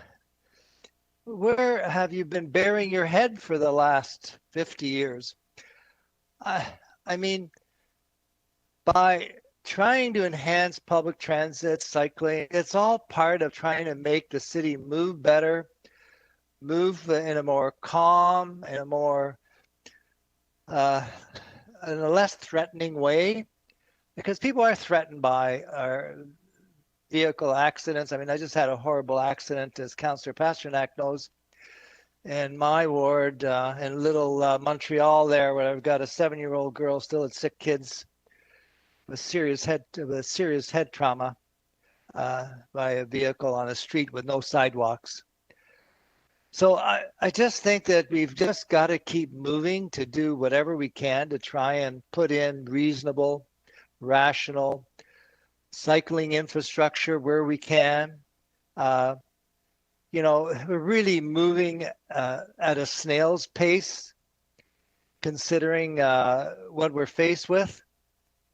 And that's why, at least this year, we've made some major investments because of COVID. There was an opportunity here. So I just want to keep the momentum going. And it's not as if it's a huge momentum, it's just incrementalism that is necessary. And that's what I see this report as, is it's not solving problem, it's not giving people, you know, all the segregated cycling lanes. I mean, somebody was talking about, you know, you've got to have separated lanes and everything. Yeah, it would be wonderful. But, you know, this is not Amsterdam where, you know, you can ride forever from town to town, or in Holland, as I have from Amsterdam to adjoining cities, you know, on a flat, segregated cycling lane that you can go forever. You know, very safe. But, you know, so we are trying to retrofit our city. A city that was built really for different modal splits, modal transportation, which was basically car oriented and so forth. But so we're making this change. It's a gradual change. It's a necessary change. So I support the staff report. But as Councillor Pasternak said, we have to keep working with the community. We have to make adjustments with local councillors and keep bringing this infrastructure on board as best we can, as fast we can, but while respecting the fact some people are still stuck in 1971. So but that's the reality, and we can't blame them for that. But you know, we're all stuck in a certain year. But anyways, that's my thoughts on supporting this staff report. Okay, thank you. Anyone else speak on this item? Madam Chair, I'm really sorry. I think my hand went up a little late. I just didn't get a chance to see James's motion before, and I think I may have a question about just the sequencing of events to try to get it installed. Is it possible for the clerk to put the motion on the?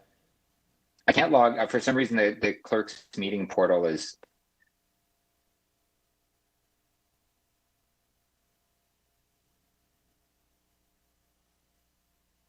Okay, so maybe my question is to the mover. This may it looks like this may significantly delay the installation, because my understanding is these quarterly reports are supposed to advance what projects are like immediately in our imminent future. And if there's a requirement for a report back, how long do you think that will anticipate the delay of the installation? Excellent question. So in my questions to staff, I just wanted to see what was happening this year and what's happening next year. And it is true. I do not want the project delayed. And that's why I kind of worded with the clerk's support or help, not to have it necessarily report back, do it on delegated authority. I don't know whether we have to report back with flexi posts. But the water, I understand from their responses, water main work takes place this year, and the road reconstruction and bike lanes next year. So I think we have the time to discuss flexi posts without a delay of the project. Well, and this may, if we can indulge the chair, because this may be helpful, because I get that you don't want to see. I right now have a problem on Bloor is they separated out two projects, the water main and then the bike lane construction, and now the bike lane's going to happen in 2022, and it was probably not like, in hindsight, we should have probably kept the projects together, and it might have actually happened because some of the coordination was a little bit off. So could we just, if the chair will indulge, what the implications are of a report back to the work to the project's completion? Okay, we'll ask Councillor Pasternak. Are you okay if we ask staff this question? Yeah, no, we can vary the procedure if councillors want to ask staff about any potential delays to this project based on the way I've written it and based on the timeline for doing it. That's fine. Okay, maybe we can just ask staff to speak to it, but also recognize that there's the chance, Councillor Pasternak, for you to refine it at council as well. So yeah, Jacqueline, that's true. Jacqueline, do you want to quickly speak to that? And happy to. Thank you, Chair. Councillor, the notion of us looking at additional separation on top of the curb, that's something that we could talk with you about. It's the timing of report back would impact the timing of tender, and we wouldn't require any further council approval to make adjustments to the type of separation because it is proposed as a cycle track. So we would make a suggestion that perhaps you just remove the report back element of that motion, either here on the floor or at council. But we're happy to talk with you more about the detailed design. So just if I could just to pry one little bit more, would that tender be for both sets of work or just the cycle track work? It is one tendered tender? as one project for the water main, the road work, and the cycle track work. So that's imminently about to be tendered. I thought as much that wasn't the councillor's intent. I don't believe. So I'll pass it over to you, James, to do what you want. Okay, then if we could, before we move the motion, if we want to just ask the clerk to delete the report back, and we'll take it on delegated authority in consultation with the community and the local councillor. That's fine. Madam Chair, just give us a couple seconds and we'll make that adjustment to Councillor Pasternak's motion. Okay. So they'll make that change before we vote on it. Anyone else to speak on this item? Okay, I'll speak briefly. I have two items to move. The first one is carriage of an item for Councillor Cressy, that City Council requests the General Manager Transportation Services to conduct analysis of the Mill Street and Esplanade cycle track implementation, and after the standard appropriate review period, consult with area stakeholders and local councillors on the findings. I know that he's worked with city staff on this one. The second one is taking carriage of Councillor Holliday's motion, which has been advance circulated. I know that he has had extensive consultation with city staff on this. They are comfortable with the way that this is worded as well. And so I'm happy to move that on his behalf as he is the local representative that has been engaged very, very closely on this project.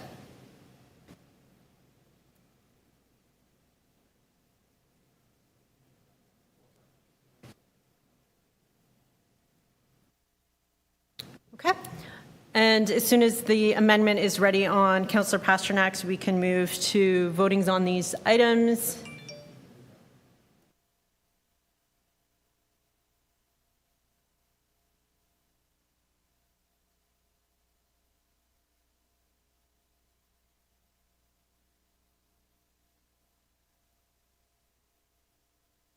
Okay, great. We'll vote on Councillor Pasternak's first. All those in favor of the amendment?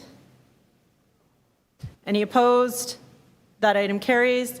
We'll vote second on my motion 2A about Mill Street and Esplanade and some review afterwards and reporting back with local councillors. All those in favor of motion 2A? All those opposed? That item carries. Motion 2B. This is the motion on behalf of Councillor Holladay. All those in favor? All those opposed? That item carries. On the item as amended, all those in favor? All those opposed?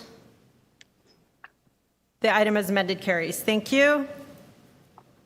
That brings us to our next item. Let me pull it up. Madam Chair, just on a point of privilege, may I just say thank you to the committee members for letting me speak today about a local issue, even though it's really important. So thank you. You're welcome. Thank you for joining us today.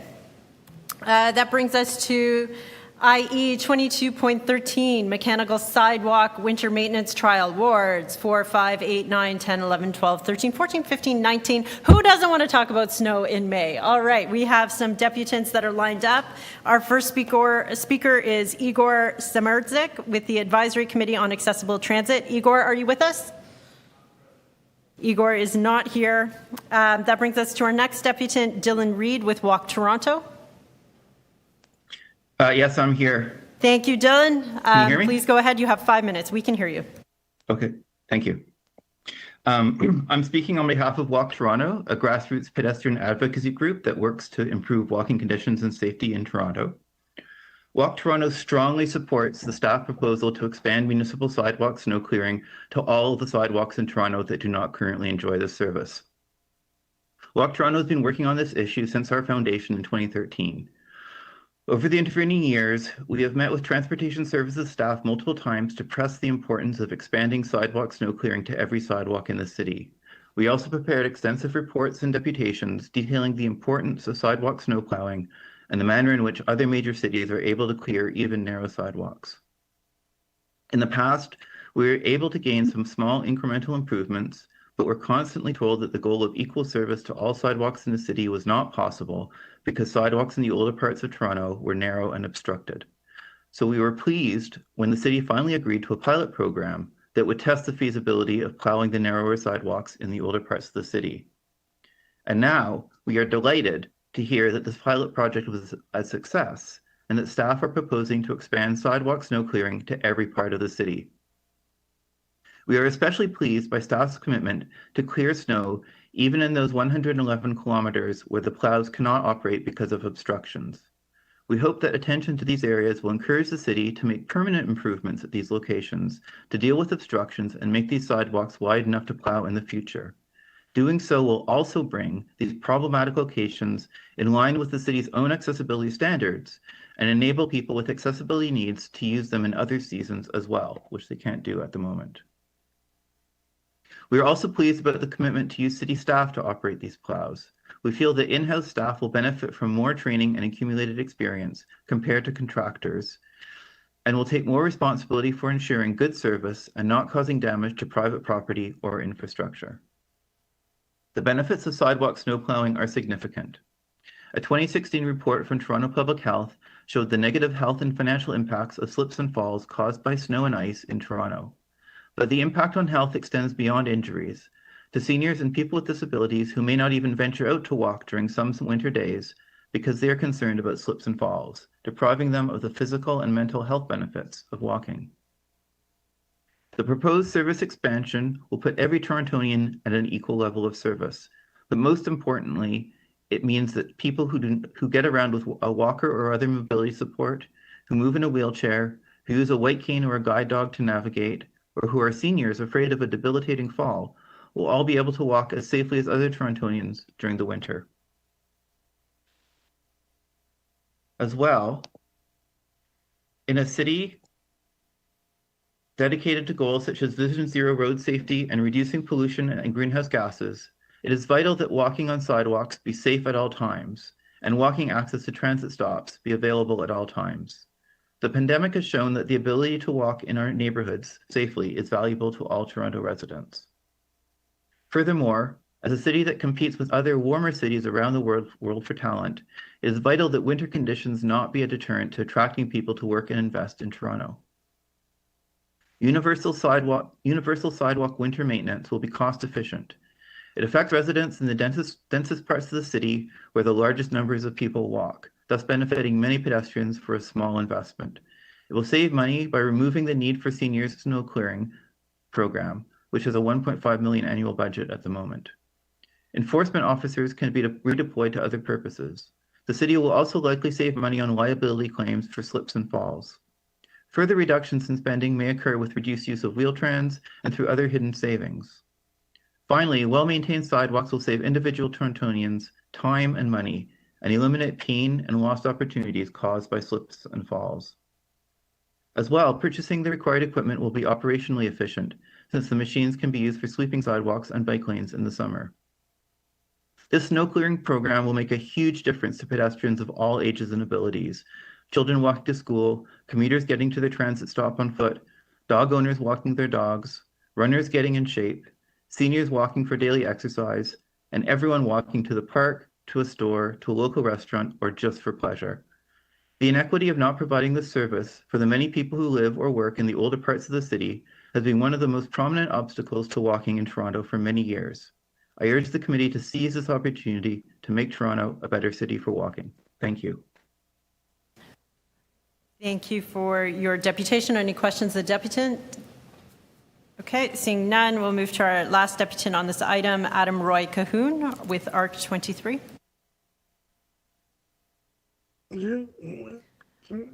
Hi, Adam. You have 5 minutes. Okay, good. I'm unmuted. I fully support this, but in the disability community, we are worried about for individuals, will it create windrows at the end of their own sidewalk? Because in some parts of the community where machine driven so already does the sidewalk, it is a concern for people with disabilities that they still need the extra assistance of the community, or in some cases even some city staff, because windrows are created at the end of their property sidewalk. And so there are some concerns. And we were wondering if there could still be consultation not only with the actual city-run accessibility communities, but with accessibility stakeholders around the city, particularly those that will be affected by either walking around the residential areas in the downtown or live in the downtown, about how these changes and now the different windrow formations might actually affect them, because windrows also in areas where there is already machine plowed and groomed snow, windrows are already a problem for me as a wheelchair user. That is the end of my deputation. Thank you, Adam. Thank you for your deputation. Are there any questions of the deputant? Okay, seeing none, we'll move to questions of staff. And I'd just like to ask the councillors that are here, if you could turn on your cameras.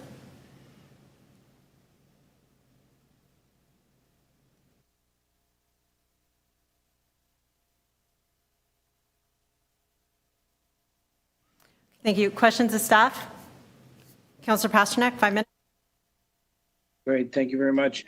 So through you to staff, I'm on page 9, and there's a reference here to purchasing 59 sidewalk plows. Now, I believe we purchased 9 for the pilot. Does that mean we have to purchase another 50 to handle the 2021-2022 winter season? Through the chair, that's correct. We do need additional plows. We won't be able to get them all if the council approves this report and directs us to go forward. So we would phase in with as many plows as we could for the 21-22 winter season. But the full complement, I believe, is just over 50 sidewalk plows that we would need to complete the task on the go forward. Now, I don't really see the figure here, but my guess is that's about $6 million. Is that a fair guess? About $100,000 each? That's oh no, correct. So $5 million.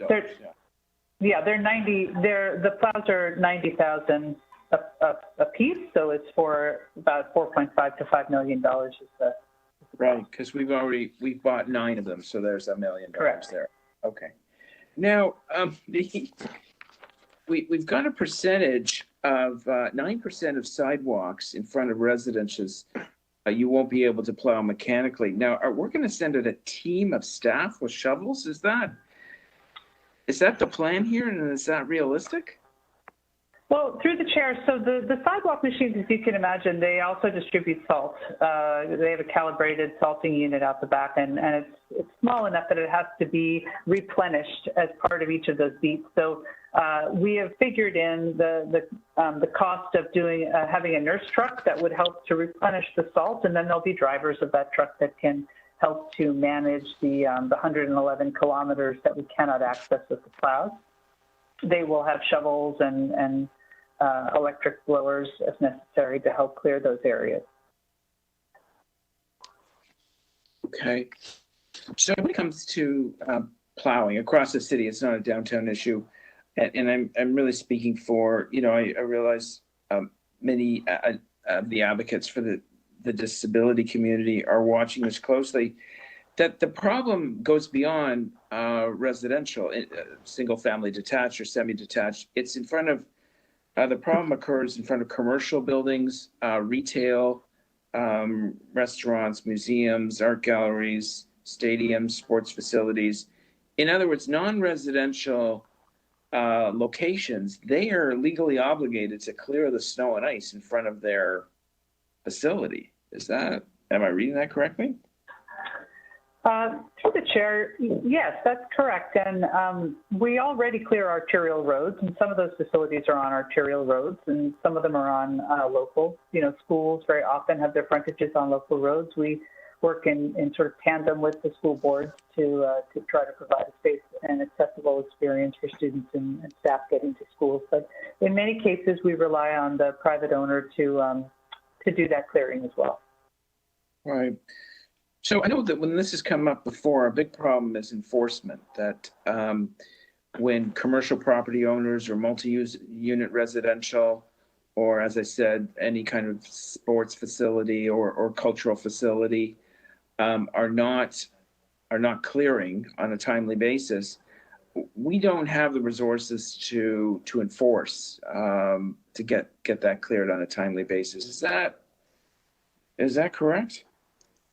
We actually do enforcement. Every year we do, we send our bylaw officers out. Typically it's on a complaint basis. I believe last year we had over 1,400 that were sent out, and very often the officers will go and issue notices, and by the time they come back to make sure that the work is done, then they're cleared up. In other cases we've had to issue tickets. But typically once we go out and issue a notice, frequently people will comply. But we do have that resource, certainly. So I can only speak to my situation. We get a call from a lot of apartment dwellers or condominium owners who complain about the sidewalk not being cleared. Now, should we be telling them that it's the responsibility of the property management company or the superintendent or who's ever there to get that clear? Would that be a correct referral back? I mean, ultimately, Councillor, it is the responsibility of the adjacent property owner to meet that standard of clearance of the right-of-way adjacent to their property. The city has opted for many years now to have programs above and beyond where we provide snow clearing services. The only place we haven't done that consistently is in the locations that we're talking about today, where we hope to be able to provide that service. In many cases, the adjacent property owners, property management companies will still need to do that work. We have a service level where we wouldn't go out to clear the snow until the 2-centimeter threshold is accomplished and the snow has stopped. So in some cases, they would still need to go out and do that work, or when there's ice overs or what have you. So it's certainly their responsibility to do, and then we have a program that delivers enhanced service. Okay, thank you very much. Thank you. Any additional questions of staff? Move to speakers on the item. Councillor Layton. Yes, thank you very much. I was going to ask one quick question, but I think I cover it off in my motion anyhow. And if you could post it.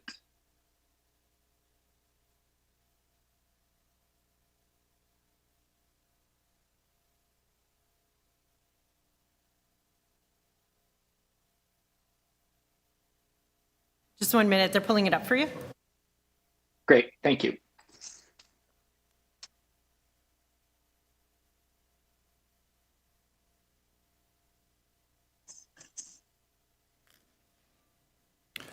Sorry, Councillor Leighton, we're just preparing to display your motion on item 2213.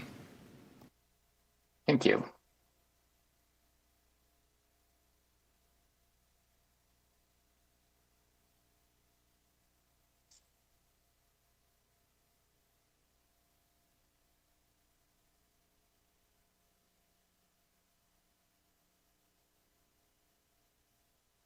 Great, thank you. That City Council requests the General Manager of Transportation Services to explore using the new winter maintenance equipment used as part of the sidewalk winter maintenance trial on other active transportation infrastructure to see if it meets the operational requirements, specifically on multi-use pathways and on bike lanes currently without physical separation that could be serviced with the new equipment. I'll get to this in a second, but just wanted to thank staff and committee and council for seeing fit to allow us to explore what we were told was going to be very difficult, but had important equity implications on two fronts. One, on the notion that there was less than 20% or 25% of the city that didn't have sidewalk snow clearing, but paid the same rates as everyone else on for the service. I think it's important because for a very long time we were told it was just impossible, and the fact is it is. And with advancements in equipment and some thought put to how we would operationalize that, we see that we can actually achieve a pretty good standard in areas, and most areas, not in all, but in most. Now, the other side of the equity equation is trying to traverse the city in wintertime is difficult. And when you have a block of 100 homes and one or two people decide not to shovel and allow the ice to build up, and you get a couple snowfalls, a couple ice buildups, with the only removal being people's footsteps, the reality is not, some people just aren't able to traverse that.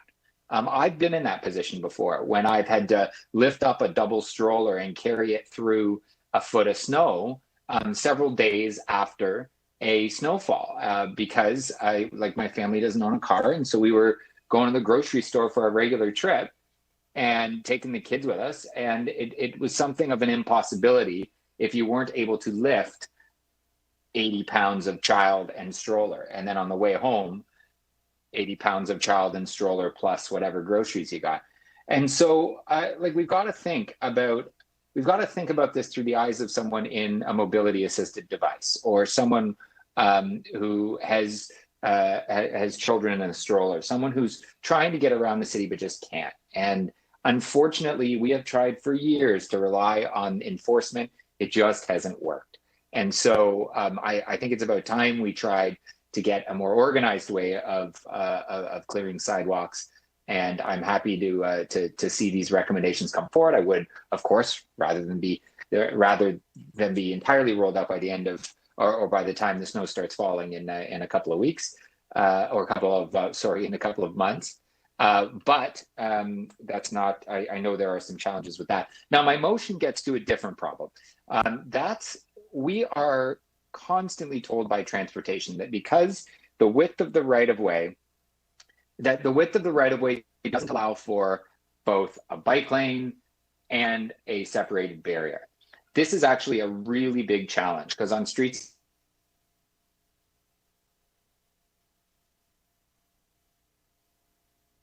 Your sound's cutting out. Sorry, do you want to turn off your camera for a second? like Forestry. Yeah? No? Yeah. I can hear Mike, you. Just turn off your camera.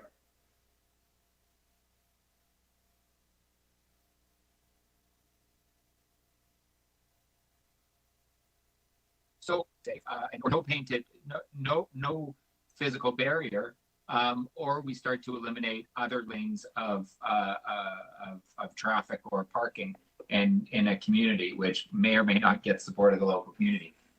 I think that this new device gives us a new option that maybe we can put on narrower lanes, a narrow curb that will allow for us to have safer bike lanes and maintain them in the wintertime.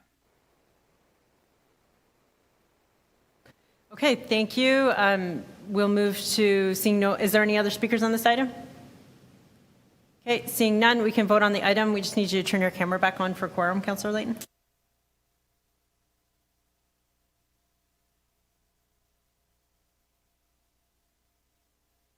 Okay, thank you. All those in favor of the item?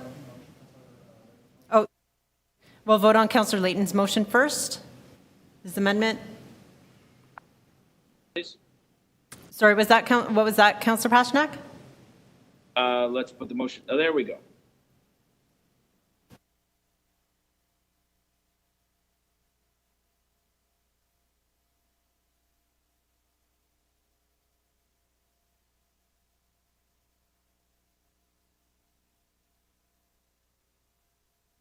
Okay, and we'll proceed to the vote now.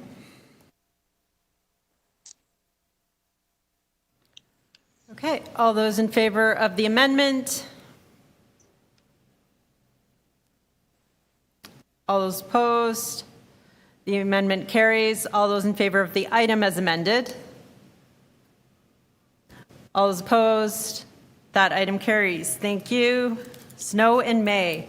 That takes us to our next item, IE 22.14. Are there any questions on this item? Councillor Pasternak, 5 minutes.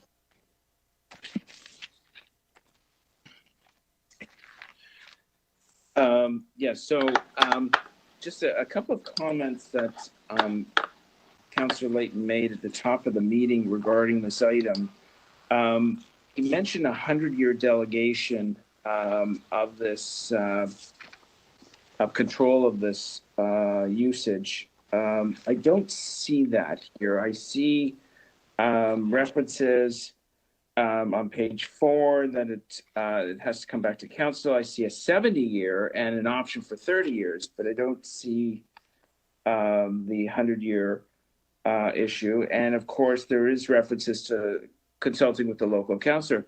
So if this is approved, I guess this goes up to council. If this is approved by council, is this the last we see of it, or is this an ongoing discussion? So through the chair, I think the 100 years is the 70 plus the 30, right? The 70 years of the agreement. And I think that the confusion here is that this oil pipeline is happening with or without us having any opportunity to be engaged in this agreement with Imperial Oil. So what we're trying to do is provide an option to have some consultation, but also to make sure that we have an active role in what happens over the next 100 years with regard to this pipeline project.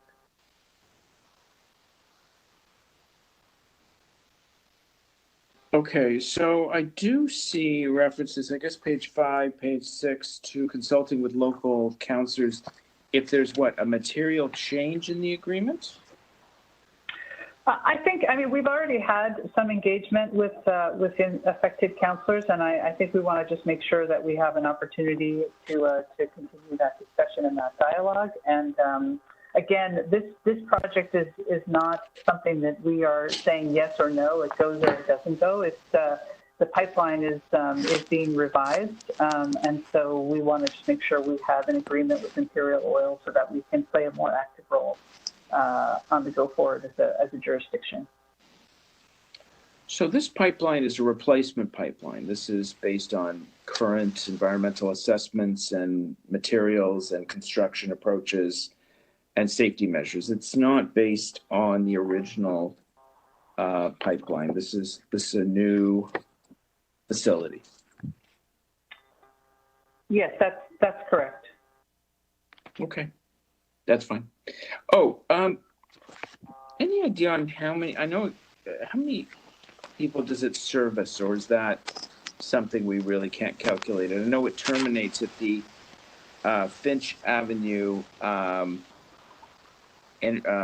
storage tanks. But is there an idea on how many people it services? This section, Councillors, replaces the water down to Finch pipeline, but I don't know how many people it services. I'm sorry to say. If you'd like me to follow up with that, I can have that information ready for Council. No, it just I'm just getting a sense of how valuable this infrastructure is, which I assume is extremely valuable. I would guess that in the millions. Okay, thank you very much. Yeah. Okay, thank you. Other questions of staff? Councillor Prutza? Yeah, thanks. I just want to understand, what's the difference between this and what real estate does now? For example, and why would you be engaged in these agreements? I always thought it was real estate, because I'll give you a couple of examples. The hydro corridor, where this pipeline is going through, has some allotment gardens which we permit from I guess hydro, that are going to be displaced, and the people negotiating that are the realty people on behalf of parks. Like, why wouldn't that relationship continue to occur?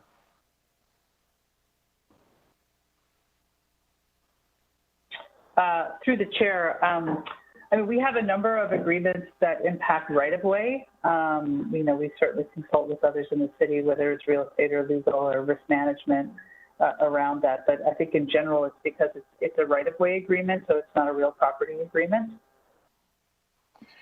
And we have another number of utility agreements. I'll give you another example. The LRT that's going in and Finch Avenue in Islington, there's a bridge that's under construction, for example. There's a path under that bridge, which is essentially a right-of-way. And for example, the construction work, and so real estate is in the process of negotiating a lease agreement with Mosaic and Metrolinx, to sort of assume that walkway. Or the area around that walkway, because they have to do some work there.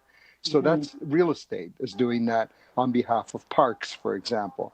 Why wouldn't real estate do that on behalf of transportation as well? Since they're like, they've been engaged in this stuff and they know what they're doing, and they have all the sort of the ongoing expertise. Why would we be duplicating that? So, Councillor, as I understand it, the OED, the Ontario Energy Board, has already granted leave to construct the pipeline. This is a crossing agreement. No. I listen. I understand that. I understand that that we only get to chat about the details. I understand that the pipeline was going in. I understand that there was an EA and this in this case it was a provincial one. As opposed to a federal one like we had with Line 9, for example. But it was my understanding that it was real estate. It would be real estate that would be, negotiating all of those details, easements, leases, property sale or property acquisitions along the way, right? As they do with other things. I'm just not clear on why in this case you're asking for the authority to do the same thing that real estate does. So my understanding, and staff can jump in if I don't get this right, but there are already real estate easements for the pipeline. This is just specific to the crossings, and that's my understanding. And we actually do work with with our lawyers and as well as real estate. The pipeline is under our right of way. And so that's why we are being asked to address these crossing agreements, and we get the same support from real estate and from legal that we need in terms of their expertise. So you would be negotiating them, not real estate, for example, because for the crossing. Because normally the way, and that's fine. I'm not sure it's any clearer in my head, but I've always dealt with real estate on these things, and this is new, so okay. And that would be typical for most real property transactions, Councillor. It's just with the right-of-way and with these crossing agreements, we often do utility agreements and easements in transportation under our permitting and enforcement group. Okay. The state already has a process whereby if, for example, they're going to enter into any agreement with anybody, and I brought up the example of the walkway under the bridge, for example. They're in our real estate people are in the process of negotiating a leasing agreement with Metrolinx and Mosaic, the constructors of the LRT. And they want, and so Mosaic, and in fact, they had done this already. So Metrolinx and Mosaic had shut down this path, this bike walkway path under the bridge that connects Roundtree Mill Park with the Humber Trail. So they had broken it. They had put a gate on one end, a gate on the other end, and with two gates there. And real estate was just sort of recommending, councillor, they got to do the work, and they need this. And I don't disagree with that, and I don't think any of us would disagree with that because that's work that needs to be done. But what I did is I went back to real estate, get back into the trail again. How complicated that was. And I went to them and I said, listen, how about on the weekends? You guys don't have any workers there. Would it be okay to keep it open? And they said, yeah, we could do that. And in fact, that's what they agreed to do. And now they've reopened it. And we're putting that into the agreement. And I think we have a system that works well when we do that. And I think that because I think as local councillors, we understand the local dynamic and we're in tune with the local dynamic a little closer than sometimes our staff would be. So I just had that motion in so that when these agreements are being hammered out, that we are at least consulted on them on the different aspects of it. So that's the motion I have before you, Madam Chair. Thank you. It's similar to what we do with real estate. Thank you, Councillor Perruzza. Anyone else speak to this item? Councillor Layton.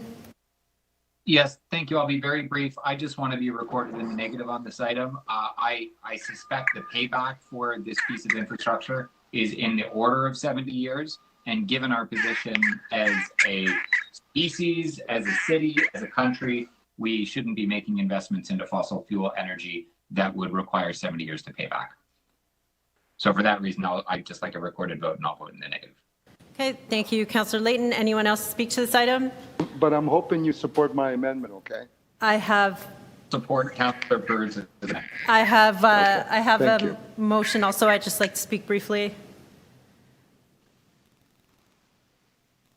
That City Council requests General Manager Transportation Services to inform Imperial Oil Limited of the city's commitment to transform TO strategy and becoming net zero by 2050 or sooner.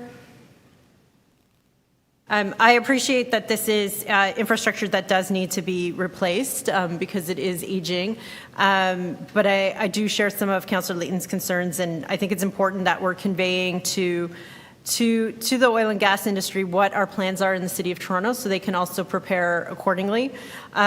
The federal government has also committed to being net zero by 2050, so I think that we all need to work together. I think it's important that we let them know of that commitment. So with that, we'll move to votes on the items. So we'll move Councillor...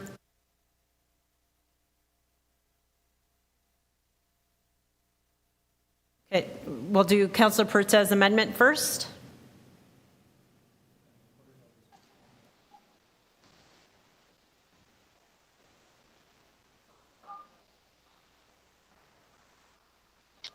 What a big amendment. Oh, Maron, we got need time to read it. It's exactly the same as the recommendations in the report, only with the underlined words added in, consultation with the local councillor. It's the only change, Michael. So if you've read the other recs, you don't have to reread it. There it is. Okay, so we'll vote on in consultation with the local councillor. All those in favor? All those opposed? The amendment carries. We'll vote on my amendment. I think we just looked at it, so we can vote on it now. All those in favor? Oh, sorry, it's coming up. Try that again. All those in favor? All those opposed, that item carries, and then we'll do a recorded vote on the item. I'll pass it to clerks to do that. Thank you, Madam Chair. This is a vote on the item as amended. All in favor? Madam Chair? Councillor Pasternak? All opposed? Councillor Cole? Councillor Perruzza? Councillor Layton? Madam Chair, that is 2 in favor and 3 opposed. That item does not carry and will be forwarded to City Council without recommendations. Okay.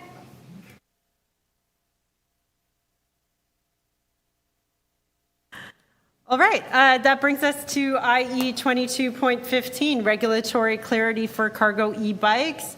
Councillor Layton, firstly, are there any questions of staff? Yeah, Madam Chair. Yes, Councillor I just Perruzza? think that, can we just go back to, I guess we can't go back to that item, right? I can vote to reopen. No, I can't vote to. I'll tell you, because I'll tell you. Sorry, somebody on the prevailing side needs to reopen. Yeah. Oh, the prevailing. So Councillor Layton, Councillor Perruzza can move it, right? You can move to reopen it, Councillor Perruzza. Oh, there you go. I moved to reopen. Yeah. You know what? Okay, sure. Yeah, I moved to reopen. Okay, Councillor Perruzza has moved reopening. All those in favor? Yeah. All those opposed? That carries. We'll move the recorded vote again. All those in favor of the item as amended? Can we, Madam Speaker, can we just kind of just take a pause for a sec and understand what we're doing here, okay? I understand Councillor Layton and what Councillor Layton is saying or doing. Why don't this is a line, this is a gas line. It's intended, this is intended to bring gas to the depot, and then it gets distributed from the depot. And we don't have a say over whether or not the line gets built. The line is going to be built. It's going in. The thing that we need and must do is understand and figure out how the line crosses our streets and crosses City of Toronto property in terms of the construction, how it's built, how things get fixed at the end of the day, all of that stuff. It's really about, and Ms. Gray was absolutely correct. We don't have a whole lot of control here, but if we all of a sudden say, sorry, we're not going to get into any of these agreements, that doesn't stop the line, Councillor Layton. What it means is that it crosses our streets, and we don't know under what circumstances it's crossing or any of those things, and we basically give up any sort of how do you say any kind of control over that. And I think to some degree, and because the line is mostly goes through it really infects a couple of wards. I think in part Councillor Holiday's, Councillor Ford, it's mostly mine, and a small portion in Councillor Pasternak's ward. It is crossing these infrastructures. So while we might want to make a statement about fossil fuels and gas and all of those things, and whether or not Imperial Oil should be distributing that. No, I get it, Michael. I understand it. And whether or not, Councillor Perruzza, we're not on a speaker's list here. Yes, thank you, Councillor Pasternak. Sure. I was indulging that as I was talking to clerks on how we can proceed in the background, so I was happy to have him fill the space. I've been instructed that we have voted to reopen the item. We are now going to need to revote on all aspects, including the 2 amendments, so we'll proceed with a revote on all 3 things. Councillor Perruzza, thank you for filling the space while we work that out with clerks. I appreciate that. Okay, so we're going to move Happy to have been able to do to that. re-vote on all three items. So we'll start again with Councillor Perruzza's amendments, which add the words in consultation with local councillor. All those in favor? We're going to display it again for clarity here. Have we voted to reopen? Yeah, we've reopened. Yes. Yes, James. Okay, when the screen changes back, we'll proceed with the vote. I need a minute for the screen to change back. All those in favor of Councillor Perruzza's amendment? Okay, that's unanimous. We'll move to my amendment to inform Imperial Oil of our net zero commitments. All those in favor of that amendment? That is also unanimous. We'll now move to a recorded vote on the item as amended. Clerk will do that. Thank you, Madam Speaker. We're taking a vote on the item as amended. All those in favor? Madam Chair? Councillor Pasternak, Councillor Perruzza, Councillor Cole. All those opposed? Councillor Layton. Madam Chair, that is 4 in favor and 1 opposed. The item as amended carries. Okay, thank you. We'll now proceed to our last item, IE 22.15, regulatory clarity for cargo e-bikes. Anybody have questions of staff? Okay, seeing none. Anyone to speak to the item? Councillor Layton? I'll just say, we've had now Purolator a couple of times launch their cargo bike pilot in Toronto for their these large electric assist cargo bikes to deliver last mile packaging. It would be pretty rich if all of a sudden we didn't help them make it a reality because the province changed the rules. Now, I would add, I have an e-assist cargo bike for my kids. It's really technically the only motorized vehicle we have in the household. It does not hit the threshold, the weight threshold. So mine would be exempt, but someone with a different model that works the exact same way, but just a slightly different model, they would be captured by this, and their vehicle, their many $1,000s worth of investment. I bought mine on Kijiji, so that's how cheap I am. That their thousands of dollars of investments would be gone, and it would be illegal to pilot one of these things in the city. So this is trying to give that clarity, and I had it prepared by staff and know the file far better than me. Question for the mover. Councillor Pasternak, 3 minutes. Yeah, so I am a little confused here. We've moved several motions for staff to create a regulatory environment to come back to council or committee and then council to make cargo e-bikes legal on our streets. I'm just curious to know, is this the staff report back, or why have you, it looks like you've written the new regs for this. We were waiting for a staff report based on a motion that I moved some time ago. Sorry, Councillor Layton, we can't hear you. The province changed their regulations and said if it's illegal unless municipalities opt in. And so we had staff who had been working on this file previously with the industry. We requested that they bring forward what we needed to make sure the vehicles that had been prepared were captured and we could move ahead. Or else, like the alternative is us to wait longer and these vehicles be illegal on our roads for months. So maybe we need questions for staff. Is this the staff report we were asking for? I don't know. It's written by a counselor, I guess. Okay, well, let's move to questions for staff. I think I've said it a couple times now, Jake. So this was written for me by staff based on their interaction with the industry because the province made us do it.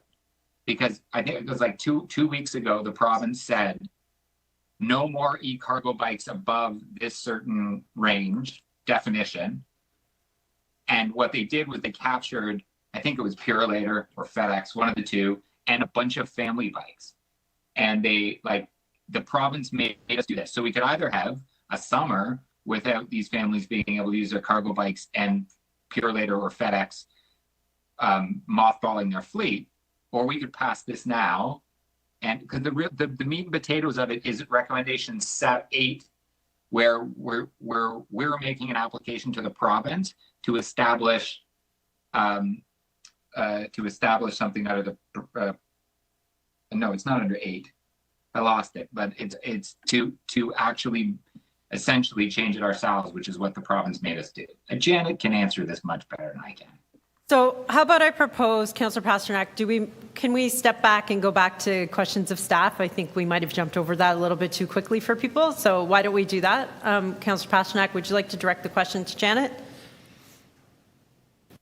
Yeah, so we were expecting a report back from staff on various motions that were moved over the years. And I'm just wondering whether this is your report back.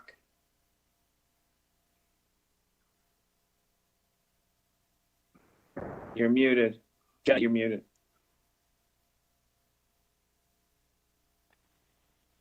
Sorry, thanks. This isn't that report. We will be reporting back in the fourth quarter fully on micromobility, but the province hasn't provided all the e-bike updates to the regulations. They're still in the process of making some updates. This is specific to the cargo e-bike regulation, which on April 29th, the province set a much lower weight limit, which was only 55 kilograms, as Councillor Layton was saying, which prevents a number of family-oriented and delivery courier type cargo e-bikes that are in the 90 kilogram range. So what we're doing is simply putting back what Council adopted last July. So this is something the City of Toronto already had, but because our definition was linked to the provinces when they updated that, we now have to update ours as well. We are supporting the provincial regulations, essentially. We're also supporting both residents and businesses across the board. There are a number of stakeholders that have asked for this, and they are eager for us to move quickly, as Councillor Layton mentioned, so they don't lose out on a full summer of being able to use what they were able to use as of last year, according to Council's adopted bylaws. So the flaw here is that usually when we get a staff report, there's a decision history that does not exist in this motion, and that's why it's a puzzle to me. But you've added some clarity. So I guess that's a good thing. So we'll leave it at that then. Okay, great. Any additional questions of staff? I see Councillor Prusa talking, but I don't know if he's talking to us. I'm going to say he's not talking to us. Okay, back to speakers. Councillor Layton, you're moving the recommendations that you brought forward. Anyone else like to speak to this item? Okay, we can move to a vote on the item. All those in favor of the recommendations moved by Councillor Layton? All those opposed? That carries. I am confirming with clerks we have no additional business. We are done for the day. Thank you so very much to all the deputants that came out, the councillors. Have a good day. Thank you. Great. Thanks, everybody. Take care. Happy snow clearing. Snow in May, everybody's favorite.